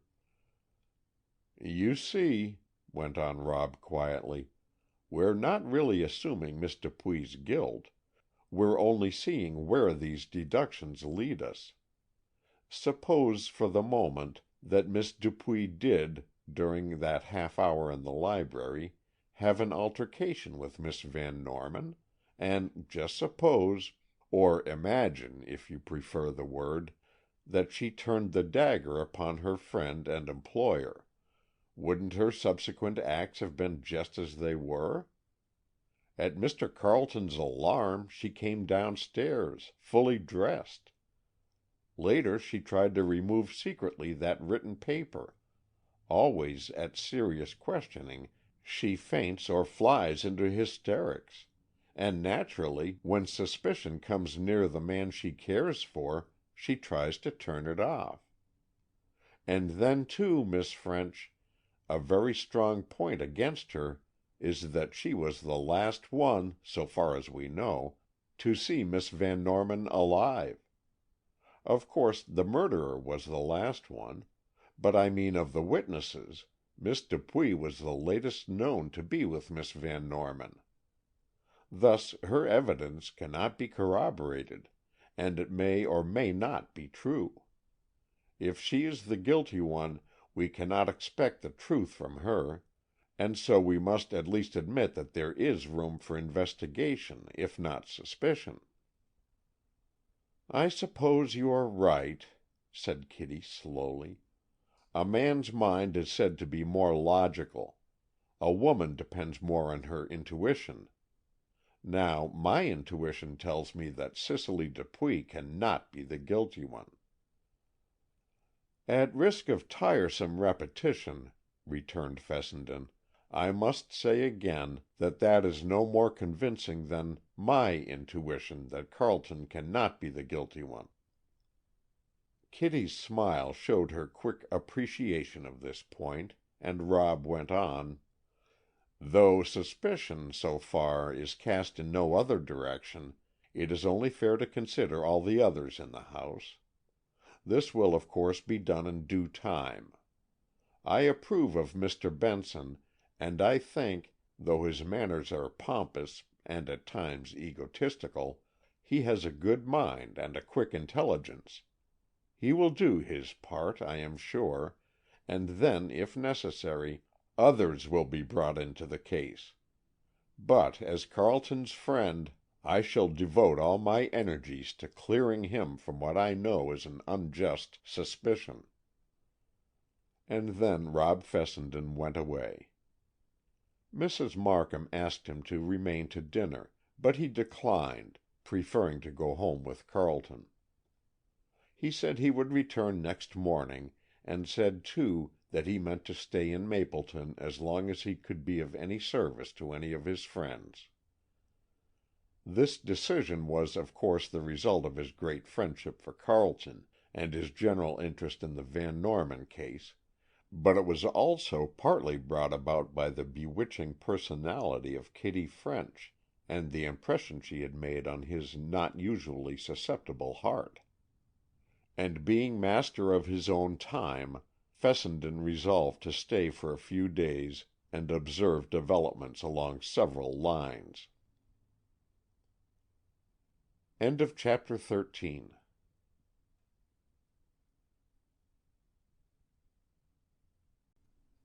Chapter 14. The Carleton Household. Mrs. Carleton's dinner table that evening presented a very different atmosphere from the night before. The hostess herself was present only by a strong effort of will power.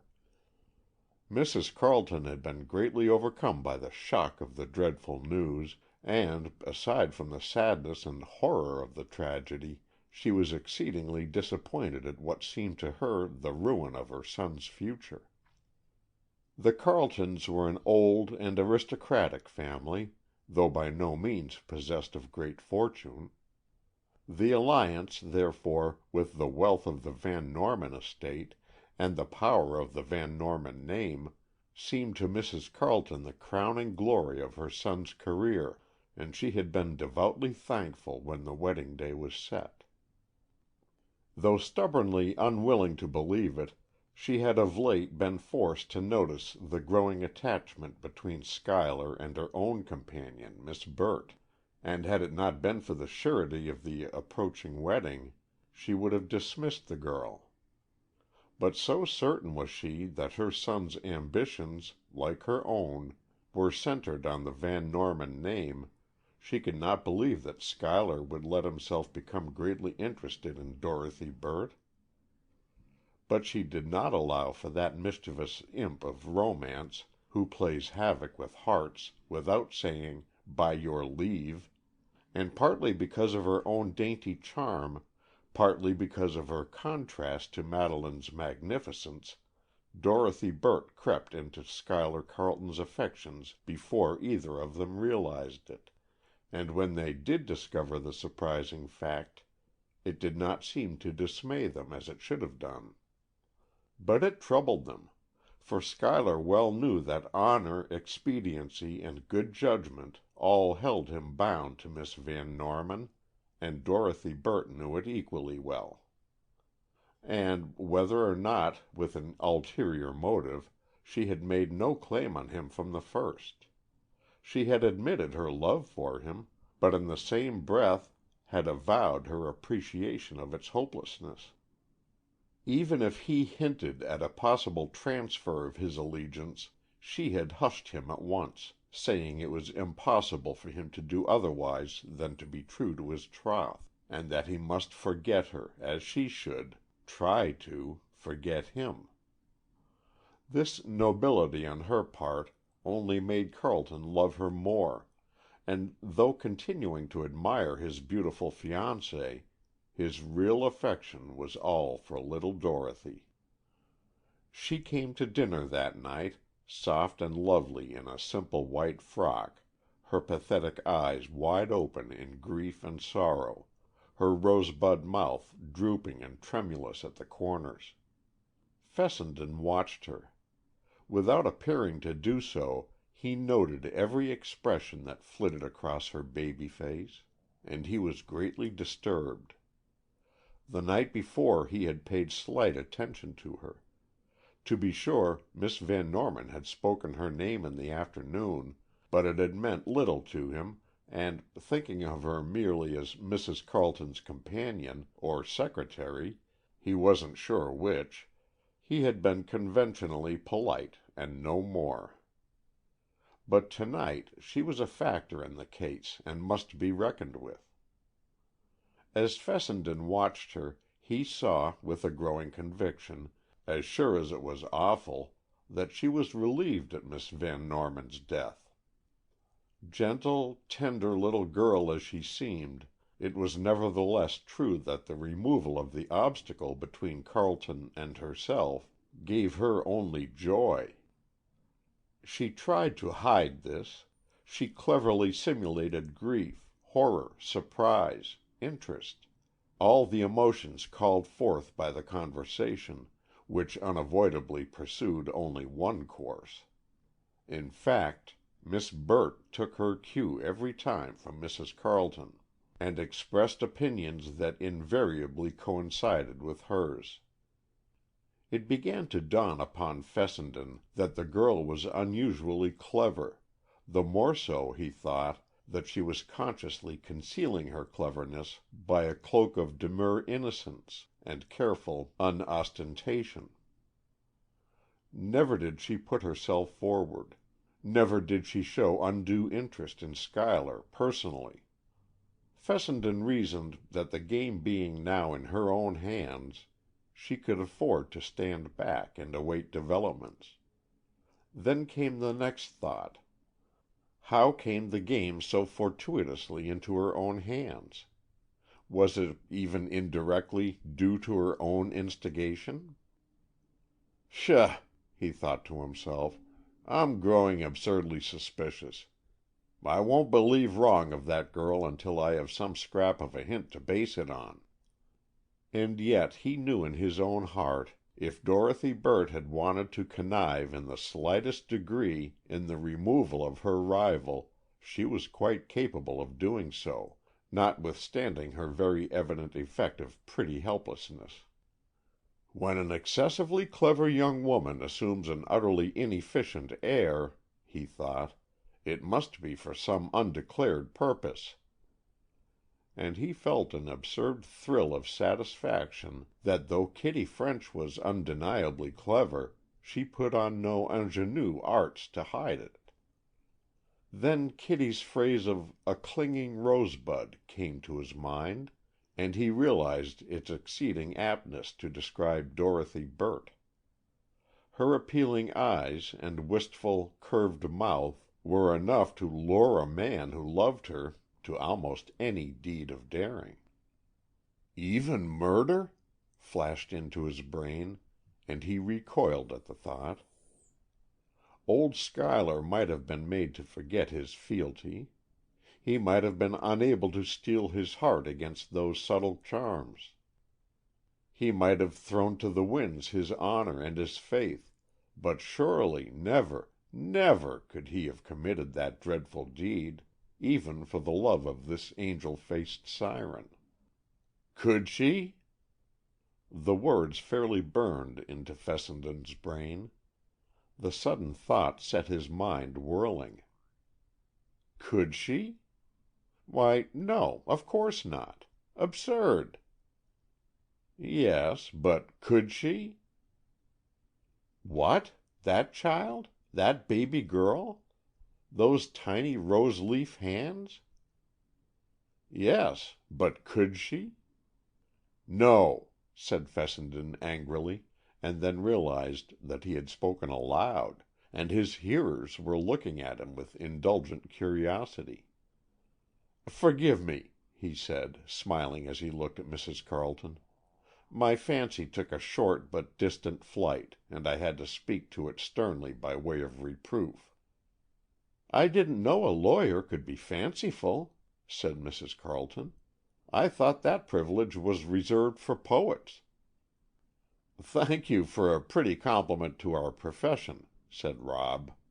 "We lawyers are too often accused of giving rein to our fancy, when we should be strapped to the saddle of the slow but sure truth."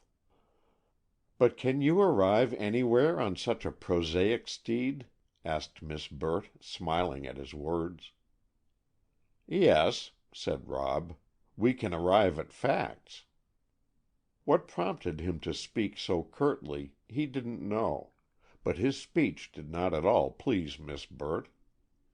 Her color flew to her cheeks, though she said nothing, and then, as Mrs. Carleton rose from the table, the two ladies smiled and withdrew, leaving Rob alone with his host.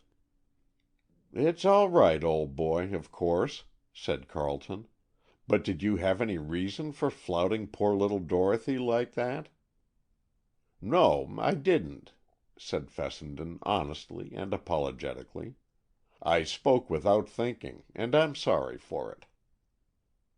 "All right. It's nothing. Now, Rob, old fellow, you can't deceive me. I saw a curious expression in your eyes as you looked at Miss Burt to-night, and—well, there is no need of words between us, so I'll only tell you you're all wrong there. You look for hidden meanings and veiled allusions in everything that girl says, and there aren't any. She's as frank and open-natured as she can be, and, forgive me, but I want you to let her alone." Fessenden was astounded. First, at Carleton's insight in discovering his thoughts, and second, at Carleton's mistaken judgment of Miss Burt's nature. But he only said, "All right, Schuyler. What you say goes. Would you rather not talk at all about the Van Norman affair?" Fessenden spoke thus casually, for he felt sure it would make it easier for Carleton than if he betrayed a deeper interest. "Oh, I don't care. You know, of course, how deeply it affects me and my whole life. I know your sympathy and good fellowship. There's not much more to say, is there?"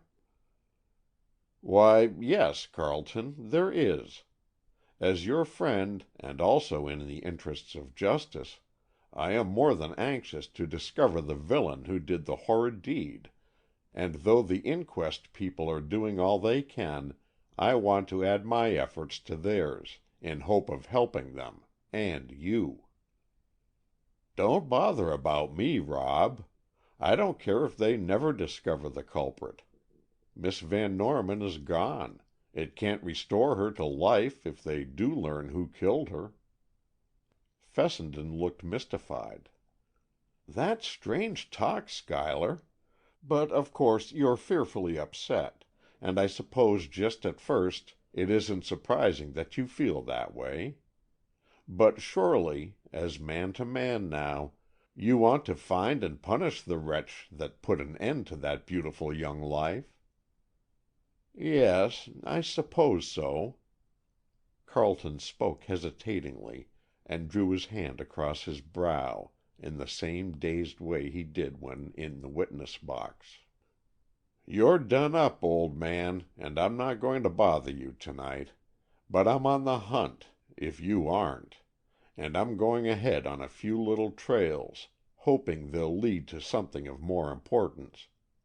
By the way, what were you doing in those few minutes last night between your entering the house and entering the library?" Carleton stared at his guest. "I don't know what you mean," he said. "Yes, you do. You went in at 11:15, and you called for help at 11:30. "No, it didn't take as long as that." Carleton's eyes had a faraway look, and Rob grasped his arm and shook him as he said, "Drop it, man. Drop that half-dazed way of speaking. Tell me clearly, what did you do in that short interval?" "I refuse to state," said Carleton quietly, but with a direct glance now that made Fessenden cease his insistence. "Very well," he said. "It's of no consequence. Now tell me, what were you doing last evening before you went over to the house?" At this Carleton showed a disposition to be both haughty and ironical. "Am I being questioned?" he said. "And by you?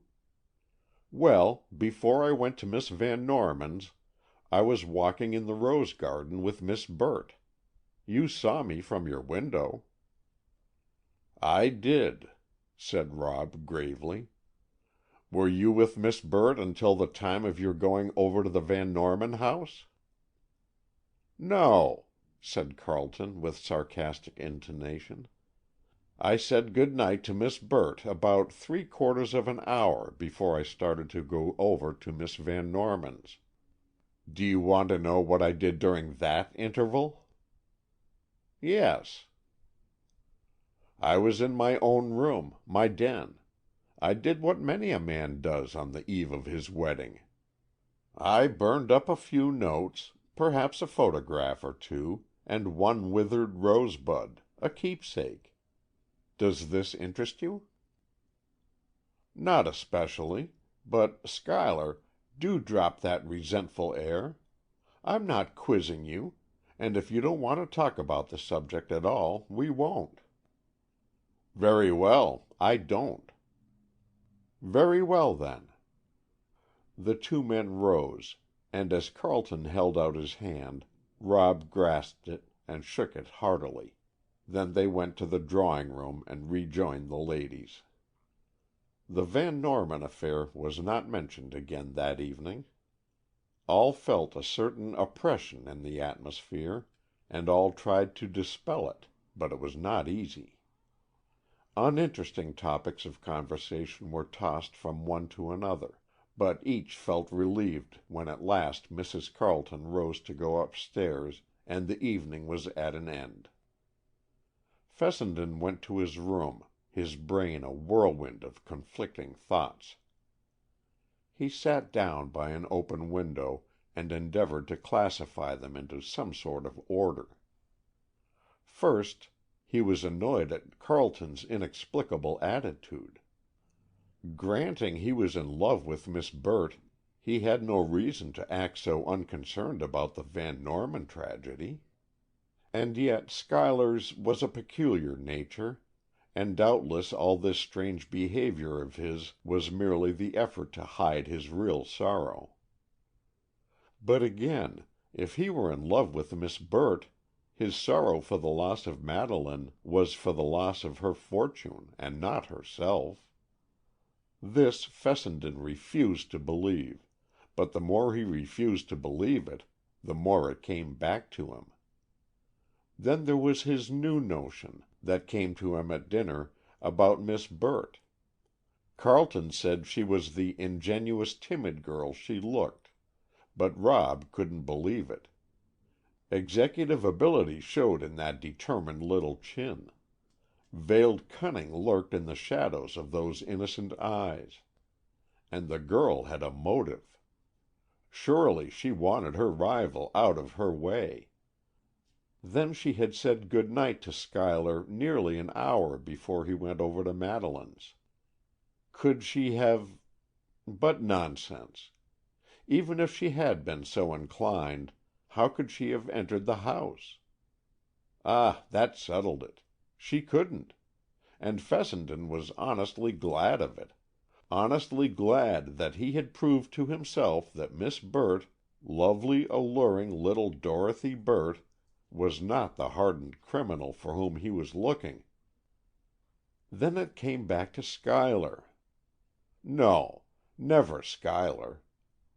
But if not he, then who? And what was he doing in that incriminating interval? And why wouldn't he tell? And then, idly gazing from his window, Rob saw again two figures walking in the rose garden, and they were the same two that he had seen there the evening before.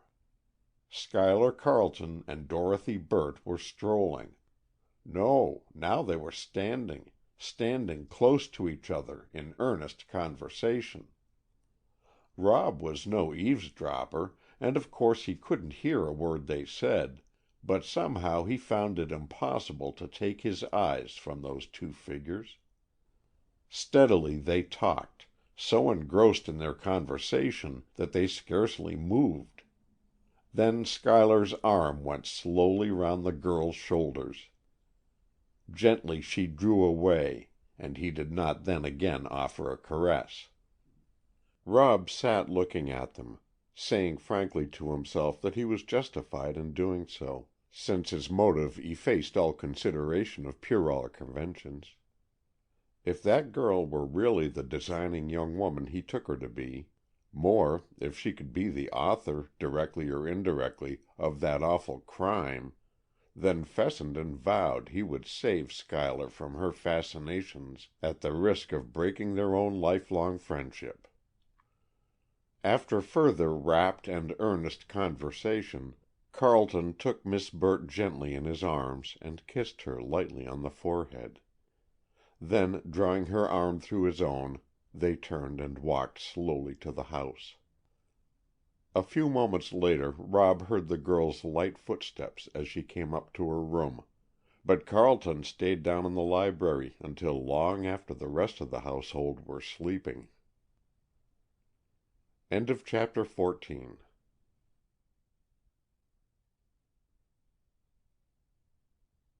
Chapter 15. Fessenden's Detective Work. Next morning Rob went over to the Van Norman house with a clearly developed plan of action.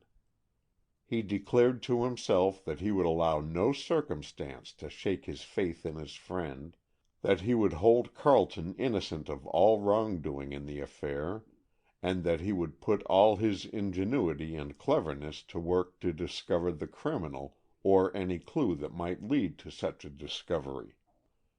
Although some questions he had wished to ask Cicely Dupuy were yet unanswered, Fessenden had discovered several important facts, and, after being admitted to the house, he looked about him for a quiet spot to sit down and tabulate them in black and white. The florist's men were still in the drawing-room, so he went into the library. Here he found only Mrs. Markham and Miss Morton, who were apparently discussing a question on which they held opposite opinions. "Come in, Mr. Fessenden," said Mrs. Markham, as he was about to withdraw. "I should be glad of your advice.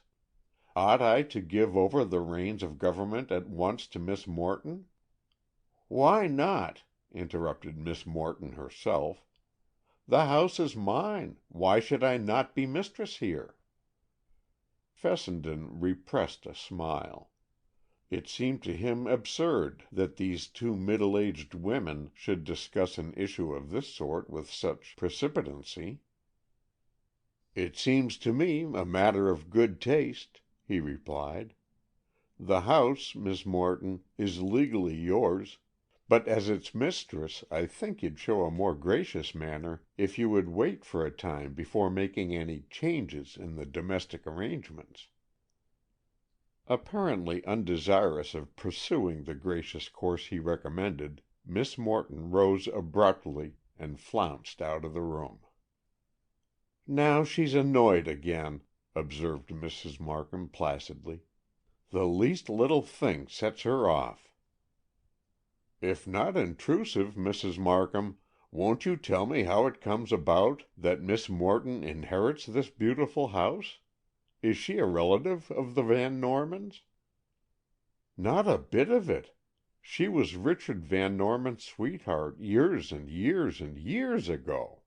They had a falling out, and neither of them ever married. Of course he didn't leave her any of his fortune. But only a short time ago, long after her uncle's death, Madeleine found out about it from some old letters. She determined then to hunt up this Miss Morton, and she did so, and they had quite a correspondence. She came here for the wedding, and Madeleine intended she should make a visit, and intended to give her a present of money when she went away. In the meantime, Madeleine had made her will, though I didn't know this until to-day, leaving the place and all her own money to Miss Morton. I'm not surprised at this, for Tom Willard has plenty, and as there was no other heir, I know Madeleine felt that part of her uncle's fortune ought to be used to benefit the woman he had loved in his youth. "That explains Miss Morton, then," said Fessenden. "But what a peculiar woman she is." "Yes, she is," agreed Mrs. Markham, in her serene way. "But I'm used to queer people. Richard Van Norman used to give way to the most violent bursts of temper I ever saw. Maddy and Tom are just like him. They would both fly into furious rages, though I must say they didn't do it often, and never unless for some deep reason." "And Mr. Carleton, has he a high temper?" Mrs. Markham's brow clouded.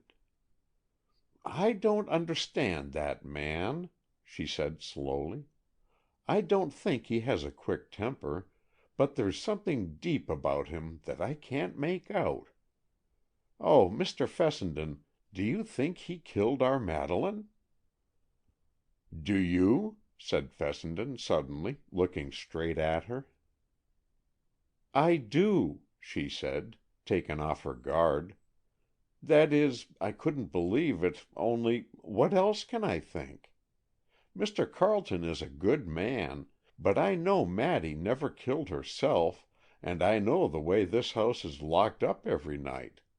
No burglar or evildoer could possibly get in." "But the murderer may have been concealed in the house for hours beforehand." "Nonsense! That would be impossible with a house so full of people, and the wedding preparations going on, and everything. Besides, Mr. Hunt would have heard any intruder prowling around, and then again, how could he have gone out? Everything was bolted on the inside, except the front door, and had he gone out that way, he must surely have been heard." "Well reasoned, Mrs. Markham. I think, with you, we may dismiss the possibility of a burglar. The time was too short for anything except a definitely premeditated act. And yet I cannot believe the act was that of Schuyler Carleton. I know that man very well, and a truer, braver soul never existed." "I know it," declared Mrs. Markham, "but I think I'm justified in telling you this. Mr. Carleton didn't love Madeleine, and he did love another girl. Madeleine worshipped him, and I think he came last night to ask her to release him, and she refused, and then—" Something about Mrs. Markham's earnest face and sad, distressed voice affected Fessenden deeply, and he wondered if this theory she had so clearly, though hesitatingly, stated could be the true one. Might he, after all, be mistaken in his estimate of Schuyler Carleton, and might Mrs. Markham's suggestion have even a foundation of probability? They were both silent for a few minutes, and then Mr. Fessenden said, "But you thought it was suicide at first."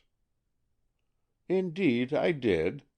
I looked at the paper through glasses that were dim with tears, and it looked to me like Madeleine's writing. Of course, Miss Morton also thought it was, as she was only slightly familiar with Maddy's hand. But now that we know someone else wrote that message, of course we also know the dear girl did not bring about her own death." Mrs. Markham was called away on some household errands then, and Fessenden remained alone in the library, trying to think of some clue that would point to someone other than Carleton. "I'm sure that man is not a murderer," he declared to himself. "Carleton is peculiar, but he has a loyal, honest heart. And yet, if not, who can have done the deed? I can't seem to believe it really was either the Dupuy woman or the Burt girl, and I know it wasn't Schuyler. There must have been some motive of which I know nothing, and perhaps I also know nothing of the murderer. It need not necessarily have been one of these people we have already questioned." His thoughts strayed to the under-servants of the house, to common burglars, or to some powerful unknown villain. But always the thought returned that no one could have entered and left the house unobserved within that fatal hour. And then, to his intense satisfaction, Kitty French came into the room. "Good morning, Rose of Dawn," he said, looking at her bright face. "Are you properly glad to see me?" "Yes, kind sir," she said, dropping a little curtsy and smiling in a most friendly way. "Well, then, sit down here, and let me talk to you, for my thoughts are running riot, and I'm sure you alone can help me straighten them out." "Of course I can. I'm wonderful at that sort of thing. But first, I'll tell you about Miss Dupuy. She's awfully ill, I mean prostrated, you know, and she has a high fever, and sometimes she chatters rapidly, and then again she won't open her lips even if anyone speaks to her. We've had the doctor, and he says it's just overstrained nerves, and a naturally nervous disposition. But, Mr. Fessenden, I think it's more than that. I think it's a guilty conscience." "And yesterday, when I implied that Miss Dupuy might know more about it all than she admitted, you wouldn't listen to a word of it." "Yes, I know it, but I've changed my mind." "Oh, you have. Just for a change, I suppose." "No," said Kitty, more seriously, "but because I've heard a lot of Cicely's ranting, for that's what it is, and while it's been only disconnected sentences and sudden exclamations, yet it all points to a guilty knowledge of some sort, which she's trying to conceal. I don't say I suspect her, Mr. Fessenden, but I do suspect that she knows a lot more important information than she's told." "Miss Dupuy's behavior has certainly invited criticism," began Rob, but before he could go further, the French girl, Marie, appeared at the door and seemed about to enter. "What is it, Marie?" said Kitty kindly. "Are you looking for me?" "Yes, mademoiselle," said Marie, "and I would speak with monsieur, too. I have that to say which is imperative. Too long already have I kept the silence. I must speak at last. Have I permission?" "Certainly," said Fessenden, who saw that Marie was agitated but very much in earnest. "Tell us what you have to say. Do not be afraid." "I am afraid," said Marie, "but I am afraid of one only. It is the Miss Morton, the stranger lady." "Miss Morton?" said Kitty in surprise. "She won't hurt you. She has been very good to you." "Ah, yes, mademoiselle, but too good. Miss Morton has been too kind, too sweet to Marie. It is that which troubles me." "Well, out with it, Marie," said Rob. "Close that door if you like, and then speak out, without any more beating around the bush." "No, monsieur, I will no longer beat the bush. I will now tell." Marie carefully closed the door and then began her story. "It was the night of the horror. You remember, Miss French. We sat all in this very room, awaiting the coming of the great doctor, the Dr. Leonard." "Yes," said Kitty, looking intently at the girl. Yes, I know most of you stayed here waiting, but I was not here. Doctor Hills sent Miss Gardner and me to our rooms." "Yes, it is so. Well, we sat here, and Miss Morton rose with suddenness and left the room. I followed, partly that I thought she might need my services, and partly, I confess it, because I trusted her not at all, and I wished to assure myself that all was well. I followed her, but secretly, and shall I tell you what she did?" Kitty hesitated. She was not sure she should listen to what was, after all, servants' gossip about a guest of the house. But Fessenden looked at it differently. He knew Marie had been the trusted personal maid of Miss Van Norman, and he deemed it right to hear the evidence that she was now anxious to give.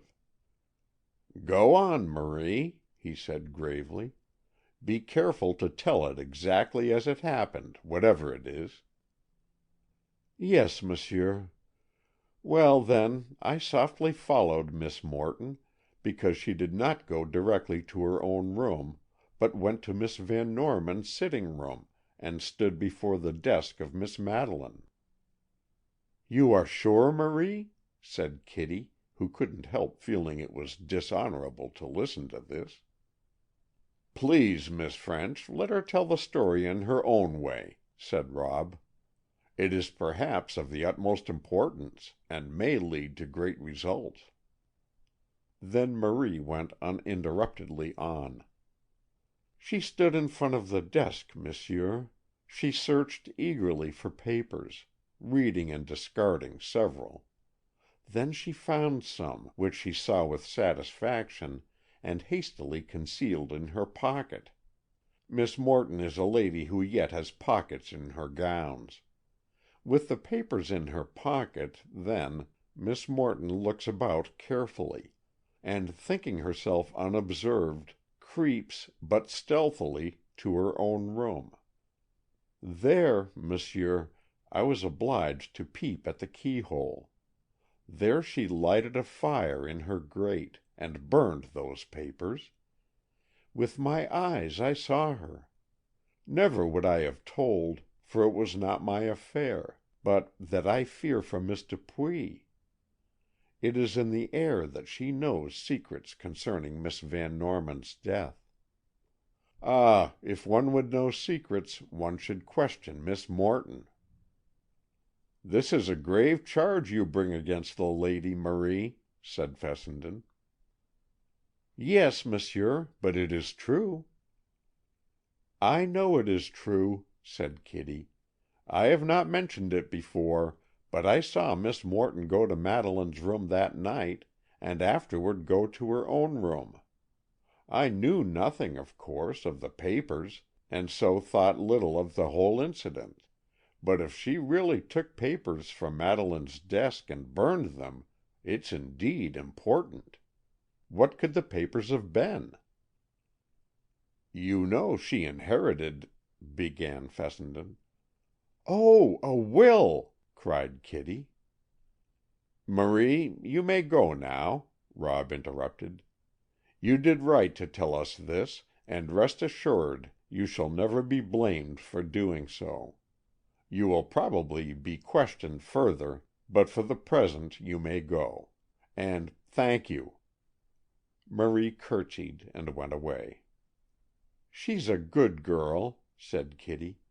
"I always liked her, and she must have heard, as I did, so much of Cicely's chatter, that she feared some sort of suspicion would fall on Cicely, and she wanted to divert it toward Miss Morton instead." "As usual, with your quick wits, you've gone right to the heart of her motive," said Rob.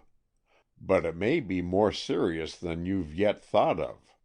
Miss Morton inherits, you know." "Yes, now," said Kitty significantly, "since she burnt that other will." "What other will?" "Oh, don't you see? The will she burnt was a later one, that didn't give her this house. She burnt it so the earlier one would stand." "How do you know this?" "I don't know it, except by common sense. What else would she take from Mattie's desk and burn, except a will? And, of course, a will not in her favor, leaving the one that did bequeath the house to her to appear as the latest will." "Does this line of argument take us any further?" said Rob, so seriously that Kitty began to think. "You don't mean," she whispered, "that Miss Morton, in order to—" "To receive her legacy." "Could— No, she couldn't. I wouldn't even think of it." "But you thought of Miss Dupuy. Miss French, as I told you yesterday, we must think of every possible person, not every probable one. These suggestions are not suspicions, and yet they harm no one who is innocent." "I suppose that is so. Well, let us consider Miss Morton, then, but of course she didn't really kill Maddy."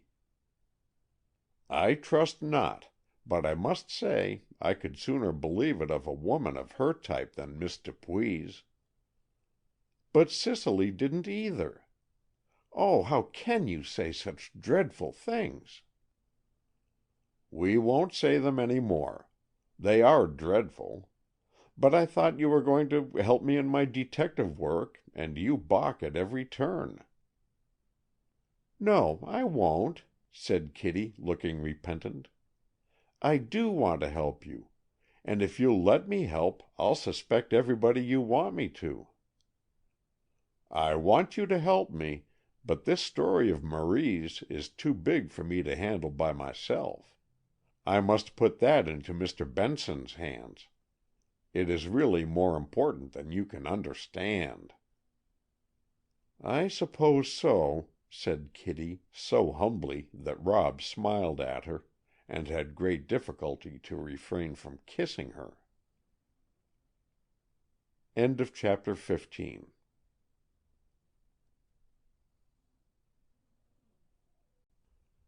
Chapter 16. Searching for Clues. Believing that Marie's information about Miss Morton was of deep interest, Rob started off at once to confer with Coroner Benson about it. As he walked along, he discussed the affair with himself, and was shocked to realize that for the third time he was suspecting a woman of the murder. "But how can I help it?" he thought impatiently. "The house was full of women, and not a man in it except the servants, and no breath of suspicion has blown their way. And if a woman did do it, that unpleasant Morton woman is by far the most likely suspect. And if she was actuated by a desire to get her inheritance, why, there's the motive, and she surely had opportunity. It's a tangle, but we must find something soon to guide us. A murder like that can't have been done without leaving some trace somewhere of the criminal." And then Fessenden's thoughts drifted away to Kitty French, and he was quite willing to turn the responsibility of his new information over to Mr. Benson. On his way to the coroner's office, he passed the Mapleton Inn. An impulse came to him to investigate Tom Willard's statements, and he turned back and entered the small hotel. He thought it wiser to be frank in the matter than to attempt to obtain underhand information. Asking to speak with the proprietor alone, he said plainly, "I'm a detective from New York City, and my name is Fessenden. I'm interested in investigating the death of Miss Van Norman. I have no suspicions of any one in particular, but I'm trying to collect a few absolute facts by way of making a beginning. I wish you, therefore, to consider this conversation confidential." Mr. Taylor, the landlord of the inn, was flattered at being a party to a confidential conversation with a real detective, and willingly promised secrecy in the matter. "Then," went on Fessenden, Will you tell me all you know of the movements of Mr. Willard last evening?" Mr. Taylor looked a bit disappointed at this request, for he foresaw that his story would be but brief. However, he elaborated the recital and spun it out as long as he possibly could. But after all his circumlocution, Fessenden found that the facts were given precisely as Willard had stated them himself. The bellboy who had carried up the suitcase was called in, and his story also agreed. "Yes, sir," said the boy. "I took up his bag, and he gimme a quarter, just like any nice gent would. 'N'en I come downstairs, and after a while the gent's bell rang, and I went up, and he wanted ice water. He was in his shirt sleeves then, just getting ready for bed. So I took up the water, and he said, 'Thank you,' real pleasant like, and gimme a dime. He's a awful nice man, he is. He had his shoes off that time, 'most ready for bed. And that's all I know about it." All this was nothing more nor less than Fessenden had expected. He had asked the questions merely for the satisfaction of having verbal corroboration of Tom's own story. With thanks to Mr. Taylor, and a more material token of appreciation to the boy, he went away. On reaching the coroner's office, he was told that Mr. Benson was not in. Fessenden was sorry, for he wanted to discuss the Morton episode with him. He thought of going to Lawyer Peabody's, who would know all about Miss Van Norman's will, but as he sauntered through one of the few streets the village possessed, he was rather pleased than otherwise to see Kitty French walking toward him. She greeted him with apparent satisfaction and said chummily, "Let's walk along together and talk it over." Immediately coroner and lawyer faded from Rob's mind. He willingly fell into step beside her, and they walked along the street, which soon merged itself into a pleasant country road. Fessenden told Kitty of his conversation at the inn, but she agreed that it was unimportant. "Of course," she said, "I suppose it was a good thing to have someone else say the same as Tom said, but as Tom wasn't even in the house, I don't see as he is in the mystery at all. But there's no use of looking further for the criminal. It was Schuyler Carleton, just as sure as I stand here." Kitty very surely stood there. They had paused beneath an old willow tree by the side of the road, and Kitty, leaning against a rail fence, looked like a very sweet and winsome Portia, determined to mete out justice. Though he was himself convinced that he was an unprejudiced seeker after truth, at that moment Robert Fessenden found himself very much swayed by the opinions of the pretty, impetuous girl who addressed him. "I believe I'm going to work all wrong," he declared. "I can't help feeling sure that Carleton didn't do it, and so I'm trying to discover who did." "Well, why is that wrong?" demanded Kitty wonderingly.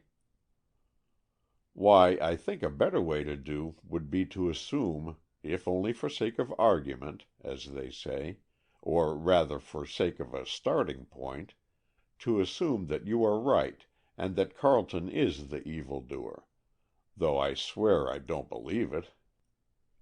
Kitty laughed outright. "You're a nice detective," she said. "Are you assuming that Schuyler is the villain merely to be polite to me?" "I am not, indeed.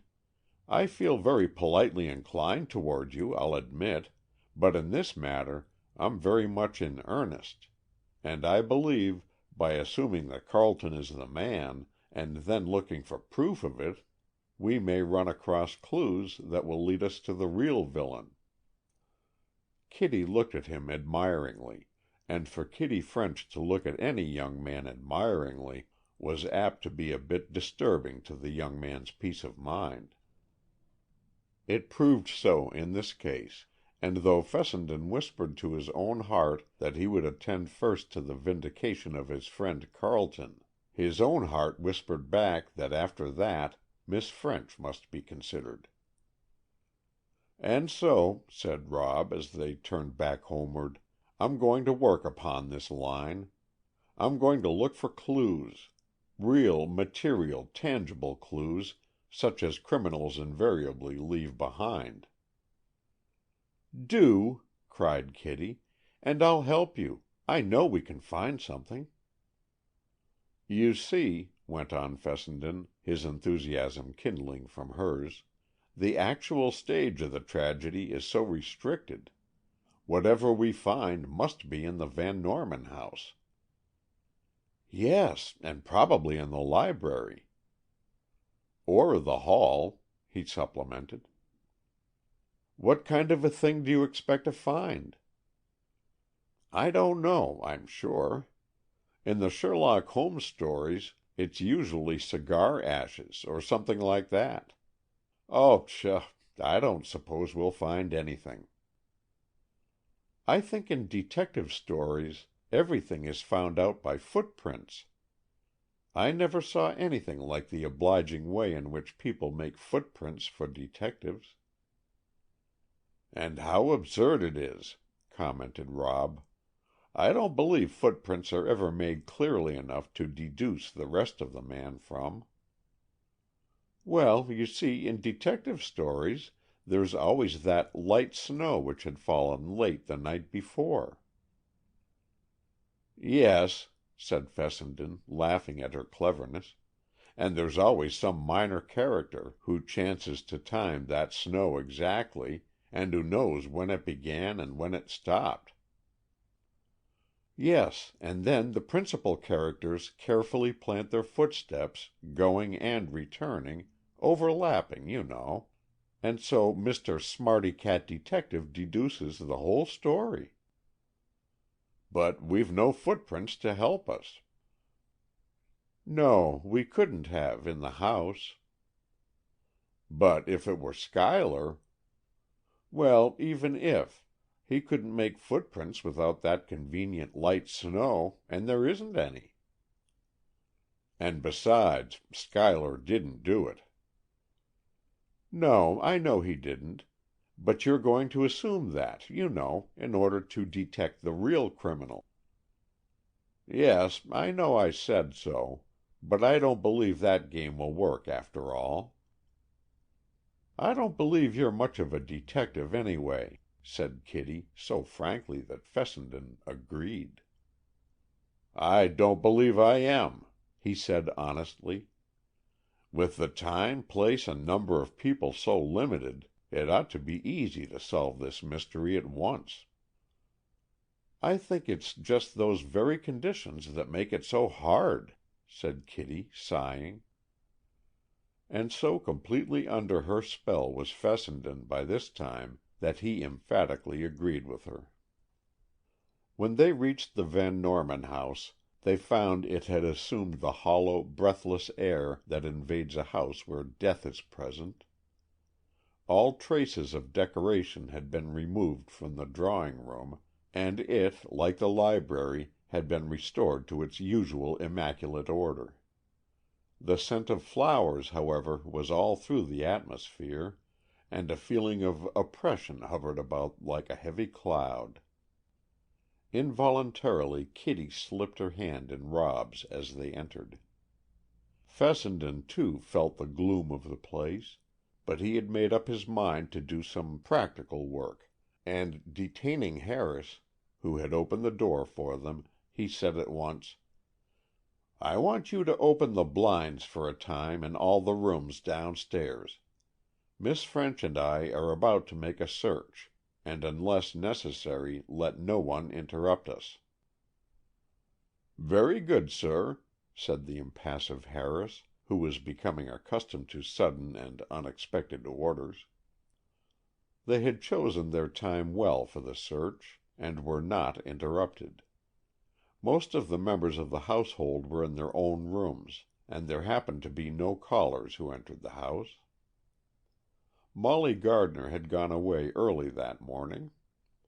She had declared that if she stayed longer she should be downright ill, and, after vainly trying to persuade Kitty to go with her, had returned alone to New York. Tom Willard and Lawyer Peabody were in Madeleine's sitting room, going over the papers in her desk, in a general attempt to learn anything of her affairs that might be important to know. They had desired Miss Dupuy's presence and assistance, but that young woman refused to go to them, saying she was still too indisposed, and remained under care of Marie in her own room.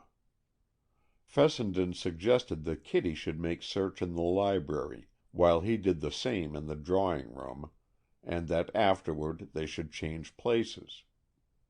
Kitty shivered a little as she went into the room that had been the scene of the tragedy, but she was really anxious to assist Fessenden, and also she wanted to do anything, however insignificant, that would help in the least toward avenging poor Mattie's death. And yet it was seemingly a hopeless task. Though she carefully and systematically scrutinized walls, rugs, and furniture, not a clue could she find. She was on her hands and knees under a table when Tom Willard came into the room.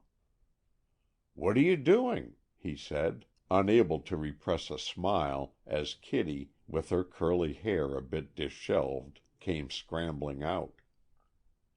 "Hunting for clues," she said briefly. "There are no clues," said Tom gravely. "It's the most inexplicable affair all round." "Then you have no suspicion of anyone?" "My dear Miss French," said Tom, looking at her kindly, as one might at a child, but speaking decidedly, "don't let the amusement of amateur detective work lead you into making unnecessary trouble for people. If detective work is to be done, leave it to experienced and professional hands. A girl hunting for broken sleeve links or shreds of clothing is foolishly theatrical." Willard's grave but gentle voice made Kitty think that she and Fessenden were acting childishly, but after Tom, who had come on an errand, had left the room, Kitty confided to herself that she would rather act foolishly at Rob Fessenden's bidding than to follow the wise advice of any other man. This was saying a good deal, but as she said it only to herself, she felt sure her confidence would not be betrayed.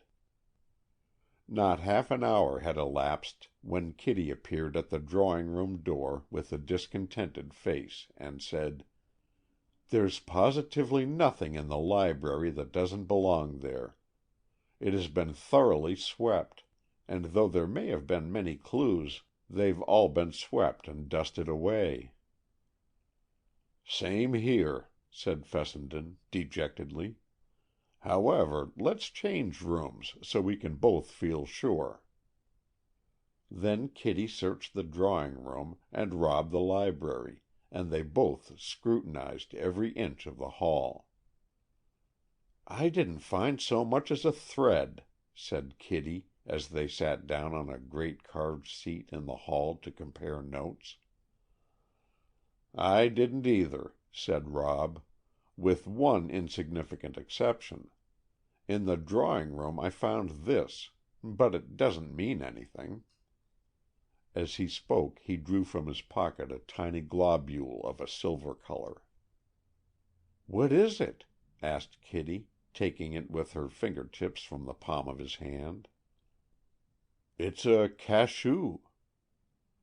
"And what in the world is a cachou? What is it for?" "Why, it's a little confection filled with a sort of spice. Some men use them after smoking, to eradicate the odor of tobacco." "Eat them, do you mean? Are they good to eat?"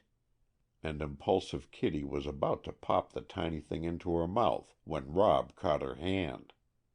"Don't!" he cried. "That's my only clue after all this search, and it may be of importance."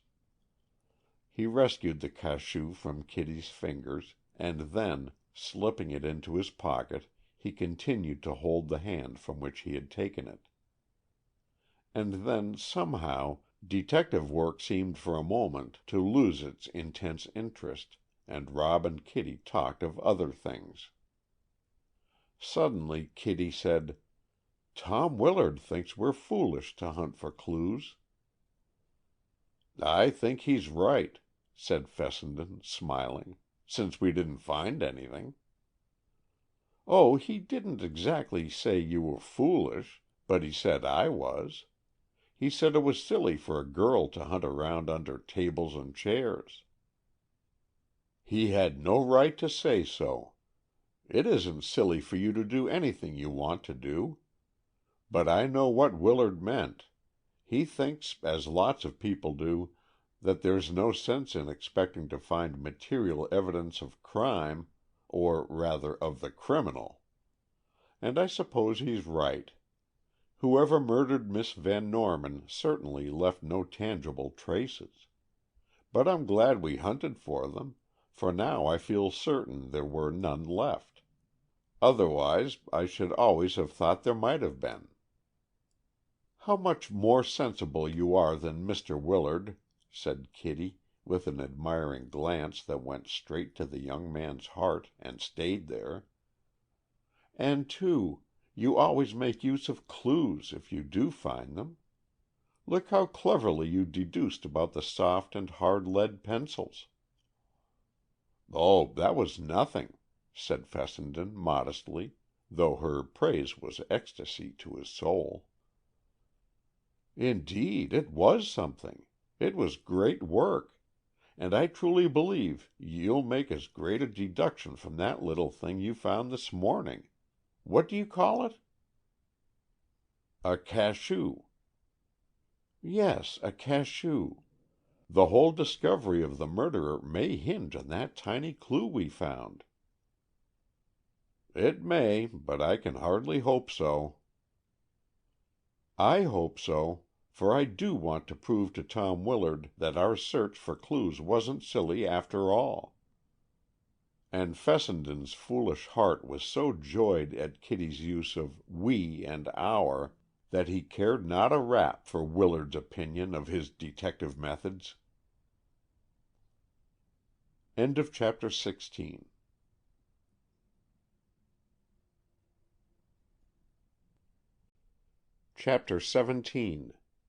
Miss Morton's Statements. That afternoon another session of the inquest was held. Fessenden had told Coroner Benson of Marie's disclosures concerning Miss Morton, and in consequence that lady was the first witness called. The summons was a complete surprise to her. Turning deathly white, she endeavored to answer to her name, but only gave voice to an unintelligible stammer. The coroner spoke gently, realizing that this feminine cloud of witnesses really gave him a great deal of trouble. "Please tell us, Miss Morton," he said, "what was your errand when you left the library and went upstairs, remaining there nearly half an hour, on the night of Miss Van Norman's death?" "I didn't do any such thing," snapped Miss Morton, and though her tone was defiant now, her expression still showed fear and dismay. "You must have forgotten. Think a moment. You were seen to leave the library, and you were also seen after you reached the upper floors, so try to recollect clearly, and state your errand upstairs at that time." I was overcome at the tragedy of the occasion, and I went to my own room to be alone for a time." "Did you go directly from the library to your own room?" "Yes." "Without stopping in any other room on the way?" "Yes." "Think again, please. Perhaps I had better tell you, a witness has already told of your stopping on the way to your own room." "She told falsely, then. I went straight to my bedroom." "In the third story?" "Yes." Coroner Benson was a patient man. He had no wish to confound Miss Morton with Marie's evidence, and, too, there was a chance that Marie had not told the truth. So he spoke again persuasively. "You went there afterward, but first you stopped for a moment or two in Miss Van Norman's sitting room." "Who says I did?" "An eyewitness who chanced to see you." "Chanced to see me, indeed! Nothing of the sort. It was that little French minx, Marie, who is everlastingly spying about. Well, she is not to be believed." "I am sorry to doubt your own statement, Miss Morton, but another member of the household also saw you. Denial is useless. It would be better for you to tell us simply why you went to Miss Van Norman's room at that time." "It's nobody's business," snapped Miss Morton. "My errand there had nothing to do in any way with Madeleine Van Norman, dead or alive." "Then there is no reason you should not tell frankly what that errand was." "I have my own reasons, and I refuse to tell." Mr. Benson changed his tactics. "Miss Morton," he said, "when did you first know that you were to inherit this house and also a considerable sum of money at the death of Miss Van Norman?" The effect of this sudden question was startling. Miss Morton seemed to be taken off her guard. She turned red, then paled to a sickly white. Once or twice she essayed to speak, but hesitated and did not do so. "Come, come," said the coroner. "That cannot be a difficult question to answer. When was your first intimation that you were a beneficiary by the terms of Miss Van Norman's will?" And now Miss Morton had recovered her bravado. "When the will was read," she said in cold, firm accents. "No, you knew it before that. You learned it when you went to Miss Van Norman's room and read some papers which were in her desk. You read from a small private memorandum book that she had bequeathed this place to you at her death." "Nothing of the sort," returned the quick, snappy voice. "I knew it before that." "And you just said you learned of it first when the will was read." "Well, I forgot. Madeleine told me the day I came here last year that she had made a will leaving the house to me because she thought it should have been mine anyway." "The day you were here last year she told you this?" "Yes, we had a little conversation on the subject, and she told me." "Why did you not say this when I first asked you concerning the matter?" "I forgot it." Miss Morton spoke nonchalantly, as if contradicting oneself was a matter of no moment. "Then you knew of your legacy before Miss Van Norman died?" "Yes, now that I think of it, I believe I did." She was certainly a difficult witness.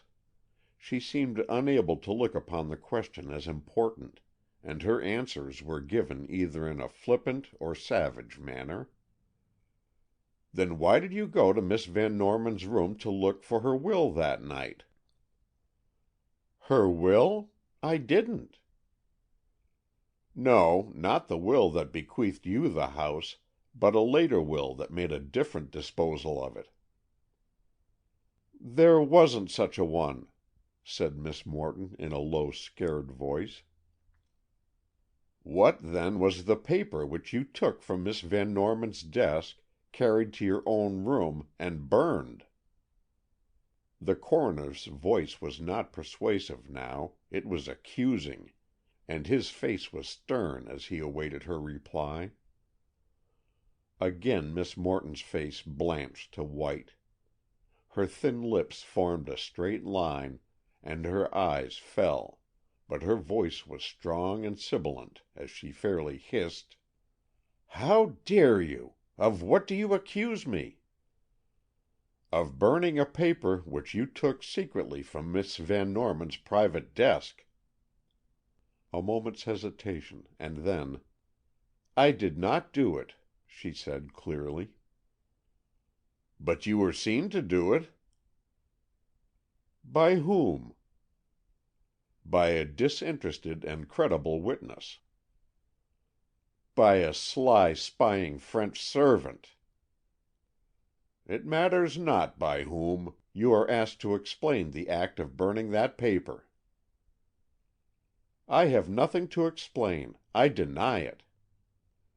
And try as he would, Mr. Benson could not prevail upon Miss Morton to admit that she had burned a paper. He confronted her with the witness, Marie, but Miss Morton coldly refused to listen to her or to pay any attention to what she said. She insisted that Marie was not speaking the truth, and as the matter rested between the two, there was nothing more to be done. Kitty French said that she saw Miss Morton go into Madeleine's room and afterward go upstairs to her own room, but she knew nothing about the papers in question. Still adhering to her denial of Marie's story, Miss Morton was excused from the witness stand. Another witness called was Dorothy Burt. Fessenden was sorry that this had to be, for he dreaded to have the fact of Carleton's infatuation for this girl brought into public notice. Miss Burt was a model witness, as to her manner and demeanor. She answered promptly and clearly all the coroner's questions, and at first Rob thought that perhaps she was, after all, the innocent child that Carleton thought her. But he couldn't help realizing, as the cross-questioning went on, that Miss Burt really gave very little information of any value, perhaps because she had none to give, perhaps because she chose to withhold it. "Your name?" Mr. Benson had first asked. "Dorothy Burt," was the answer, and the modest voice, with a touch of sadness, as befitting the occasion, seemed to have just the right ring to it. "Your occupation?" "I am companion and social secretary to Mrs. Carleton." "Do you know of anything that can throw any light on any part of the mystery surrounding the death of Miss Van Norman?" Miss Burt drew her pretty eyebrows slightly together and thought a moment. "No," she said quietly. "I am sure I do not." So gentle and sweet was she that many a questioner would have dismissed her then and there, but Mr. Benson, hoping to get at least a shred of evidence bearing on Schuyler Carleton's strange behavior, continued to question her. "Tell us, please, Miss Burt, what you know of Mr. Carleton's actions on the night of Miss Van Norman's death." "Mr. Carleton's actions?" The delicate eyebrows lifted, as if in perplexity at the question. "Yes, detail his actions, so far as you know them, from the time he came home to dinner that evening." "Why, let me see." Pretty Dorothy looked thoughtful again. "He came to dinner as usual. Mr. Fessenden was there, but no other guest. After dinner we all sat in the music room. I played a little, just some snatches of certain music that Mrs. Carleton is fond of. Mr. Carleton and Mr. Fessenden chatted together." Rob raised his own eyebrows a trifle at this. Carleton had not been at all chatty. Indeed, Fessenden and Mrs. Carleton had sustained the burden of the conversation, and while Miss Burt had played, it had been bits of romantic music that Rob felt sure had been for Schuyler's delectation more than his mother's. "Is that all?" said Mr. Benson. "Yes, I think so," said Miss Burt. "We all went to our rooms early, as the next day was the day appointed for Mr. Carleton's wedding, and we assumed he wanted to be alone." Rob looked up, astounded. Was she going to make no mention of the stroll in the rose garden? He almost hoped she wouldn't, and yet that was certainly the evidence Mr. Benson was after. "You said good night to Mr. Carleton at what time, then? was the next rather peculiar question. It might have been imagination, but Fessenden thought the girl was going to name an earlier hour. Then, catching sight of Rob's steady eyes upon her, she hesitated an instant and then said, "About 10 o'clock, I think." "Mrs. Carleton and Mr. Fessenden went to their rooms at the same time?" Dorothy Burt turned very pale. She shot a quick glance at Schuyler Carleton and another at Fessenden, and then said in a low tone, "They had gone upstairs a short time before." "And you remained downstairs for a time with Mr. Carleton?" "Yes." The answer, merely a whisper, seemed forced upon her lips. "Where were you?" Again the hesitation. Again the swift glances at Carleton and Rob, and then the low answer, "In the rose garden." Fessenden understood. The girl had no desire to tell these things, but she knew that he knew the truth, and so she was too clever to lie uselessly. "How long were you two in the rose garden, Miss Burt?" Another pause. Somehow Fessenden seemed to see the workings of the girl's mind. If she designated a long time, it would seem important. If too short a time, Rob would know of her inaccuracy. And if she said she didn't know, it would lend a meaning to the rose garden interview which it were better to avoid. "Perhaps a half hour," she said at last, and though outwardly calm, her quick-drawn breath and shining eyes betokened a suppressed excitement of some sort. "And you left Mr. Carleton at 10 o'clock?" "Yes." "Do you know what he did after that?" "I do not." The answer rang out clearly, as if Miss Burt were glad to be well past the danger point of the dialogue. But it came back at her with the next question. "What was the tenor of your conversation with Mr. Carleton in the rose garden?" At this Dorothy Burt's calm gave way. She trembled, her red lower lip quivered, and her eyelids fluttered, almost as if she were about to faint. But by a quick gesture she straightened herself up, and looking her interlocutor in the eyes, said, "I trust I am not obliged to answer that very personal question." Like a flash it came to Fessenden that her perturbation had been merely a clever piece of acting. She had trembled and seemed greatly distressed in order that Mr. Benson's sympathy might be so aroused that he would not press the question. And indeed, it required a hardened heart to insist on an answer from the lovely, agitated girl. But Mr. Benson was not so susceptible as some younger men, and, moreover, he was experienced in the way of witnesses. "I am sorry to be so personal, Miss Burt," he said firmly, "but I fear it is necessary for us to learn the purport of your talk with Mr. Carleton at that time." Dorothy Burt looked straight at Schuyler Carleton. Neither gave what might be called a gesture, and yet a message and a response flashed between the two. Rob Fessenden, watching intently, translated it to mean a simple negative on Schuyler's part, but the question in the girl's eyes he could not read. Carleton's "no," however, was plain as if spoken, and, apparently comprehending, Miss Burt went evenly on. "We talked," she said, "on such subjects as might be expected on the eve of a man's wedding day. We discussed the probability of pleasant weather, mention was made of Miss Van Norman and her magnificent personality, the loneliness of Mrs. Carleton's after her son's departure was touched upon, and, while I cannot remember definitely, I think our whole talk was on those or kindred topics." "Why did you so hesitate a moment ago when I asked you to tell this?" Dorothy opened her lovely eyes in surprise. "Hesitate? Why, I didn't. Why should I?"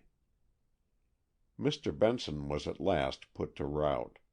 She had hesitated, more than hesitated.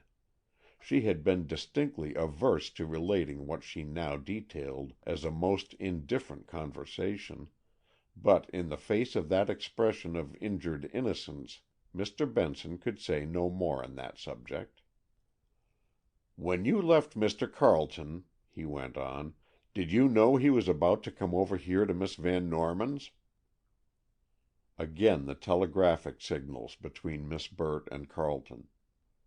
Quick as a flash, invisible to most of the onlookers, but distinctly seen by Fessenden, a question was asked and answered.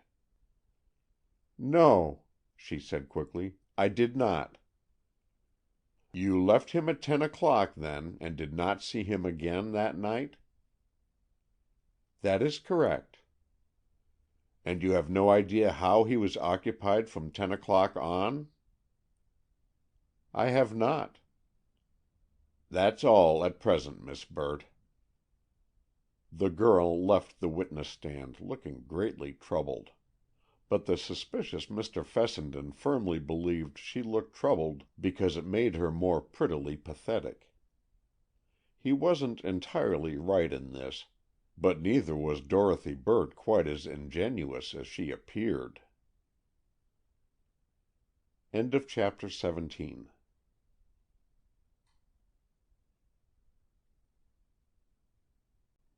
Chapter 18. Carleton is frank. Nearly a week had passed. The funeral of Madeleine Van Norman had been such as befitted the last of the name, and she had been reverently laid away to rest in the old family vault. But the mystery of her death was not yet cleared up. The coroner's inquest had been finished, but most of the evidence, though vaguely indicative, had been far from conclusive. No further witnesses had been found, and no further important fact had been discovered. Schuyler Carleton maintained the same inscrutable air, and though often nervous to the verge of collapse, had reiterated his original story over and over again without deviation. He still refused to state his errand to the Van Norman house on the night of Madeleine's death.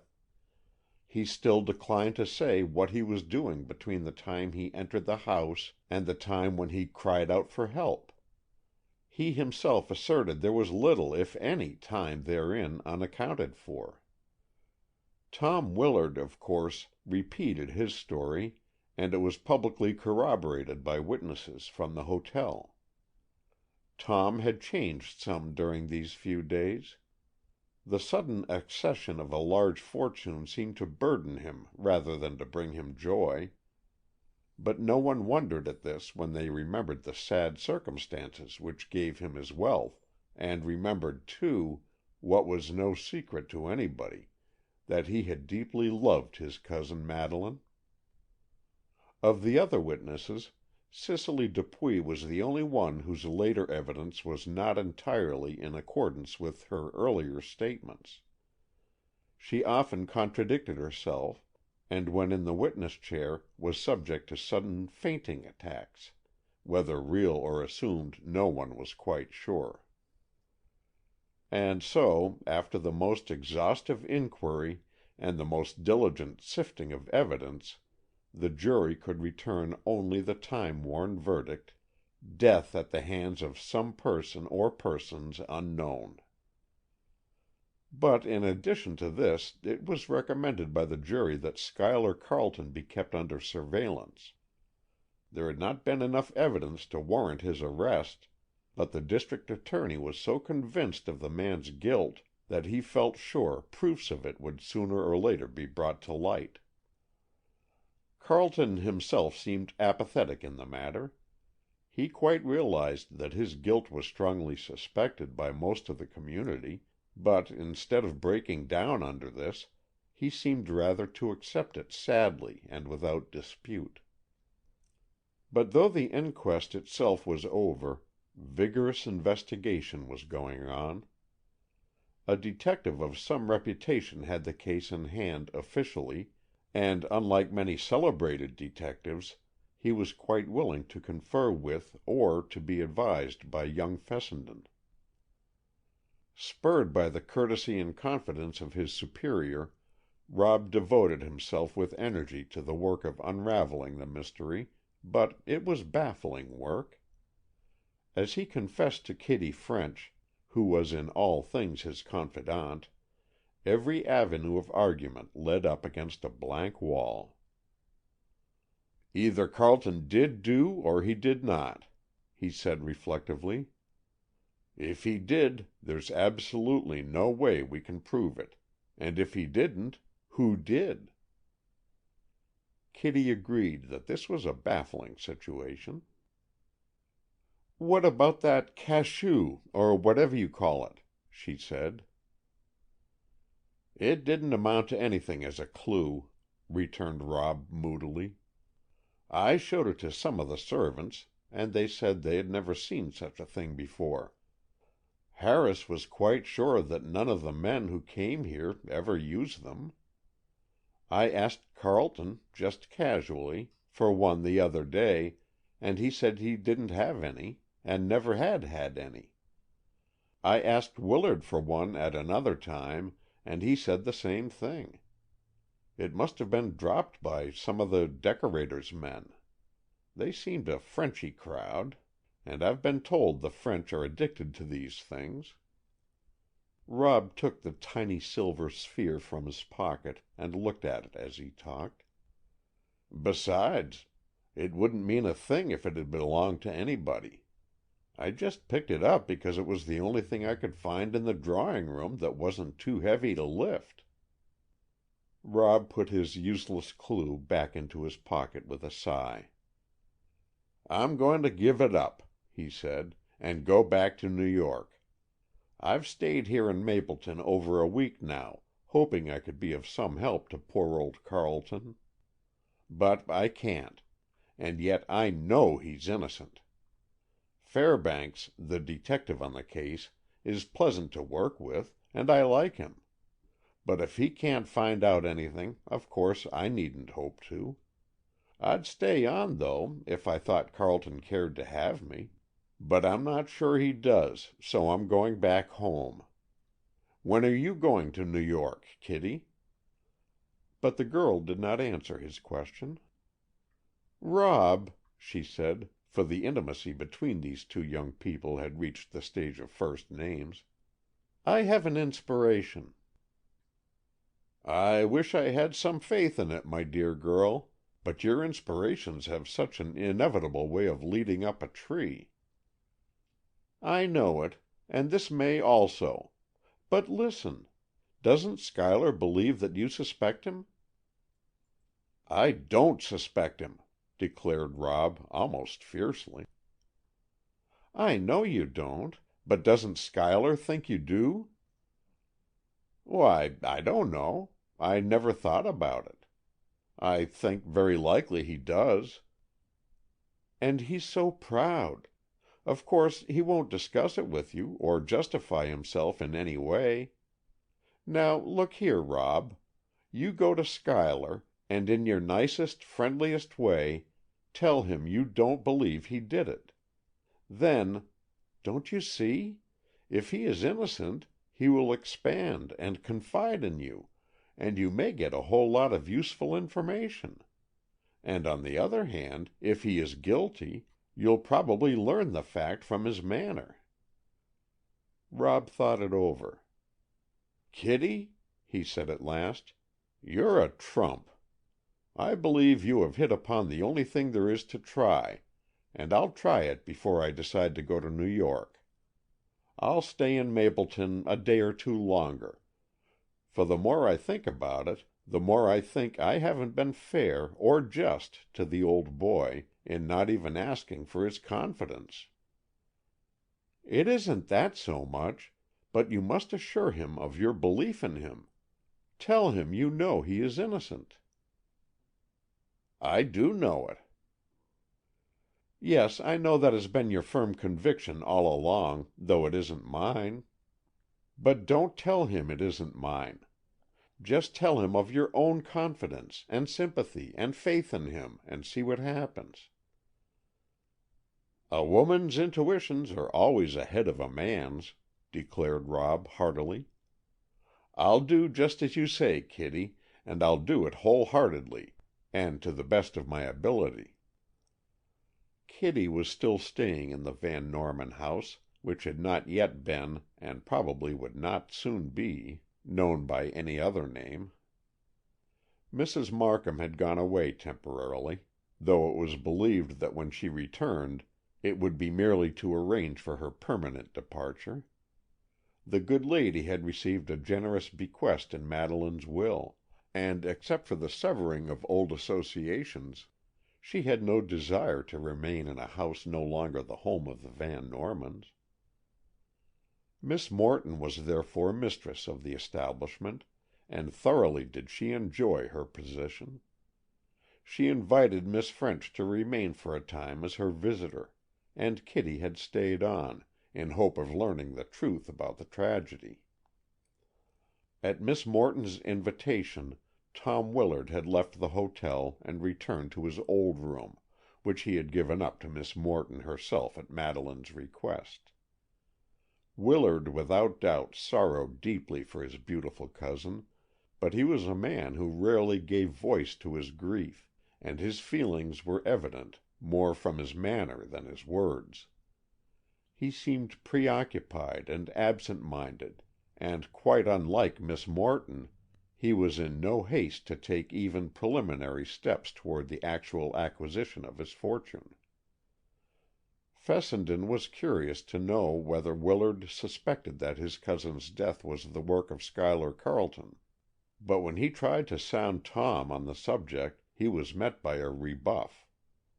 It was politely worded, but it was nevertheless a plain-spoken rebuff, and conclusively forbade further discussion of the subject.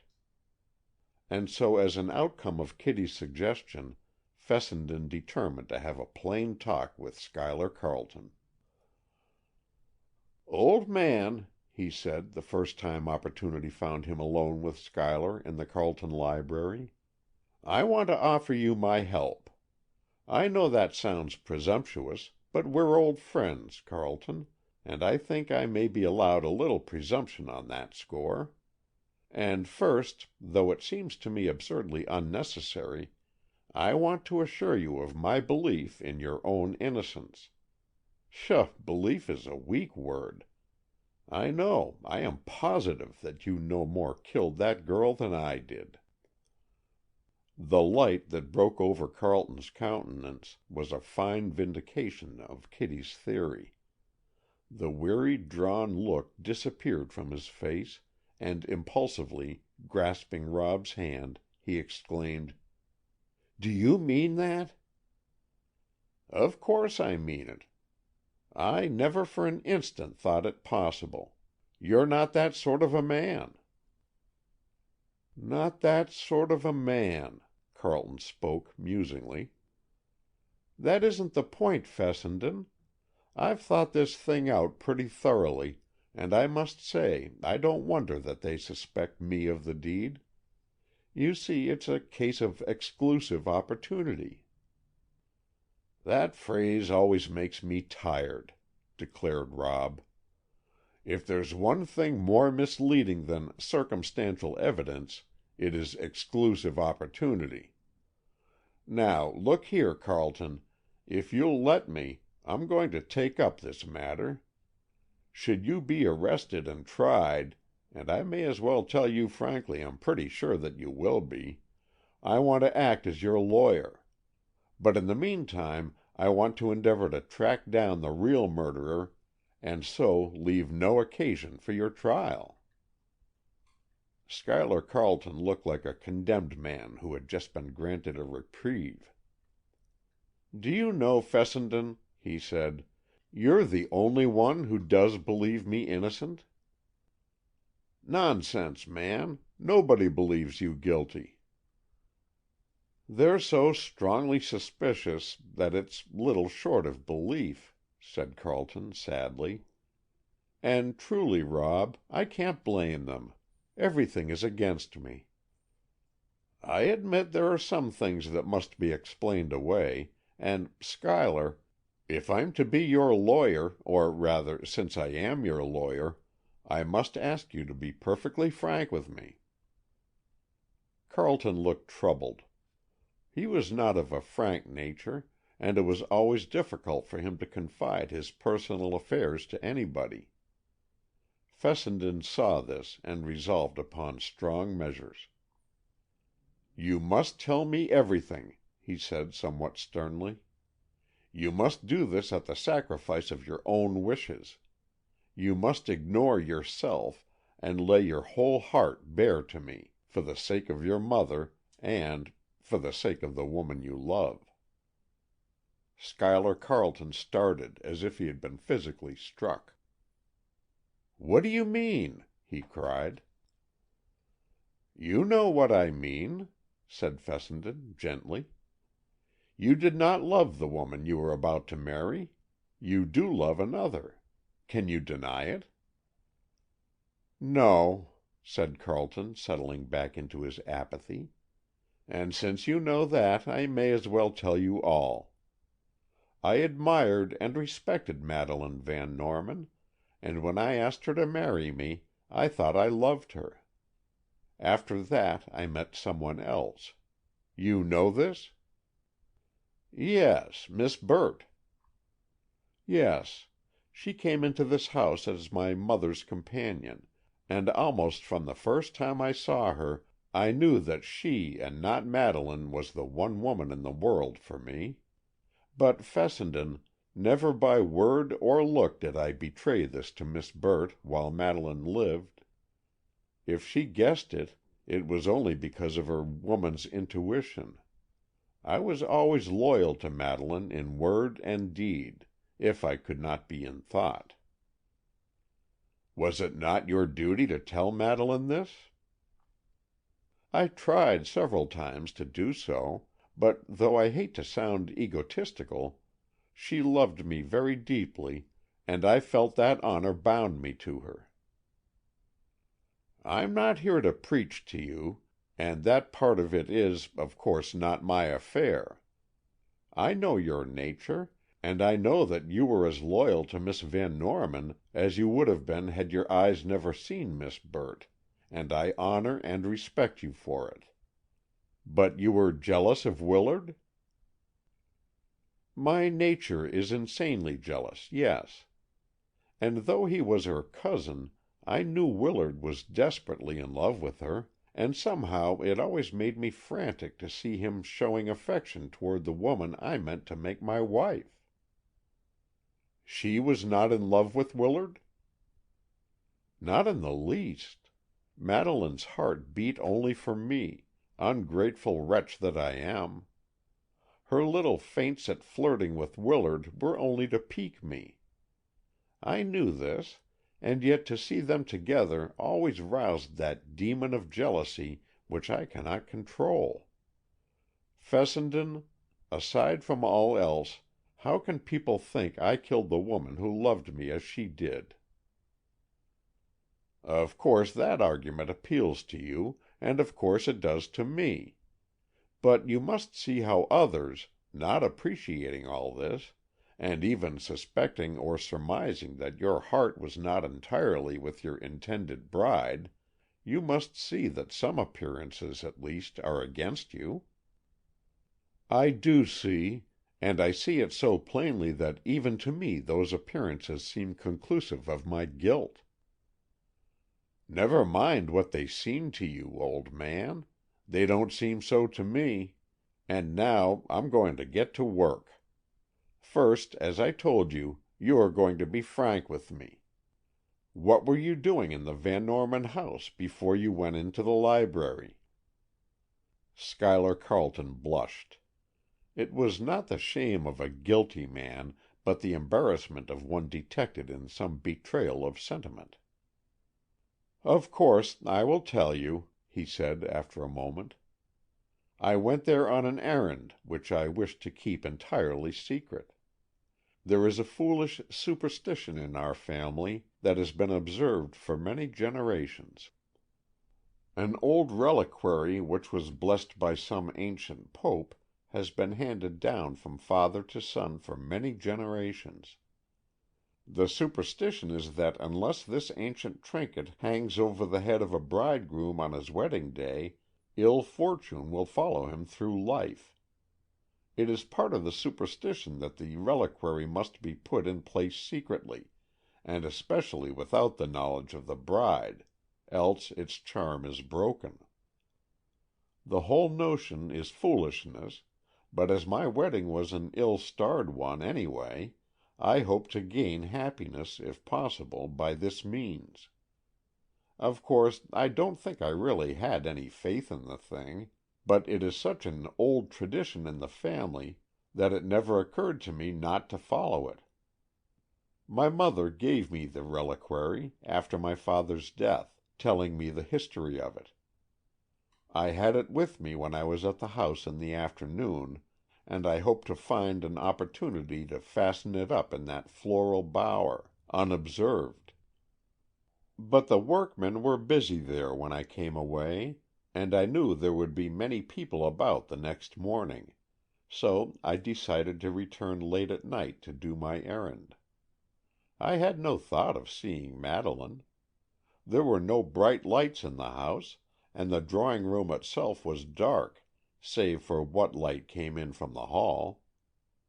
I did go into the house, I suppose, at about 11:15.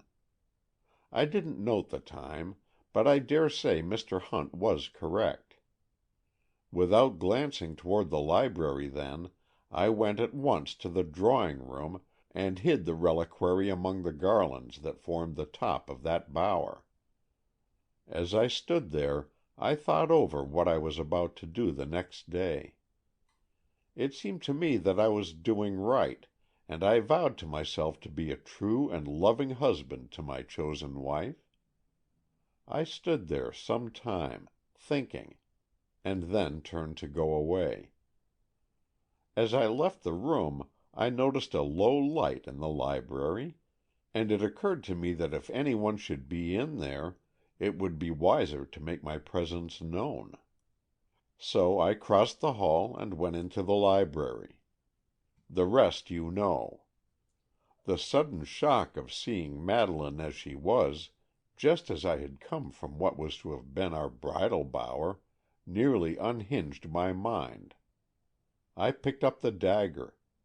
I turned on lights and rang bells, not knowing what I did. Now I have told you the truth, and if my demeanor has seemed strange, can you wonder at it in a man who experienced what I did, and then is suspected of being the criminal? "Indeed, no," said Fessenden, grasping his friend's hand in sincere sympathy. "It was a terrible experience, and the injustice of the suspicion resting on you makes it 100-fold more horrible." When I went back to the house next morning, I watched for an opportunity, and managed, unobserved, to remove the reliquary from its floral hiding-place. I shall never use it now. There are some men fated not to know happiness, and I am one of those. "Let us hope not," said Fessenden gently. "But whatever the future may hold, let us now keep to the business at hand, and use every possible means to discover the evildoer." End of Chapter 18.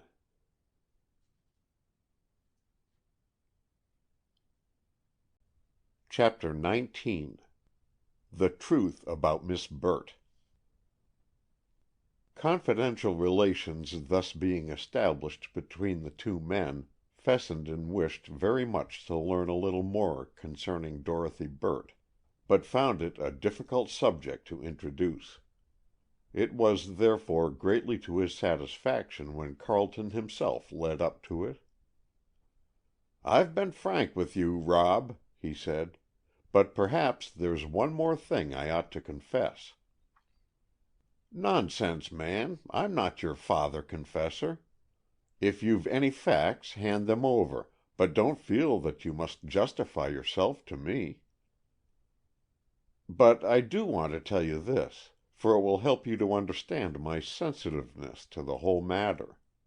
As you know, Rob, I do love Dorothy Burt, and it is only since Madeleine's death that I have allowed myself to realize how much I love her.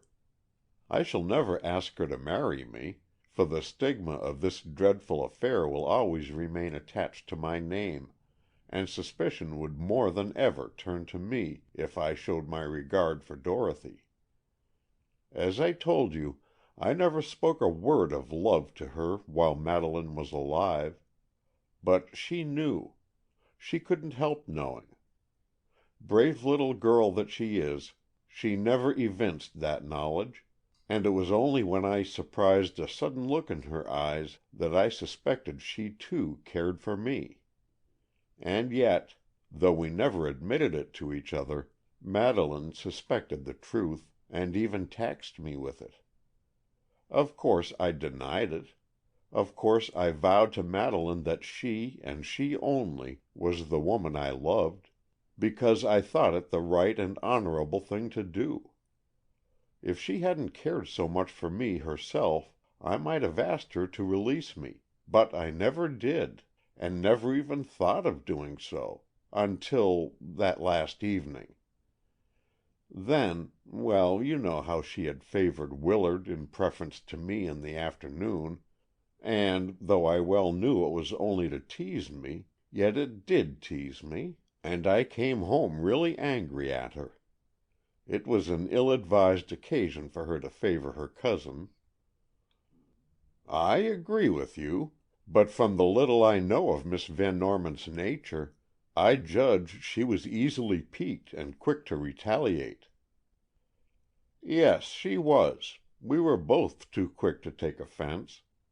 But, of course, the real reason for that was the lack of true faith between us. Well, then I came home, angered, as I said, and Dorothy was so different from Madeleine, so altogether sweet and dear, so free from petty bickering or sarcasm, that for the first time I felt as if I ought not to marry the woman I did not love. I brooded over this thought all through the dinner hour and the early evening. Then you and Mother left us, and I asked Dorothy to go for a little stroll in the garden. She refused at first. I think the child was a little fearful of what I might say, but I said nothing of the tumult in my heart. I realized, though, that she knew I loved her, and that she cared for me. I had thought she did, but never before had I felt so sure of it, and the knowledge completely unmanned me. I bade her good night abruptly, and rather coldly, and then I went into the library and fought it out with myself. And I concluded that my duty was to Madeleine. I confessed to a frantic desire to go to her and ask her, even at that last minute, to free me from my troth, and then I thought what a scandal it would create, and I knew that even if Dorothy and I both suffered, it was Madeleine's right to leave matters as they were. Having decided, I proceeded to carry out my earlier intention of going over to the Van Norman house with the reliquary. It was so late then that I had no thought of seeing Madeleine, but, and this, Rob, is my confession, on the way there I still had a lingering thought that if I should see Madeleine, I would tell her the truth, and leave it to her generosity to set me free. And it was this guilty knowledge, this shameful weakness on my part, that added to my dismay and horror at finding her, as she was, in the library. I read that awful paper. I thought, of course, then, she had taken her own life, and I feared it was because she knew of my falseness and treachery. This made me feel as if I were really her murderer, quite as much as if I had struck the actual blow. "Don't take it like that, Schuyler. That's morbid imagination. You acted loyally to Miss Van Norman to the last, and though the whole situation was most unfortunate, you were not really to blame. No man can rule his own heart, and, anyway, it is not for me to comment on that side of the matter. But since you have spoken thus frankly of Miss Burt, I must ask you how, with your slight acquaintance, you are so sure she is worthy of your regard." "Our acquaintance isn't so slight, Rob. She has been some time with Mother, more than 6 months, and we have been good friends from the first. And I know her perhaps by love's intuition, but I know her very soul, and she is the truest, sweetest nature God ever made." "But forgive me, she has impressed me as being not quite so frank and ingenuous as she appears." "That's only because you don't know her, and you judge by your own uncertain and mistaken impressions." "But when she gave her evidence at the inquest, she seemed to hesitate, and to waver as to what she should say. It did not have the right ring of truth, though her manner was charming and even naïve." "You misjudge her, Rob. I say this because I know it. And I can't blame you, for, knowing of my engagement to Madeleine, you are quite right to disapprove of my interest in another woman." "It isn't disapproval exactly." "Well, it isn't suspicion, is it? You don't think that Dorothy had any hand in the tragedy, do you?" Carleton spoke savagely, with an abrupt change from his former manner, and as he heard his friend's words, Rob knew that he himself had no more suspicion of Dorothy Burt than he had of Carleton. She had testified in a constrained, uncertain manner, but that was not enough to rouse suspicion of her in any way. "Of course not," Fessenden declared heartily. "Don't be absurd. But have I your permission to put a few questions to Miss Burt, not in your presence?" "Of course you have.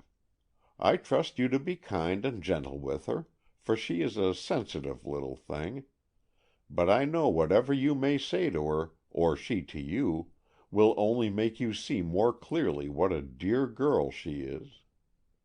Fessenden was far from sure of this, but having gained Carleton's permission to interview Miss Burt, he said no more about her just then.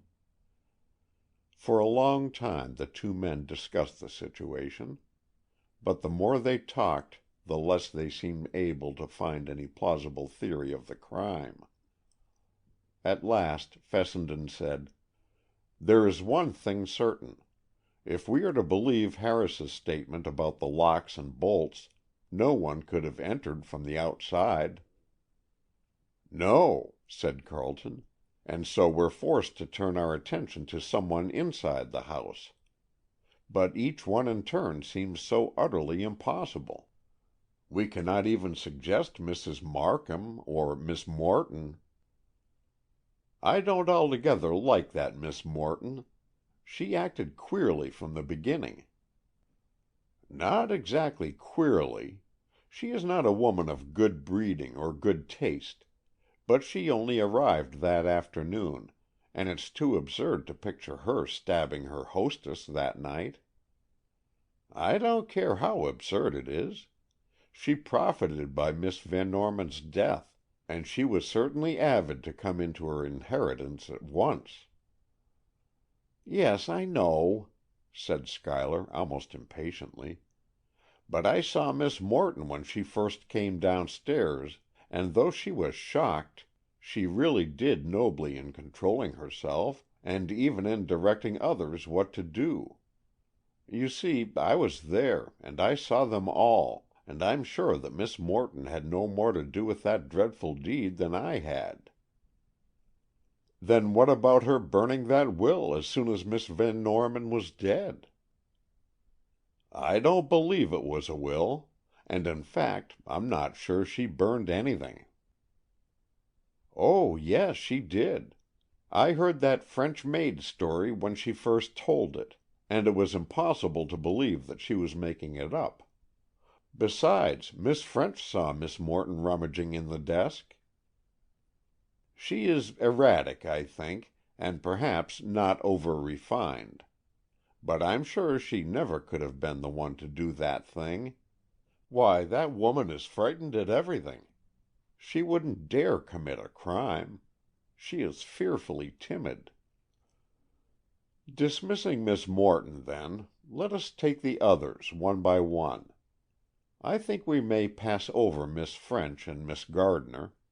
We have no reason to think of Mr. Hunt in this connection, and this brings us down to the servants. "Not quite to the servants," said Carleton, with a peculiar look in his eyes that caught Rob's attention. "Not quite to the servants? What do you mean?" Carleton said nothing, but with a troubled gaze he looked intently at Fessenden. "Cicely!" exclaimed Rob. "You think that?" "I think nothing," said Carleton slowly. "And as an innocent man who was suspected, I hate to hint a suspicion of anyone who may be equally innocent. But does it not seem to you there are some questions to be answered concerning Miss Dupuy?"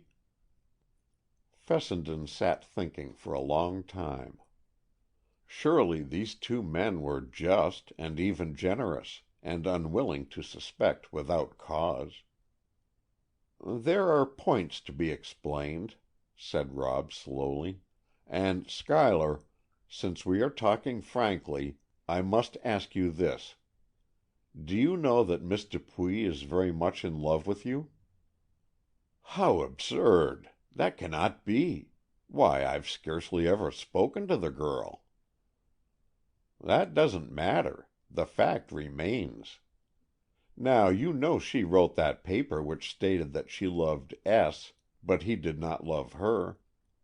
That initial designated yourself, and because of this unfortunate attachment, Cicely was of course jealous, or rather envious, of Madeleine. I have had an interview with Miss Dupuy, in which she gave me much more information about herself than she thought she did, and one of the facts I discovered, from what she didn't say rather than what she did, was her hopeless infatuation for you.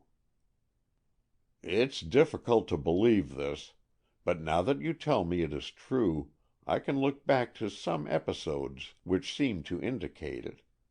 But I cannot think it would lead to such desperate results. There's one thing certain. When we do find the criminal, it will have to be somebody we never would have dreamed of, for if there were any probable person we would suspect him already.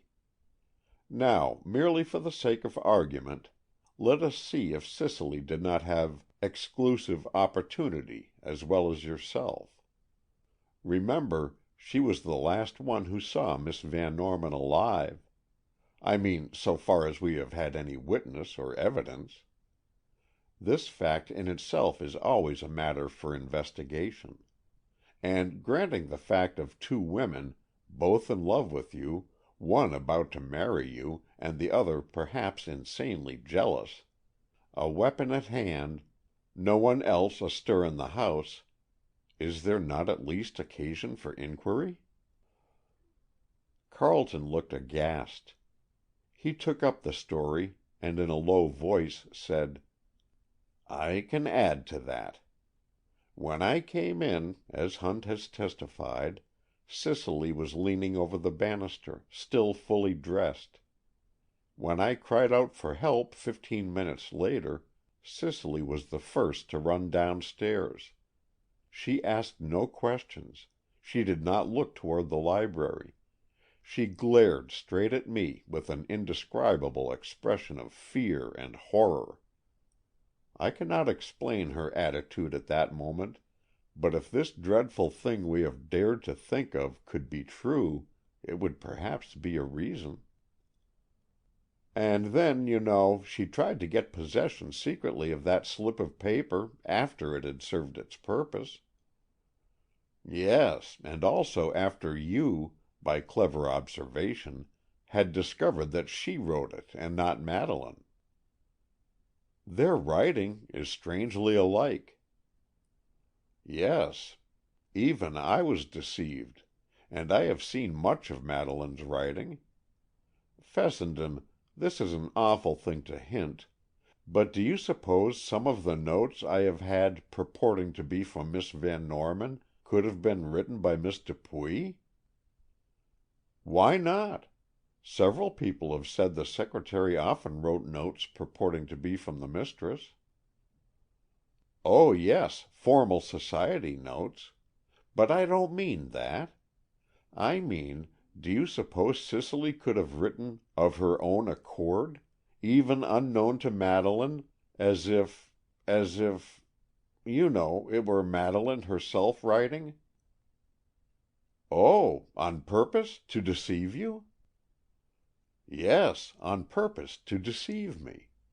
It could easily be done. I've seen so much of both their penmanship, and I never noticed it especially. I've always taken it for granted that a purely personal note was written by Madeleine herself. But now, I wonder.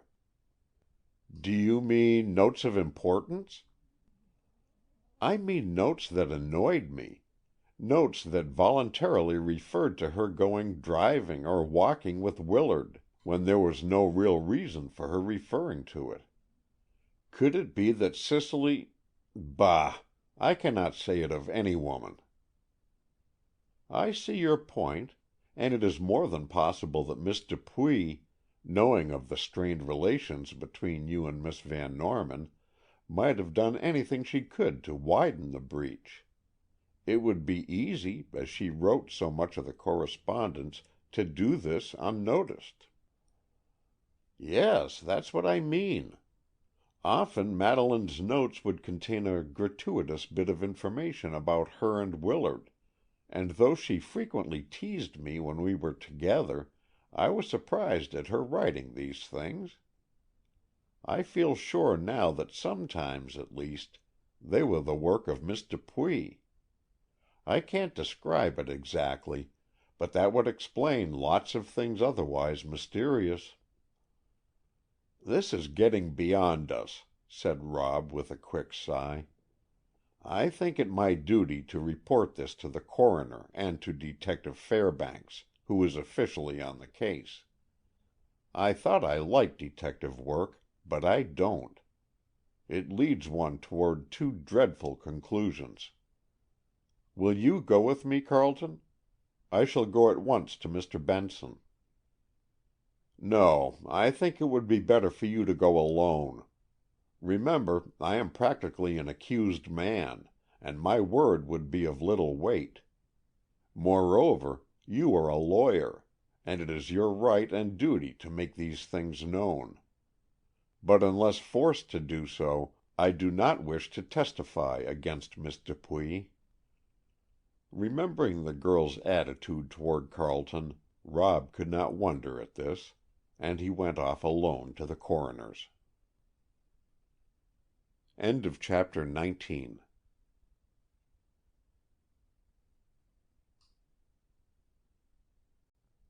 Chapter 20. Cicely's Flight. Mr. Benson was astounded at the turn affairs had taken. But though it had seemed to him that all the evidence had pointed toward Carleton's guilt, he was really relieved to find another outlet for his suspicions. He listened attentively to what Fessenden said, and Rob was careful to express no opinion, but merely to state such facts as he knew in support of this new theory. Detective Fairbanks was sent for, and he, too, listened eagerly to the latest developments. It seemed to Rob that Mr. Fairbanks was rather pleased than otherwise to turn the trend of suspicion in another direction. And this was true, for though the detective felt a natural reluctance to suspect a woman, he had dreaded all along lest Carleton should be looked upon as a criminal merely because there was no one else to be considered. And Mr. Fairbanks's quick mind realized that if there were two suspects, There yet might be 3 or more, and Schuyler Carleton would at least have a fair chance. All things concerned seemed to have taken on a new interest, and Mr. Fairbanks proposed to begin investigations at once. "But I don't see," he complained, "why Mr. Carleton so foolishly concealed that reliquary business. Why didn't he explain that at once?" "Carleton is a peculiar nature," said Rob. "He is shrinkingly sensitive about his private affairs, and being innocent, he had no fear at first that even suspicion would rest upon him, so he saw no reason to tell about what would have been looked upon as a silly superstition. Had he been brought to trial, he would doubtless have made a clean breast of the matter. He is a strange man, anyway, very self-contained, abnormally sensitive, and not naturally frank. But if freed from suspicion, he will be more approachable, and may yet be of help to us in our search." "Of course, though," said Mr. Fairbanks thoughtfully, "you must realize that to a disinterested observer this affair of Mr. Carleton and Miss Burt does not help to turn suspicion away from him." "I do realize that," said Rob. "But to an interested observer it looks different. Why, if Mr. Carleton were the guilty man, he surely would not tell me so frankly the story of his interest in Miss Burt." This was certainly true, and Mr. Fairbanks agreed to it. Rob had been obliged to tell the detective the facts of the case, though dilating as little as possible on Carleton's private affairs. "At any rate," said Mr. Fairbanks, "we will not consider Mr. Carleton for the present, but turn toward the new trail, and it may lead us at least in the right direction. If Miss Dupuy is innocent, our investigations can do her no harm, and if she knows more than she has told, we may be able to learn something of importance. But she is of such a hysterical nature, it is difficult to hold a satisfactory conversation with her." "Perhaps it would be advisable for me to talk to her first," said Rob. "I might put her more at her ease than a formidable detective could, and then I could report to you what I learn." "Yes," agreed the other. "You could choose an expedient time, and being in the same house, Miss French might help you." "She could secure an interview for me quite casually, I am sure. And then if I don't succeed, you can insist upon an official session, and question her definitely." "There are indications," mused Mr. Fairbanks. "That accidental leaving of such a paper on the table is a little unlikely. If it were done purposely, it would be far easier to understand." "Yes, and granting there is any ground for suspicion, all Miss Dupuy's hysterics and disinclination to answer questions would be explained." "Well, I hate to suspect a woman, but we won't call it suspicion. We'll call it simply inquiry. You do what you can to get a friendly interview, and, if necessary, I'll insist on an official one later." Rob Fessenden went straight over to the Van Norman house, eager to tell Kitty French the developments of the afternoon. She was more than willing to revise her opinions, and was honestly glad that Mr. Carleton was practically exonerated. "Of course, there's nothing official," said Rob, after he had told his whole story, "but the burden of suspicion has been lifted from Carleton, wherever it may next be placed." At first Kitty was disinclined to think Cicely could be implicated. "She's such a slip of a girl," she said. "I don't believe that little blue-eyed, yellow-haired thing could stab anybody."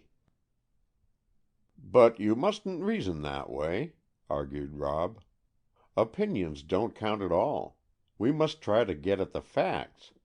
Now let us go at once and interview Miss Dupuy. Can't we see her in that sitting room as we did before? And she mustn't be allowed to faint this time." "We can't help her fainting," declared Kitty, a little indignantly. You're just as selfish as all other men. Everything must bow to your will." "I never pretended to any unmanly degree of unselfishness," said Rob blandly. "But we must have this interview at once. Will you go ahead and prepare the way?" For answer Kitty ran upstairs and knocked at the door of what had been Madeleine's sitting room, where Miss Dupuy was usually to be found at this hour of the day. The door was opened by Marie, who replied to Kitty's question with a frightened air. "Miss Dupuy? She has gone away, on the train, with luggage." "Gone? Why? When did she go?" "But a half hour since. She went most suddenly." "Did she, indeed? Does Miss Morton know of this?" "That I do not know, but I think so." Kitty turned to find Fessenden behind her, and as he had overheard the latter part of the conversation, he came into the room and closed the door. "Marie," he said to the maid, "tell us your idea of why Miss Dupuy went away." "She was in fear," said Marie deliberately. "In fear of what?" "In fear of the detectives, and the questions they ask, and the dreadful coroner man. Miss Dupuy is not herself any more. She is so in fear she cannot sleep at night. Always she cries out in her dream." Fessenden glanced at Kitty. "What does she say, Marie?" he asked. "Nothing that I can understand, monsieur, but always low cries of fear, and sometimes she murmurs, 'I must go away. I cannot again answer those dreadful questions. I shall betray my secret.' Over and over she mutters that." Fessenden began to grow excited. Surely this was evidence, and Cicely's departure seemed to emphasize it. Without another word he went in search of Miss Morton. "Did you know Miss Dupuy was going away?" he said abruptly to her. "Yes," she replied.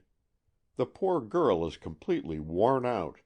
For the last few days she has been looking over Madeleine's letters and papers and accounts, and she is really overworked, besides the fearful nervous strain we are all under." "Where has she gone?" "I don't know. I meant to ask her to leave an address, but she said she would write to me as soon as she reached her destination, and I thought no more about it." "Miss Morton, she has run away. Some evidence has come to light that makes it seem possible she may be implicated in Madeleine's death, and her sudden departure points toward her guilt." "Guilt? Miss Dupuy? Oh, impossible! She is a strange and emotional little creature, but she couldn't kill anybody. She isn't that sort." "I'm getting a little tired of hearing that this one or that one isn't that sort. Do you suppose anybody in decent society would ever be designated as one who is that sort? Unless the murderer was some outside tramp or burglar, it must have been someone probably not of that sort. But Miss Morton, we must find Miss Dupuy, and quickly. When did she go?" "I don't know. Some time ago, I think. I ordered the carriage to take her to the station. Perhaps she hasn't gone yet, from the station, I mean." Rob looked at his watch. "Do you know anything about train times?" he asked. "No, except that there are not very many trains in the afternoon. I don't even know which way she is going." Rob thought quickly. It seemed foolish to try to overtake the girl at the railway station, but it was the only chance. He dashed downstairs, and catching up a cap as he rushed through the hall, he was out on the road in a few seconds, and running at a steady, practised gait toward the railroad. After he had gone a few blocks, he saw a motor car standing in front of a house. He jumped in and said to the astonished chauffeur, "Whiz me down to the railroad station, and I'll make it all right with your master, and with you, too." The machine was a doctor's runabout, and the chauffeur knew that the doctor was making a long call, so he was not at all unwilling to obey this impetuous and masterful young man. Away they went, doubtless exceeding the speed limit, and in a short time brought up suddenly at the railroad station. Rob jumped out, flung a bill to the chauffeur, gave him a card to give to his master, and waved a good-bye as the motor car vanished.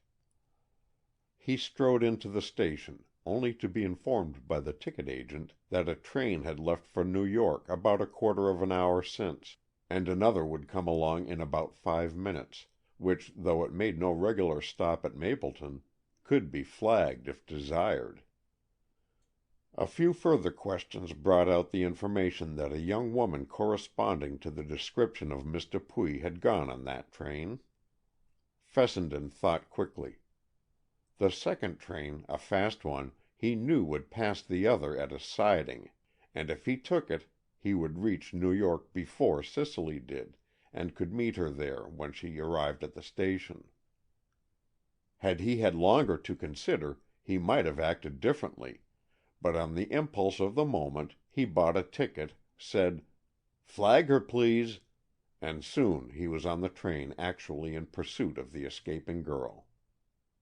As he settled himself in his seat, he rather enjoyed the fact that he was doing real detective work now. Surely Mr. Fairbanks would be pleased at his endeavors to secure the interview with Miss Dupuy under such difficulties. But his plan to meet her at the Grand Central Station was frustrated by an unforeseen occurrence. His own train was delayed by a hot box, and he learned that he would not reach New York until after Miss Dupuy had arrived there. Return from a way station was possible, but Rob didn't want to go back to Mapleton with his errand unaccomplished. He thought it over and decided on a radical course of action. Instead of alighting there himself, he wrote a telegram which he had dispatched from the way station to Miss Kitty French, and which ran, "Gone to New York. Make M. tell C's address, and wire me at the Waldorf." It was a chance, but he took it, and anyway, it meant only spending the night in New York and returning to Mapleton next day if his plan failed.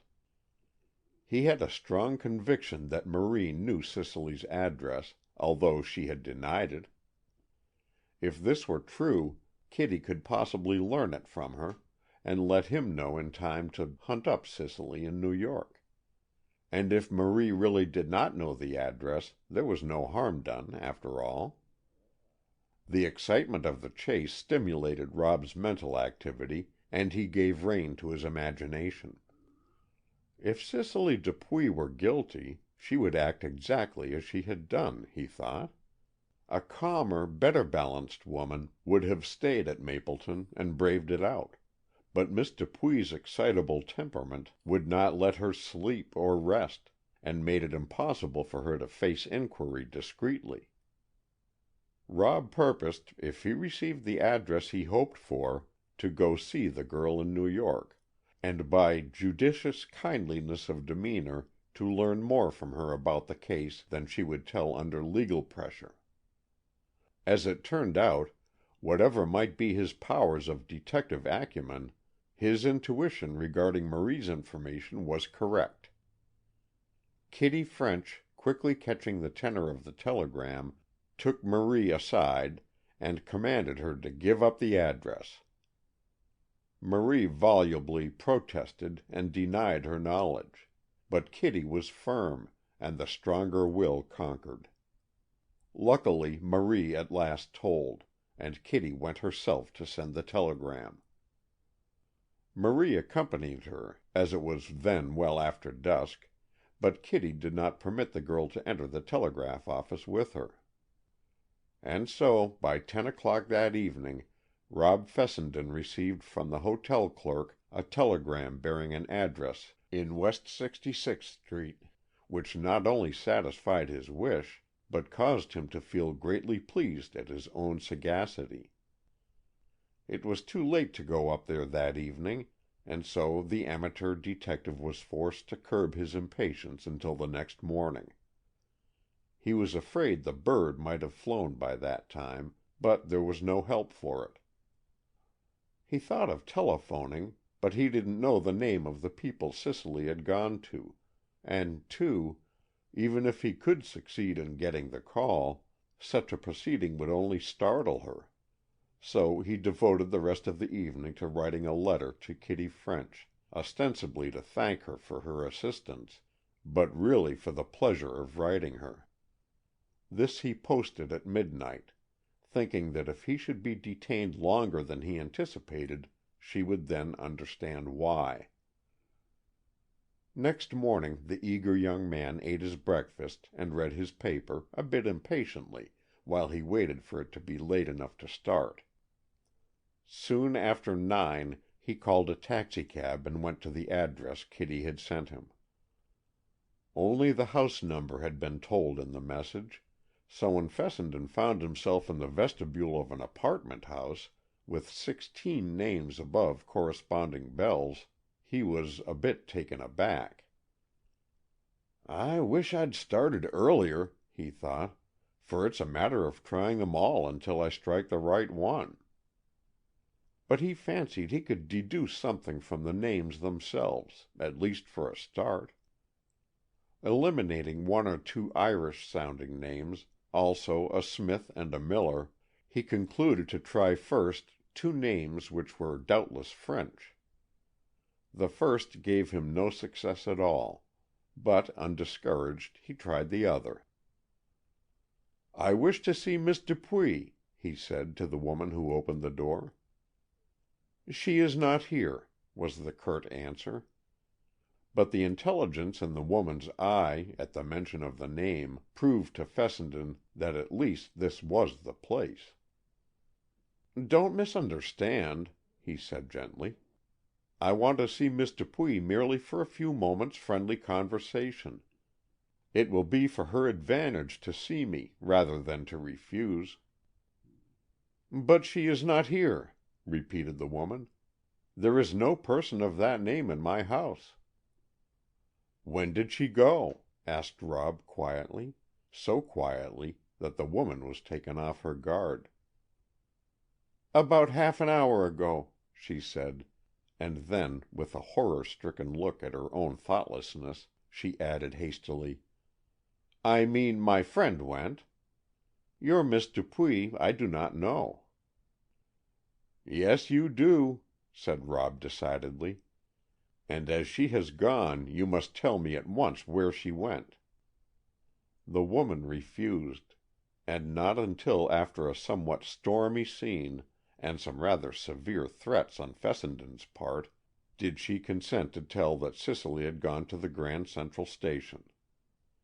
More than this she would not say, and thinking he was wasting valuable time on her, Rob turned, and racing down the stairs, for there was no elevator, he jumped in his cab and whizzed away to the station.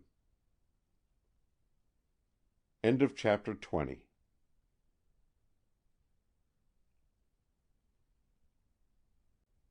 Chapter 21. A Successful Pursuit. Before he entered the station he looked through the doorway, and to his delight saw the girl for whom he was looking. He did not rush madly into the station, but paused a moment, and then walked in quietly, thinking that if his quest should be successful he must not frighten the excitable girl. Cicely sat on one end of the benches in the waiting-room. In her dainty traveling costume of black, and her small hat with its black veil, she looked so fair and young that Rob felt sudden misgivings as to his errand. But it must be done, and, quietly advancing, he took a seat beside her. "Where are you going, Miss Dupuy?" he asked in a voice which was kinder and more gentle than he himself realized. She looked up with a start, and said in a low voice, "Why do you follow me? May I not be left alone to go where I choose?"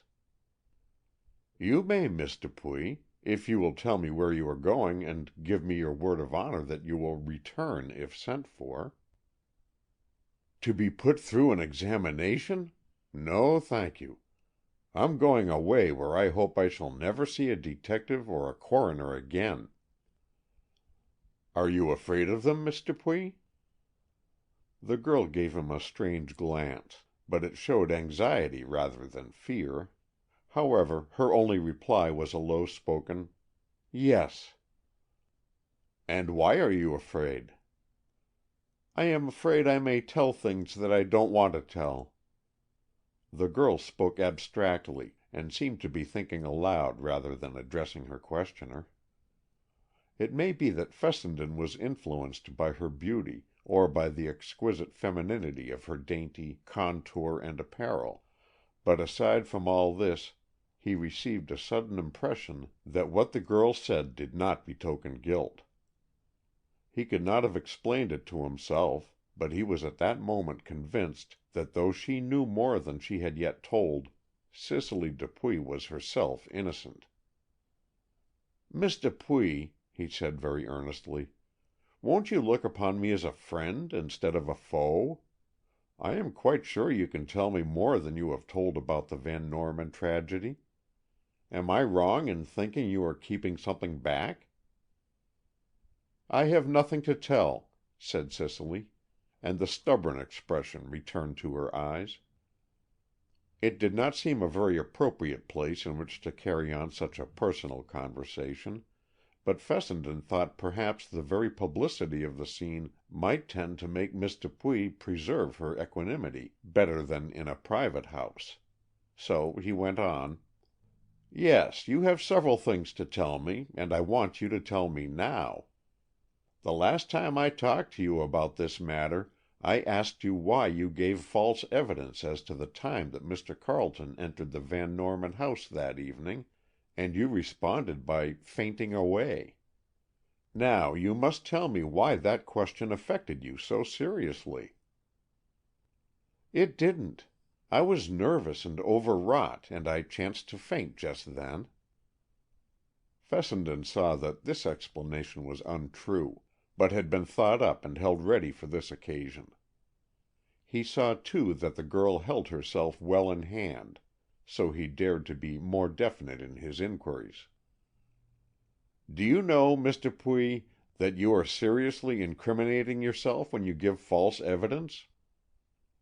"I don't care," was the answer, not flippantly given, but with an earnestness of which the speaker herself seemed unaware.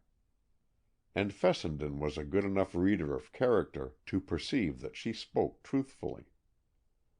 The only construction he could put upon this was that, as he couldn't help believing, the girl was innocent and therefore feared no incriminating evidence against her. But in that case, what was she afraid of, and why was she running away? "Miss Dupuy," he began, starting on a new tack, "please show more confidence in me. Will you answer me more straightforwardly if I assure you of my belief in your own innocence? I will not conceal from you the fact that not every one is so convinced of that as I am, and so I look to you for help to establish it." "Establish what? My innocence?" said Cicely, and now she looked bewildered rather than afraid. "Does anybody think that I killed Miss Van Norman?" "Without going so far as to say any one thinks so, I will tell you that they think there are indications that point to such a thing." "How absurd!" said Cicely, and the honesty of her tone seemed to verify Fessenden's conviction that whatever guilty knowledge this girl might possess, she herself was innocent of crime. "If it is an absurd idea, then why not return to Mapleton and answer any queries that may be put to you? You are innocent, therefore you have nothing to fear." "I have a great deal to fear." The girl spoke gently, even sadly, now. She seemed full of anxiety and sorrow, that yet showed no trace of apprehension for herself. All at once a light broke upon Fessenden. She was shielding somebody. Nor was it hard to guess who it might be. "Miss Dupuy," began Rob again, eagerly this time, "I have succeeded in establishing, practically, Mr. Carleton's innocence. May I not likewise establish your own?" "Mr. Carleton's innocence!" repeated the girl, clasping her hands. "Oh, is that true? Then who did do it?" "We don't know yet," went on Rob, hastening to make the most of the advantage he had gained. "But having assured you that it was not Schuyler Carleton, will you not tell me what it is you have been keeping secret?"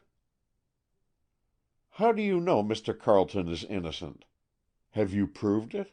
Has some one else confessed?" "No, no one has confessed, and indeed I may as well own up that no one is quite sure of Mr. Carleton's innocence as I am myself. But I am sure of it, and I'm going to prove it. Now, will you not help me to do so?" "How can I help you?" "By explaining that discrepancy in time, so far as you can. You testified that Mr. Carleton entered the house at 11:30, and Mr. Hunt said he came in at 15:15. What made you tell that falsehood, and stick to it?" "Why, nothing," exclaimed Cicely, "except that I thought I saw Mr. Carleton come into the house some little time before he cried out for help. I was looking over the baluster when Mr. Hunt said he saw me, and I, too, thought it was Mr. Carleton who came in then." "It was Mr. Carleton, but he has satisfactorily explained why he came in, and what he was doing until the time when he called out for help. Why did you not tell us about this at first?" "I was afraid they might connect Mr. Carleton with the murder, and I was afraid—" "You were afraid that he really had done the deed?" "Yes," said Cicely, in a very low voice, but with an intonation that left no doubt of her truthfulness. "Then," said Rob in his kindest way, "you may set your mind at rest. Mr. Carleton is no longer under actual suspicion, and you may go away, as you intended, for a few days' rest. I should be glad to have your address, though I trust it will not be necessary for me to send for you, and I know you will not be called to witness against Schuyler Carleton." Cicely gave the required address, and though they continued the conversation for a short time, Rob concluded that the girl knew nothing that actually bore on the case. Her own false evidence and nervous apprehension had all been because of her anxiety about Mr. Carleton, and her fear that he had really been the murderer. Her written paper, and all the evidences of her jealousy of Miss Van Norman, were the result of her secret and unrequited love for the man, and her attempted flight was only because she feared that her uncontrollable emotion and impulsive utterances might help to incriminate him. Fessenden was truly sorry for her, and glad that she could go away from the trying scenes for a time. He felt sure that she would come if summoned, for now, relieved of her doubt of Carleton, she had no reason for refusing any testimony she could give. It was in a kindly spirit that he bade her good-bye, and promised to use every effort not only to establish Carleton's innocence, but to discover the guilty one. When Fessenden returned to the Van Norman house, several people were awaiting him in the library. Miss Morton and Kitty French were there, also Coroner Benson and Detective Fairbanks. "Were you too late?" asked Kitty, as Rob entered the room. "No, not too late. I found Miss Dupuy in the Grand Central Station, and I had a talk with her." "Well?" said Kitty impatiently. "She is as innocent as you or I." "How did you find it out so quickly?" inquired Mr. Fairbanks, who had a real liking for the enthusiastic young fellow. "Why, I found out that she was hanging over the baluster, as Hunt said, and she did see Carleton come in at 11:15. Then she went back to her room and heard Carleton cry out at 11:30. And when she discovered what had happened, she suspected Carleton of the deed, and endeavoring to shield him, she refused to give evidence that might incriminate him." "But," cried Kitty, "of course Mr. Carleton didn't do it if Cicely did." "But you don't see, Miss French," said the older detective, as Fessenden sat staring in blank surprise at what he deemed Kitty's stupidity. "Don't you see that if Miss Dupuy suspected Mr. Carleton, she couldn't by any possibility be guilty herself?" "Why, of course she couldn't," exclaimed Kitty. "And I'm truly glad, for I can't help liking that girl, if she is queer. But then who did do it?" Suspicion was again at a standstill. There was no evidence to point anywhere. There were no clues to follow, and no one had any suggestion to offer.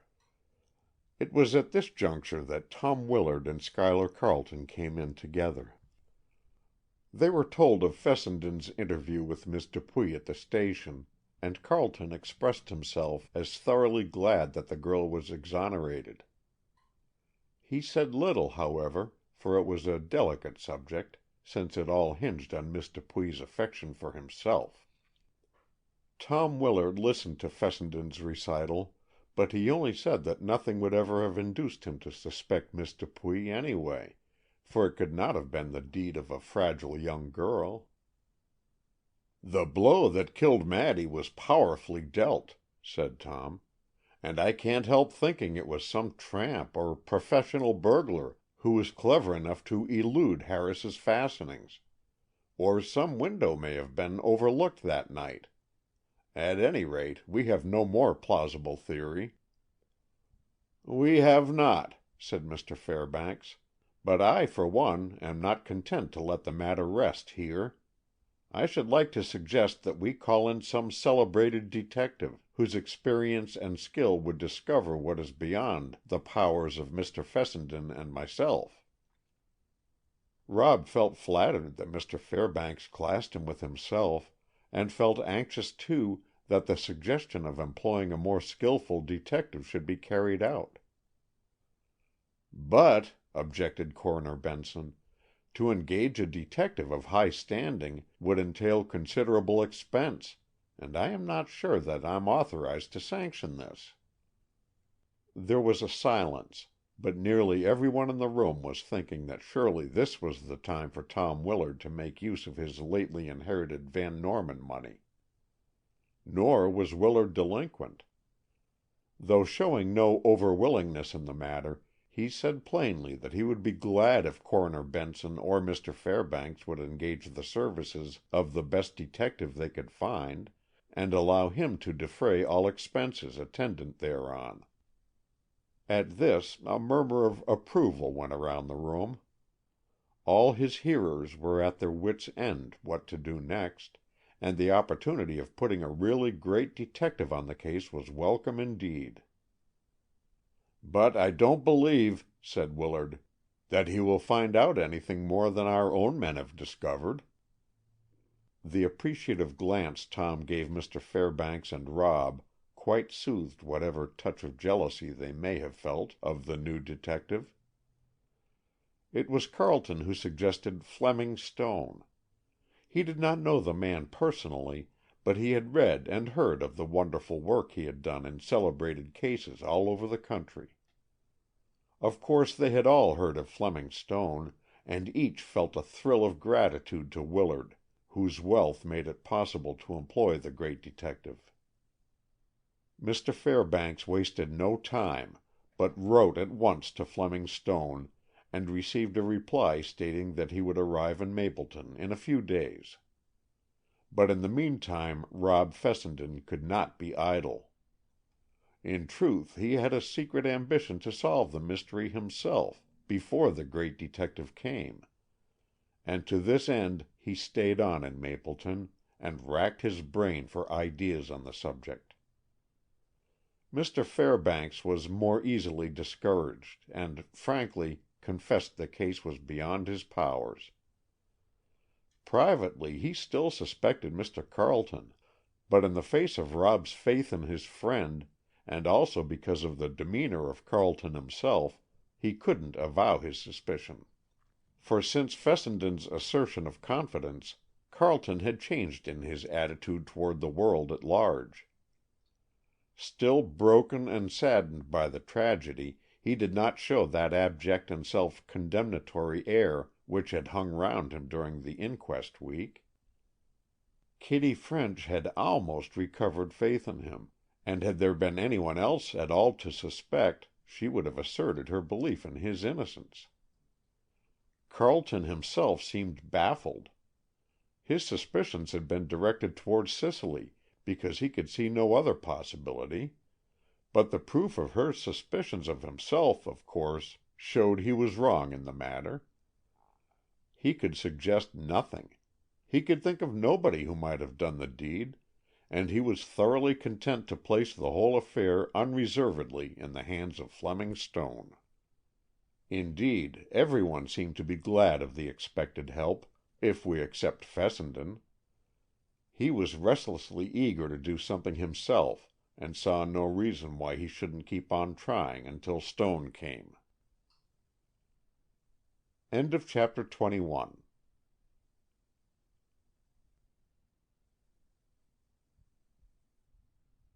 Chapter 22.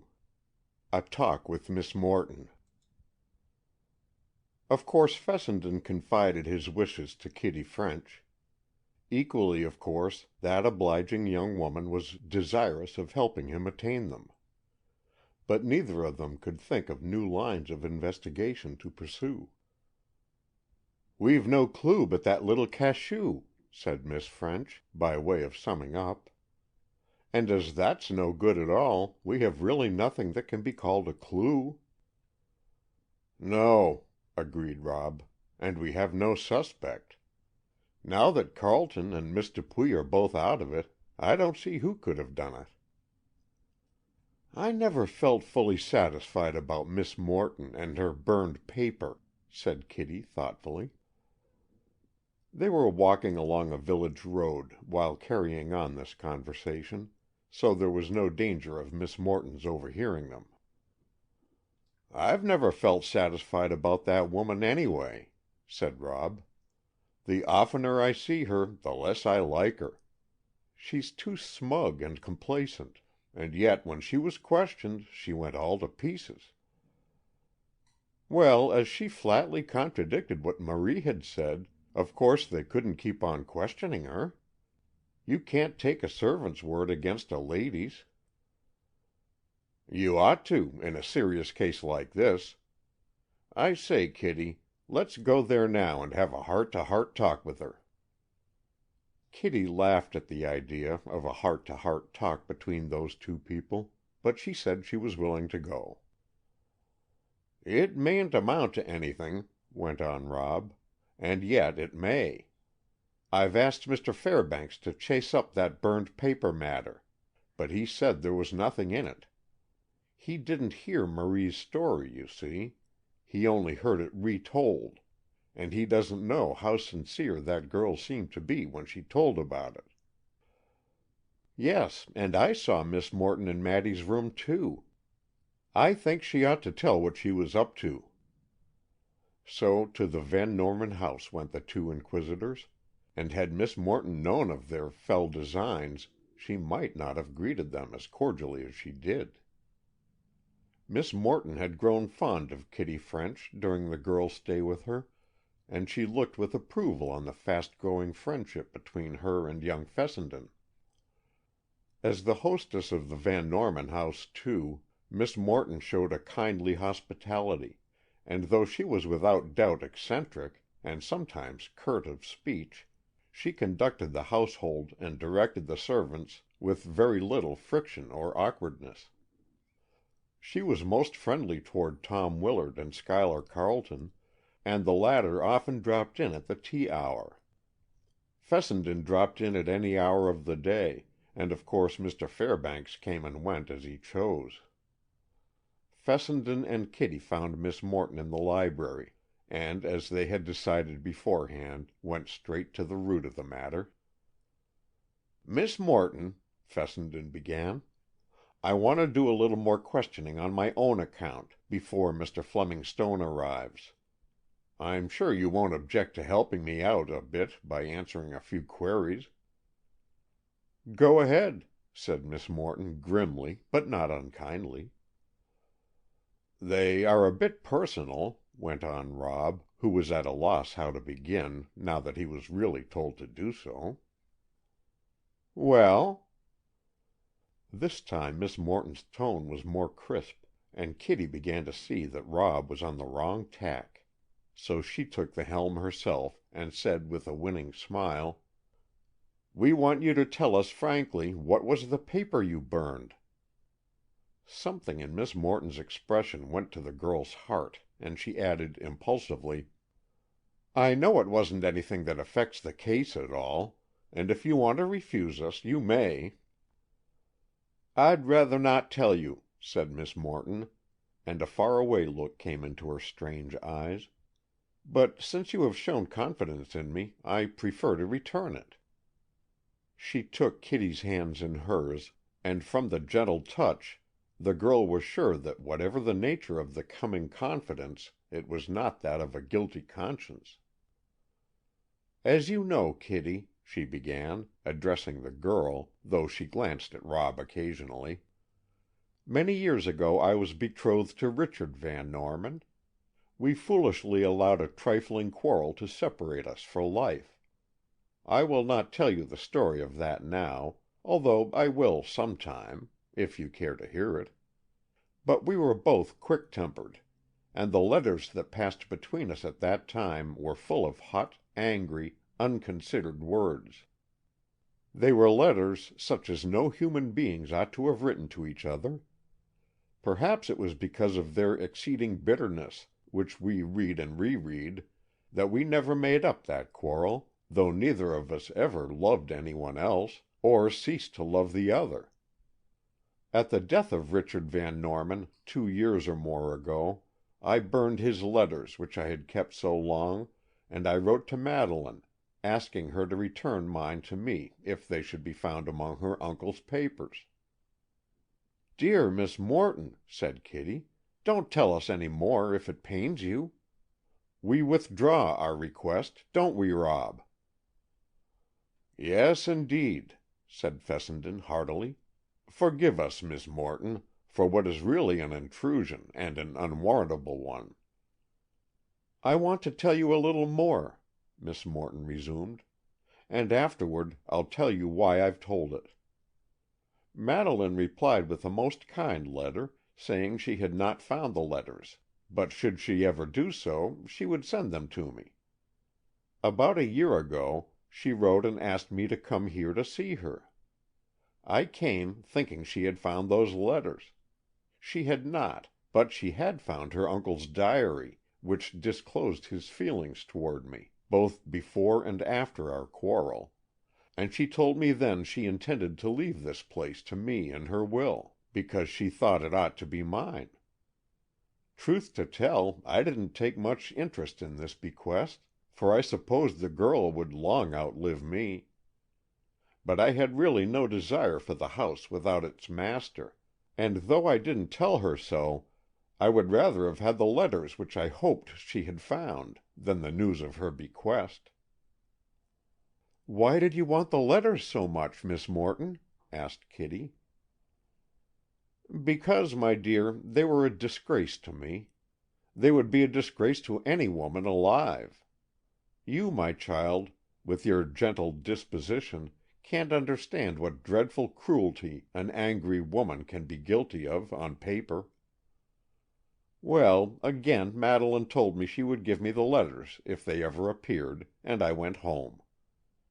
I didn't hear from her again till shortly before her wedding, when she wrote me that the letters had been found in a secret drawer of Richard's old desk. She invited me to come to her wedding, and said that she would then give me the letters. Of course I came, and that afternoon that I arrived she told me they were in her desk, and she would give them to me next morning. I was more than impatient for them. I had waited 40 years for them, but I couldn't trouble her on her wedding eve. And then when she went away from us, without having given them into my possession, I was so afraid they would fall into other hands that I went in search of them. I found them in her desk. I took them to my room and burned them without reading them. And that is the true story of the burned papers. I did look over a memorandum book, thinking it might tell where they were. But right after that I found the letters themselves in the next compartment, and I took them. They were mine." The dignified complacency with which Miss Morton uttered that last short sentence commanded the respect of her hearers. "Indeed, they were yours, Miss Morton," said Fessenden, "and I'm glad you secured them before other eyes saw them." Kitty said nothing, but held Miss Morton's hand in a firm, gentle pressure that seemed to seal their friendship. "But," said Fessenden, a little diffidently, "why didn't you tell all this at the inquest as frankly as you have told us?" Miss Morton paled, and then grew red. "I am an idiot about such things," she said. "When questioned publicly like that, I am so embarrassed and also so fearful that I scarcely know what I say. I try to hide this by a curt manner and a bravado of speech, with the result that I get desperate and say anything that comes into my head, whether it's the truth or not. I not only told untruths, but I contradicted myself when witnessing. But I couldn't seem to help it. I lost control of my reasoning powers, and finally I felt my only safety was in denying it all. For, and this was my greatest fear, I thought they might suspect that I killed Madeleine, if they knew I did burn the papers. Afterward, I would have confessed that I had testified wrongly, but I couldn't see how it would do any good. "No," said Rob slowly, "except to exonerate Marie of falsehood." Miss Morton set her lips together tightly, and seemed unwilling to pursue that subject. "And now," she said, "the reason I've told you two young people this is because I want to warn you not to let a quarrel or a foolish misunderstanding of any sort come between you to spoil the happiness that I see is in store for you." "Good for you, Miss Morton!" cried Rob. "You're a brick! You've precipitated matters a little. Kitty and I haven't put it into words as yet, but we accept the preliminary congratulations, don't we, dear?" And foolish little Kitty only smiled, and buried her face on Miss Morton's shoulder instead of the young man's. And so Miss Morton's name was erased from Rob's list of people to be inquired of, and as he acknowledged to himself, he was quite ready now to turn over his share of the case to Fleming Stone. And, too, since Miss Morton had given a gentle push to the rolling stone of his affair with Kitty, it rolled faster, and the two young people had their heart-to-heart talks with each other instead of adding a third to the interview. But there was just one more unfinished duty that Fessenden determined to attend to. Carleton had assured him that he was at liberty to talk to Dorothy Burt if he chose, and Rob couldn't help thinking that he ought to get all possible light on the case before Mr. Stone came, for he proposed to assist that gentleman greatly by his carefully tabulated statements and his cross-referenced columns of evidence.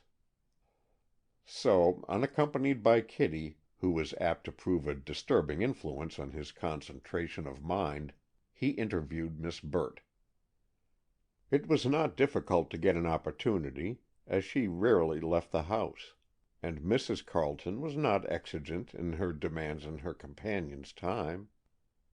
So the two strolled in the rose garden late one afternoon, and Rob asked Miss Burt to tell him why she hesitated so when on the witness stand, and why she looked at Carleton with such unmistakable glances of inquiry, which he has certainly answered." Dorothy Burt replied to the question as frankly as they were put. "To explain it to you, Mr. Fessenden," she said, "I must first tell you that I loved Mr. Carleton even while Miss Van Norman was his affianced bride.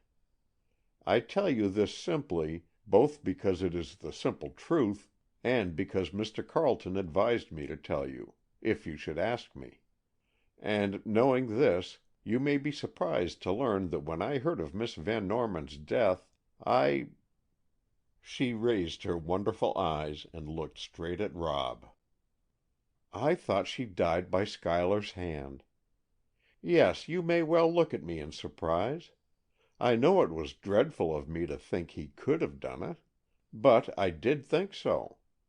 You see, I loved him, and I knew he loved me. He had never told me so, had never breathed a word that was disloyal to Miss Van Norman, and yet I knew.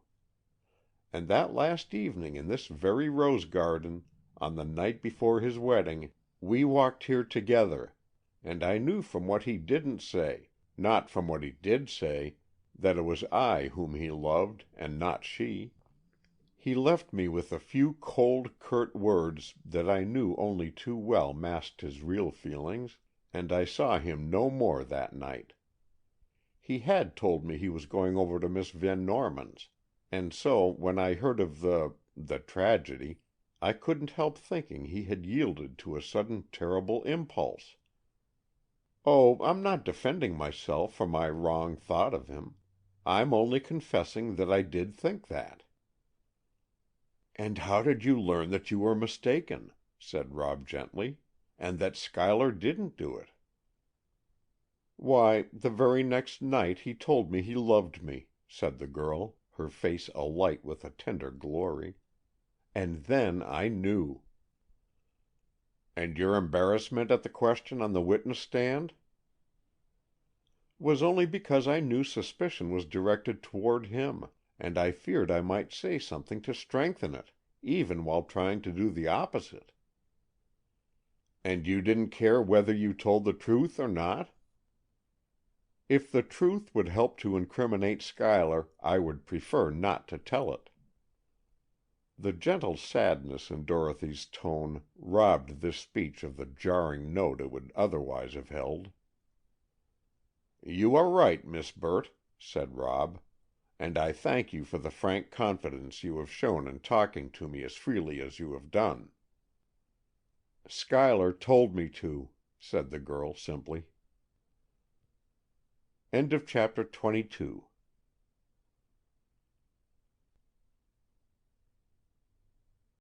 Chapter 23. Fleming Stone. When Fessenden told Kitty of his interview with Dorothy Burt, she agreed that he had now followed every trail that had presented itself, or had been suggested by anybody. Mr. Fairbanks, too, admitted he was at his wits' end, and saw no hope of a solution of the mystery except through the services of Fleming Stone. And so when the great detective arrived, both Fairbanks and Fessenden were ready to do anything they could to help him, but had no suggestions to make.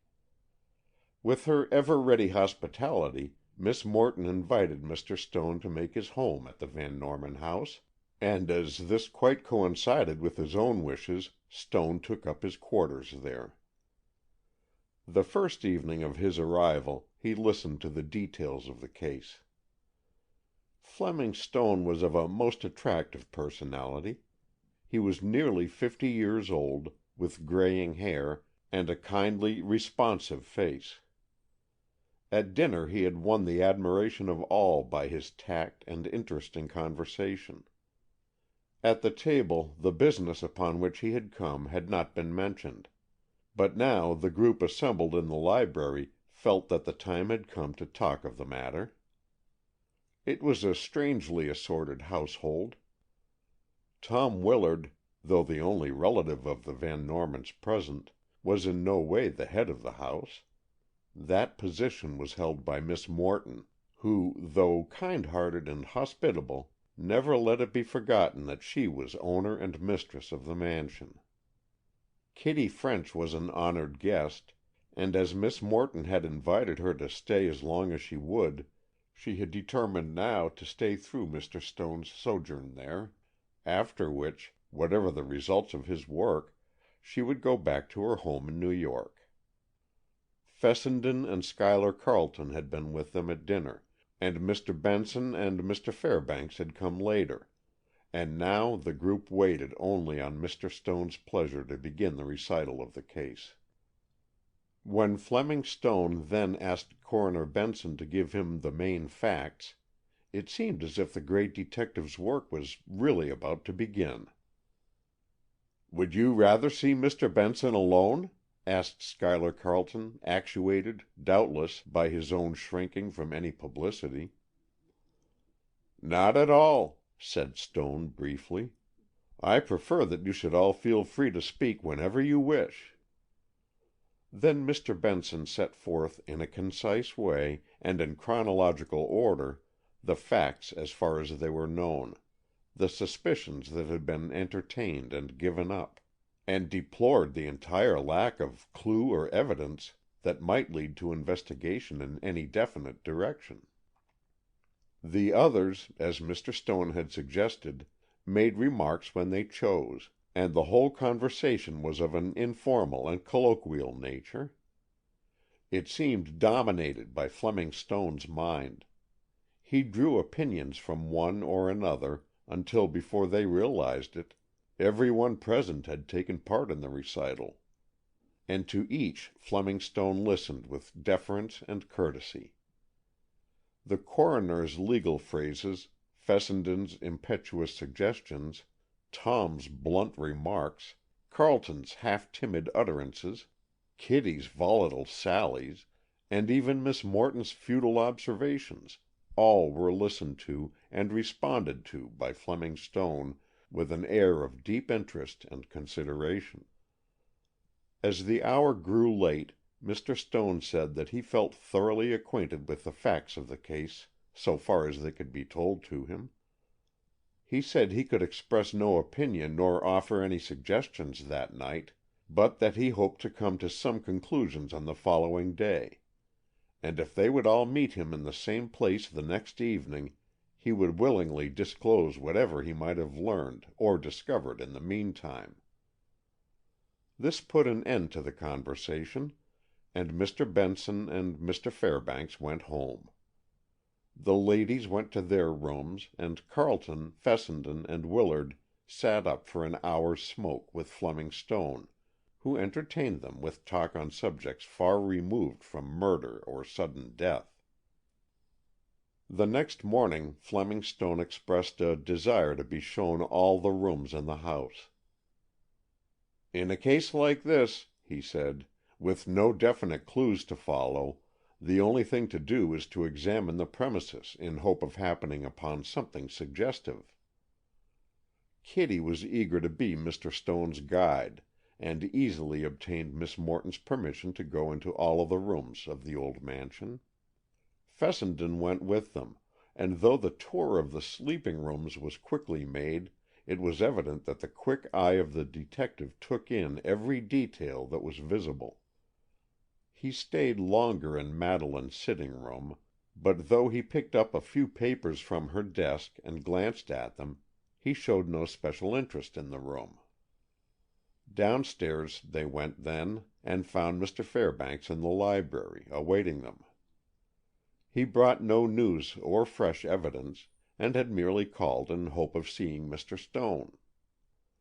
The great detective was most frank and kindly toward his lesser colleague, and made him welcome with a genial courtesy.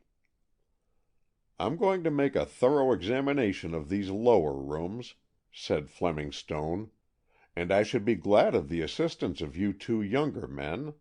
My eyes are not what they once were." Mr. Fairbanks and Rob well knew that this statement was merely an idle compliment to themselves, for the eyes of Fleming Stone had never yet missed a clue, however obscurely hidden.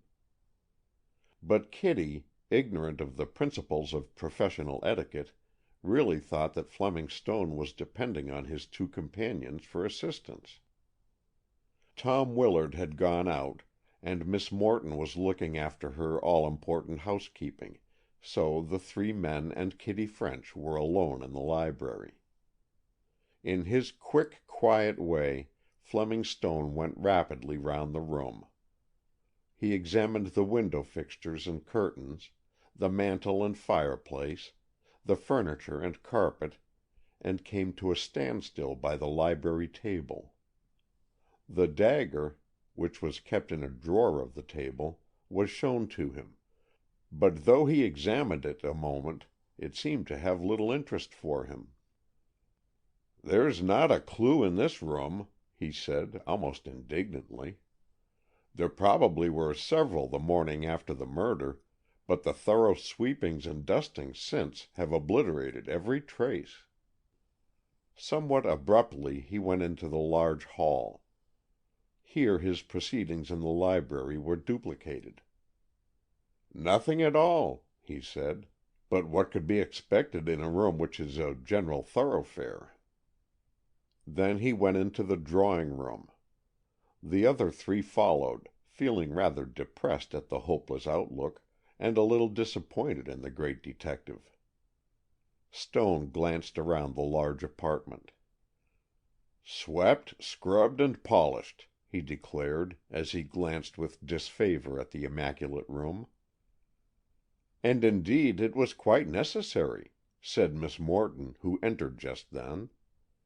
"After all those vines and flowers were taken away, and as a good deal of the furniture was out, I took occasion for a good bit of housekeeping." "Well," said Fleming Stone quietly, "there's one clue they didn't sweep away. Here is where the assassin entered." As he spoke, Mr. Stone was leaning against the mantel and looking down at the immaculately brushed hearth. "Where?" cried Kitty, darting forward, and though the others gave no voice to their curiosity, they waited breathlessly for Stone's next utterance. The hearth and the whole fireplace were tiled, and in the floor tiling under the andirons was a rectangular iron plate, with an oval opening closed by an iron cover. This cover was hinged, and could be raised and thrown back to permit ashes to be swept into the chute. The iron plate was sunk flush with the hearth, and cemented into the brickwork, and the cover fitted into the rim so closely that scarce a seam showed. "He came up through this hole in the fireplace," said Stone, almost as if talking to himself, "very soon after Miss Dupuy went upstairs at 10:30. Before Mr. Carleton arrived at 11:15, the murderer had finished his work and had departed by this same means." While the others stood seemingly struck dumb by this revelation, Kitty excitedly flew to the fireplace and tried to raise the iron lid, but the andirons were in the way.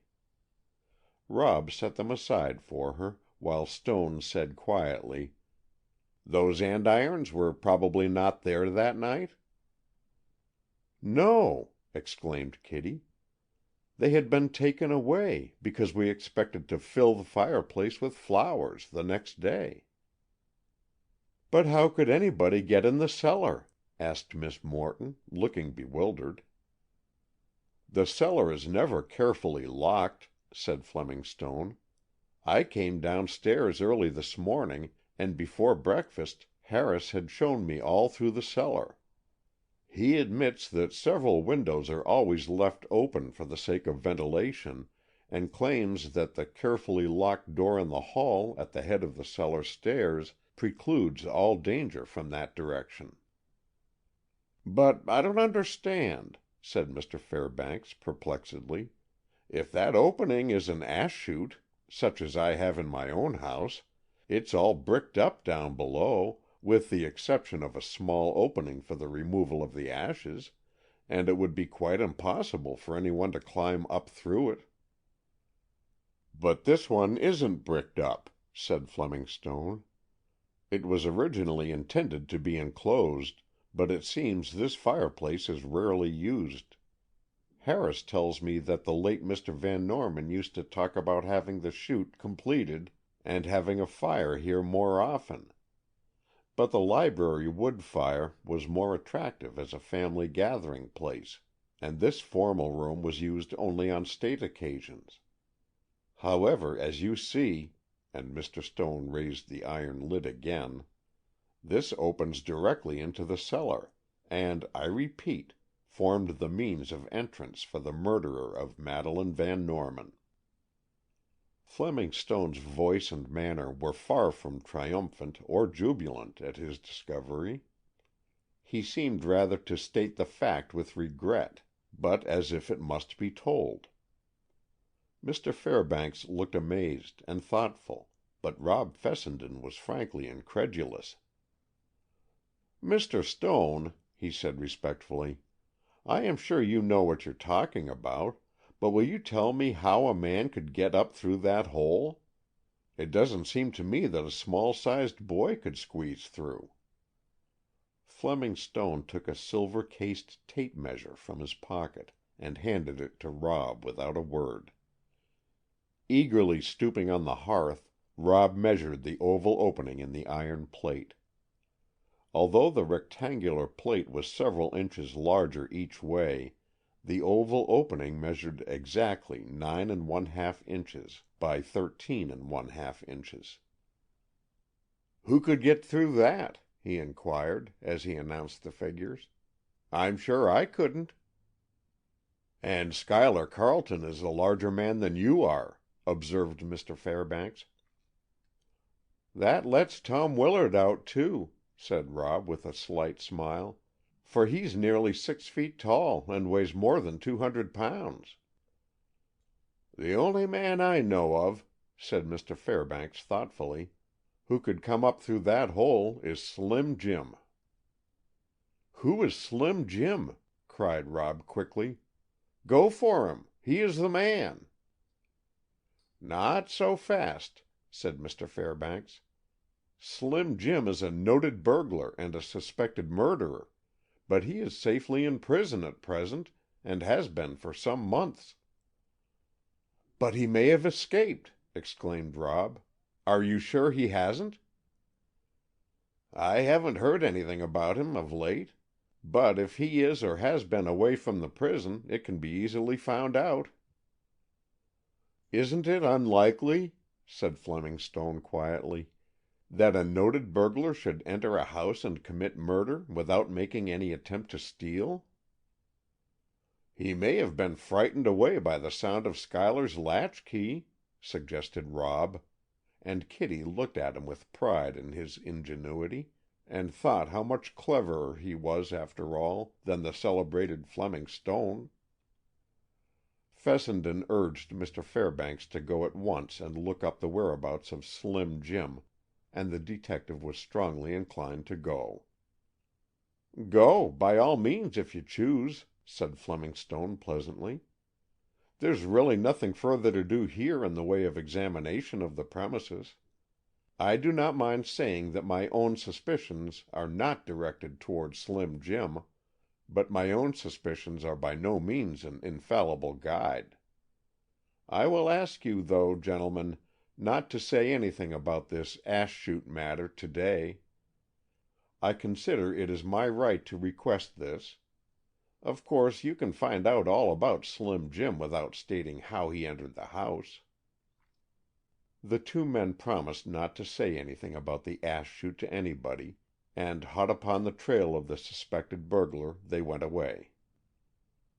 Miss Morton excused herself, and upon Kitty French fell the burden of entertaining Mr. Stone. Nor was this young woman dismayed at the task. Though not loquacious, the detective was an easy and pleasant talker, and he seemed quite ready to converse with the girl as if he had no other occupation on hand. "How wonderful you are!" said Kitty, clasping her hands beneath her chin as she looked at the great man. "To think of your spotting that fireplace thing right away! Though of course I never should have thought of anybody squeezing up through there. And Rob and I spent a whole morning searching these rooms for clues, And that was only the day after it happened." "What an opportunity!" Stone seemed interested. "And didn't you find anything? Not anything?" "No, not a thing. We were so disappointed. Oh, yes, Rob did find one little thing, but it was so little and so silly that I guess he forgot all about it." "What was it?" "Why, I've almost forgotten the name. Oh, yes, Rob said it was a cachou, a little silver thing, you know, like a tiny pill. Rob says some men eat them after they've been smoking. But he asked all the men that ever came here, and they all said they didn't use them. Maybe the burglar dropped it." "Maybe he did. Where did you find it?" "Rob found it. It was right in that corner by the mantel, just near the fireplace." Fleming Stone stood up. "Miss French," said he, "if it is any satisfaction to you, you may know that you have helped me a great deal in my work. Will you excuse me now, as I find I have important business elsewhere?" Kitty smiled and bowed politely, but after Mr. Stone had left her, she wondered what she could have said or done that helped him, and she wondered, too, what had caused that unspeakably sad look in his eyes as he went away. End of chapter 23.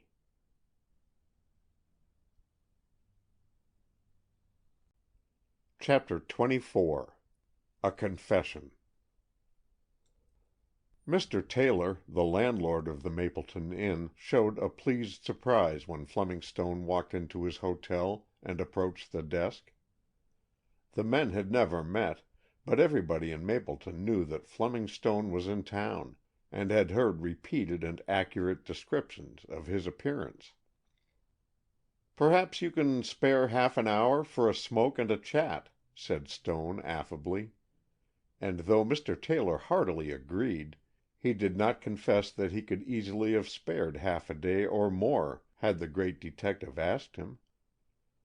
In the landlord's private office they sat down for a smoke, and soon the conversation, without effort, drifted around to the Van Norman affair. Unlike detectives of fiction, Fleming Stone was by no means secretive or close-mouthed.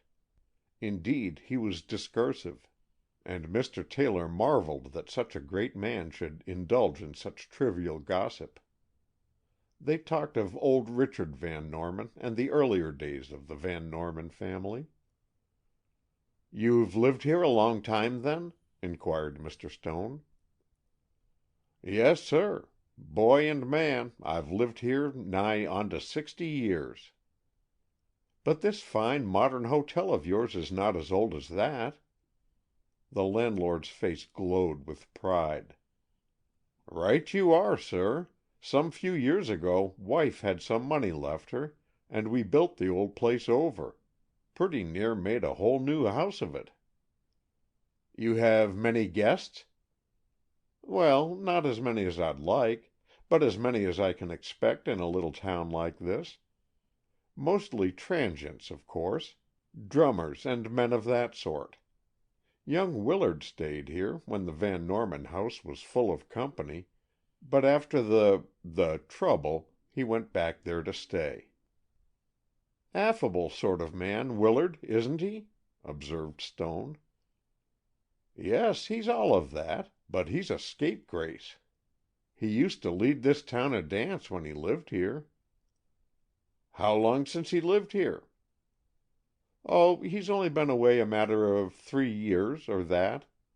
'Bout a year before his uncle died they quarreled. They both had the devil's own temper, and they had quarreled before, but this time it was for keeps. And so off goes Mr. Tom, and never turns up again until he comes to Miss Madeleine's wedding." "Was he in any business when he lived here?" "Yes, he had a good position as engineer in a big factory. He was a good worker, Tom was, and not afraid of anything. Always jolly and good-natured, except when he'd have one of them fearful fits of temper. Then he was like a raging lion. No, more like a tiger, quiet-like, but deep and desperate.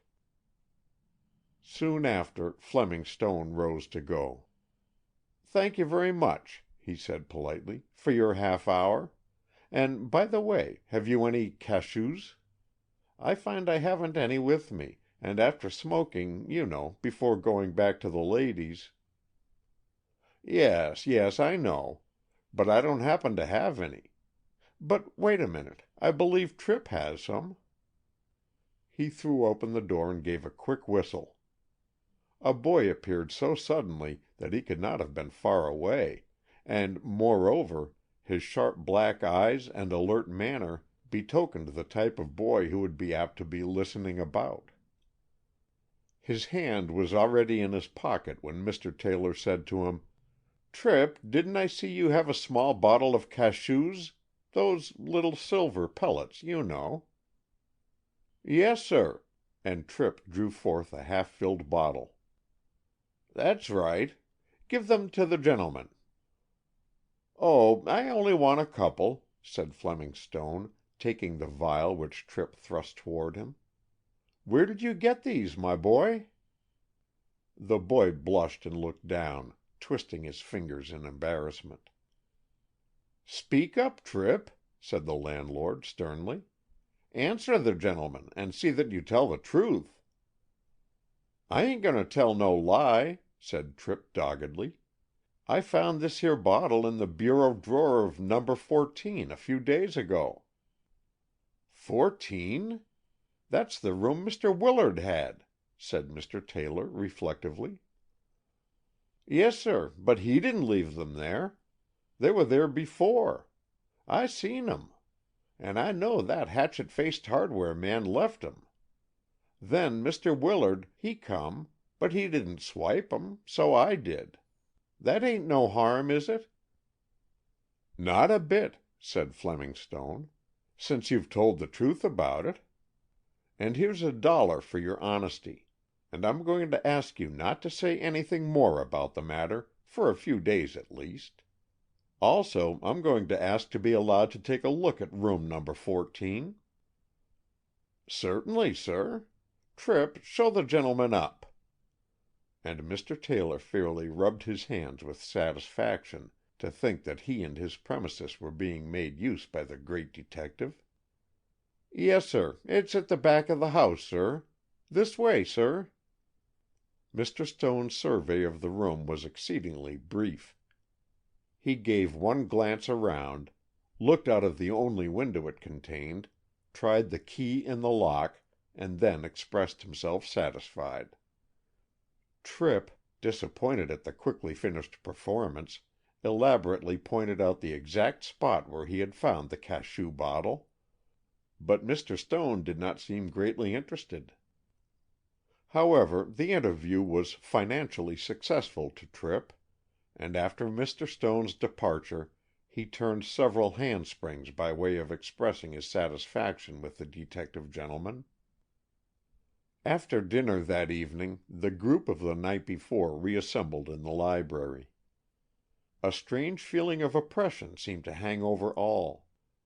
The very fact that Fleming Stone had as yet said nothing of any discoveries he might have made, and the continued courtesy of his pleasant, affable demeanor, seemed to imply that he had succeeded rather than failed in his mission.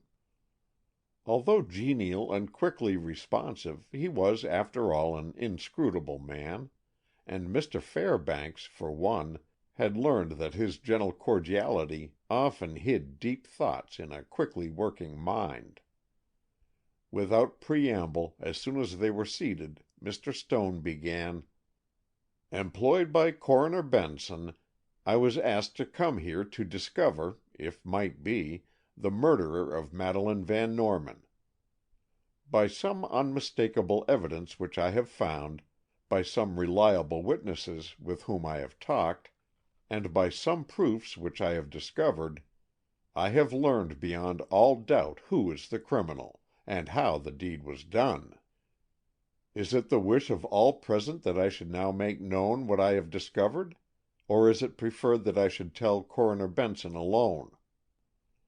For several minutes nobody spoke, and then the coroner said, "Unless any one present states an objection, you may proceed to tell us what you know, here and now, Mr. Stone." After waiting a moment longer and hearing no objection raised, Fleming Stone proceeded. "The man who murdered Miss Van Norman entered the house through a cellar window. He climbed up through the ash chute in the drawing-room fireplace." Although some of Mr. Stone's hearers had listened to this revelation in the morning, the others had not heard of it, and every face expressed utter astonishment, if not unbelief, with the exception of one. Tom Willard turned white, and stared at Fleming Stone as if he had not understood. "What?" he said hoarsely. As if he had not heard the interruption, Fleming Stone went on. "Who that man was, I think, I need not tell you. Is he not already telling you himself?" Willard's face grew drawn and stiff, like that of a paralyzed man, but his burning eyes seemed unable to tear themselves away from the quiet gaze of Fleming Stone. Then, with a groan, Willard's head sank into his hands, and he fell forward on the table, the very table at which Madeleine had sat on that fatal night. There was a stir, and Schuyler Carleton rushed forward to Willard's assistance, if need be. But the man had not fainted, and, raising his white face, he squared his shoulders, clenched his hands, and, again fixing his eyes on those of Fleming Stone, said in a desperate voice, "Go on." "I must go on," said Stone gently. "I know each one of you is thinking that it is absurd to imagine a man of Mr. Willard's weight and girth climbing up through the seemingly small opening in the fireplace. But this can be explained. To one who does not know how, such a feat would seem impossible, and, moreover, it would be impossible. It is only one who knows how who can do it. There are men in certain occupations, such as engineers and boiler men, who are continually obliged to squeeze through holes quite as small. The regular boiler man hole is oval, and measures 10 by 15 inches, but there are many of them in large tanks which measure even less each way. I had occasion some time ago to interview an engineer on this subject. He weighed 215 pounds, and had a chest measure of 42 inches. He told me that he could go through a much smaller manhole than other workmen who weighed only 160 pounds, simply because he knew how.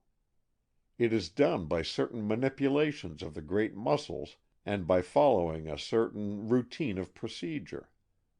But the method is unimportant for the moment. The fact remains, and can be verified by any engineer. I discovered today that Mr. Willard is, or has been, an expert engineer, and for many years held such a position in a large factory right here in Mapleton.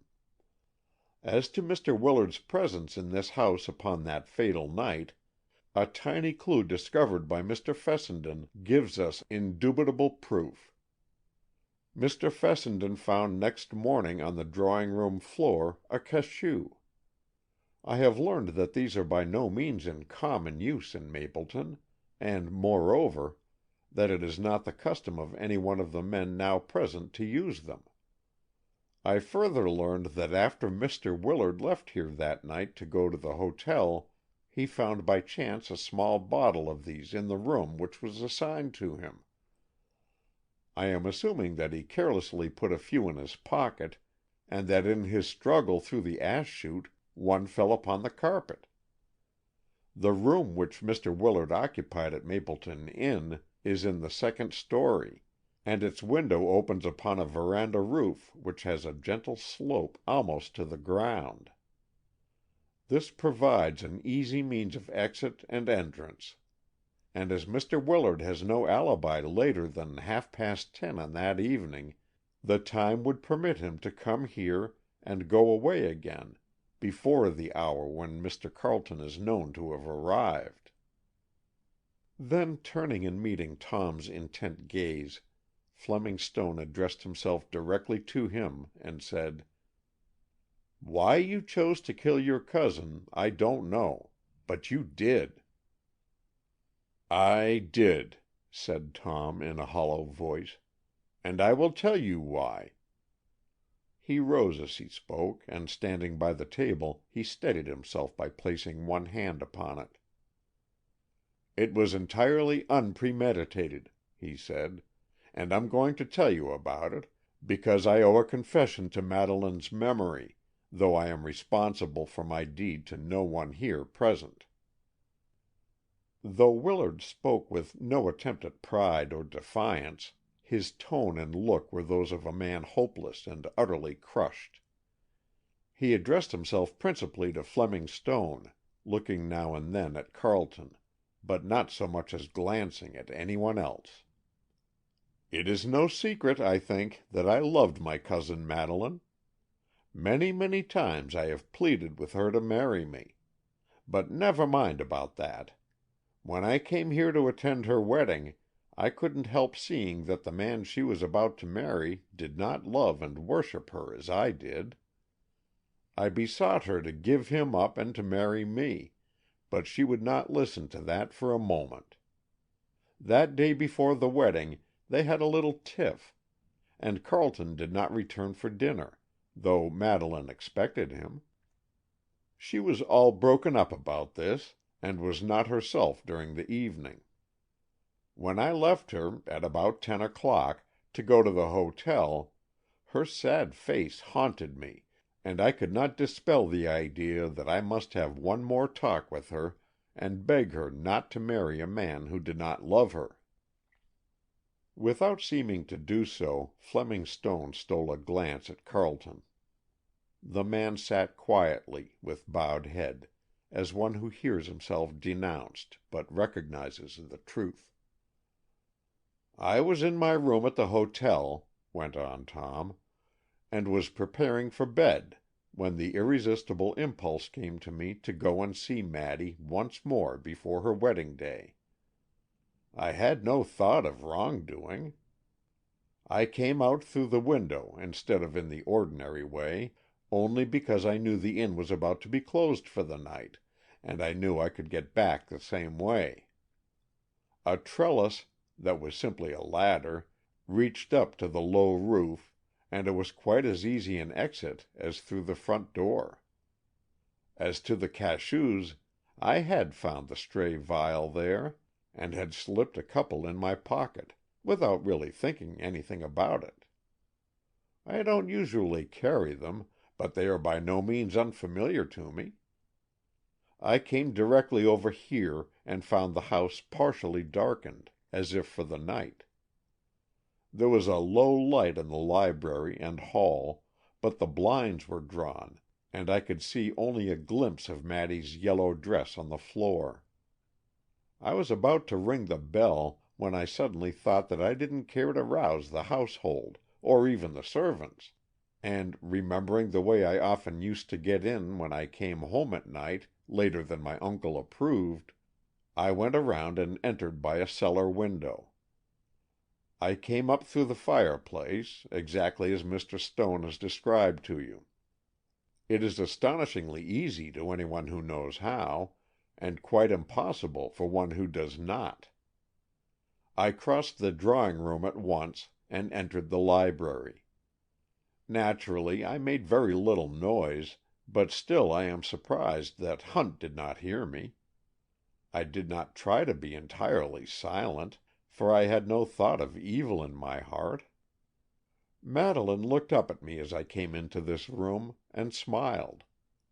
She asked me how I got in, and I told her, and we both laughed at some old reminiscences. I did not see that paper that Miss Dupuy wrote. Then I told her frankly that I wanted her to give up Carleton, for he did not love her, and I did. When I said that about Carleton, Maddy burst into weeping, and said it wasn't true. I said it was, and offered to prove it, and then we quarreled. To you who do not know our family temper this may sound trivial, but it was not. We had a most intense and fiery quarrel, and though probably our voices were not raised, that was not our way, we were so furious with each other that we were practically beside ourselves. Maddened, too, by jealousy, and by being baffled in my errand, I suddenly resolved to kill both my cousin and myself.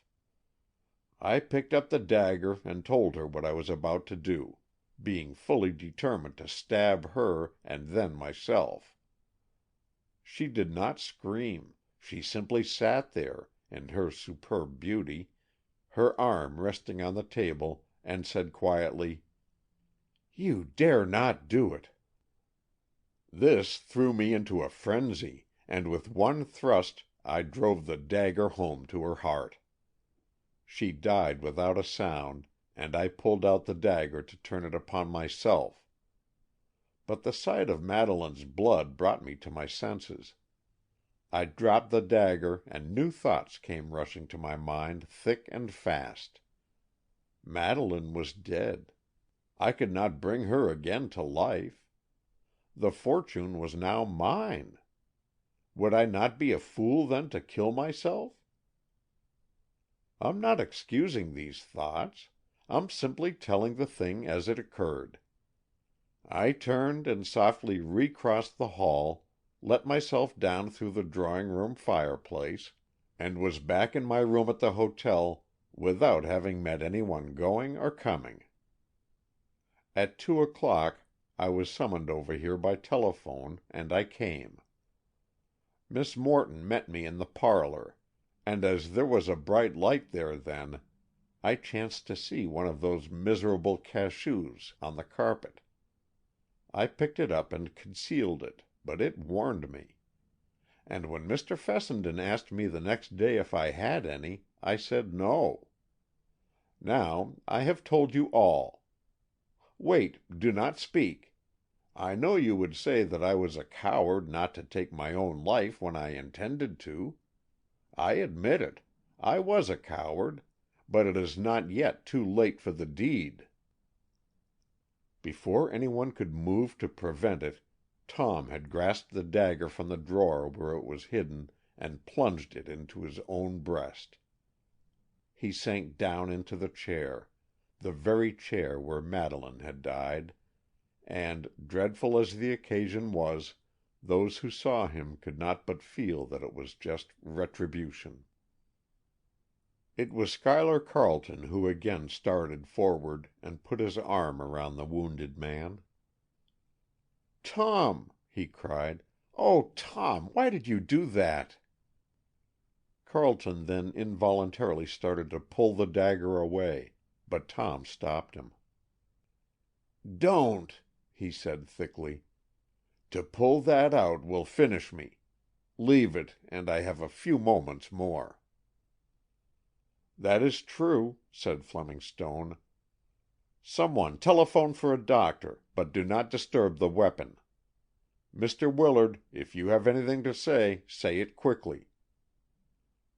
"I will," said Tom quickly. "Fessenden, you are a lawyer. Will you draw up my will?" Without a word Rob caught up paper and pen, and prepared to take the last words of the dying man. Though not entirely in legal phrasing, the will was completed, and after a general bequest to Fessenden himself, and directing that all bills should be paid, and other minor matters of the sort, Tom Willard left the bulk of his fortune to Schuyler Carleton. "That," he said, with almost his last breath, "is only a deed of justice, in the name of Madeleine and myself."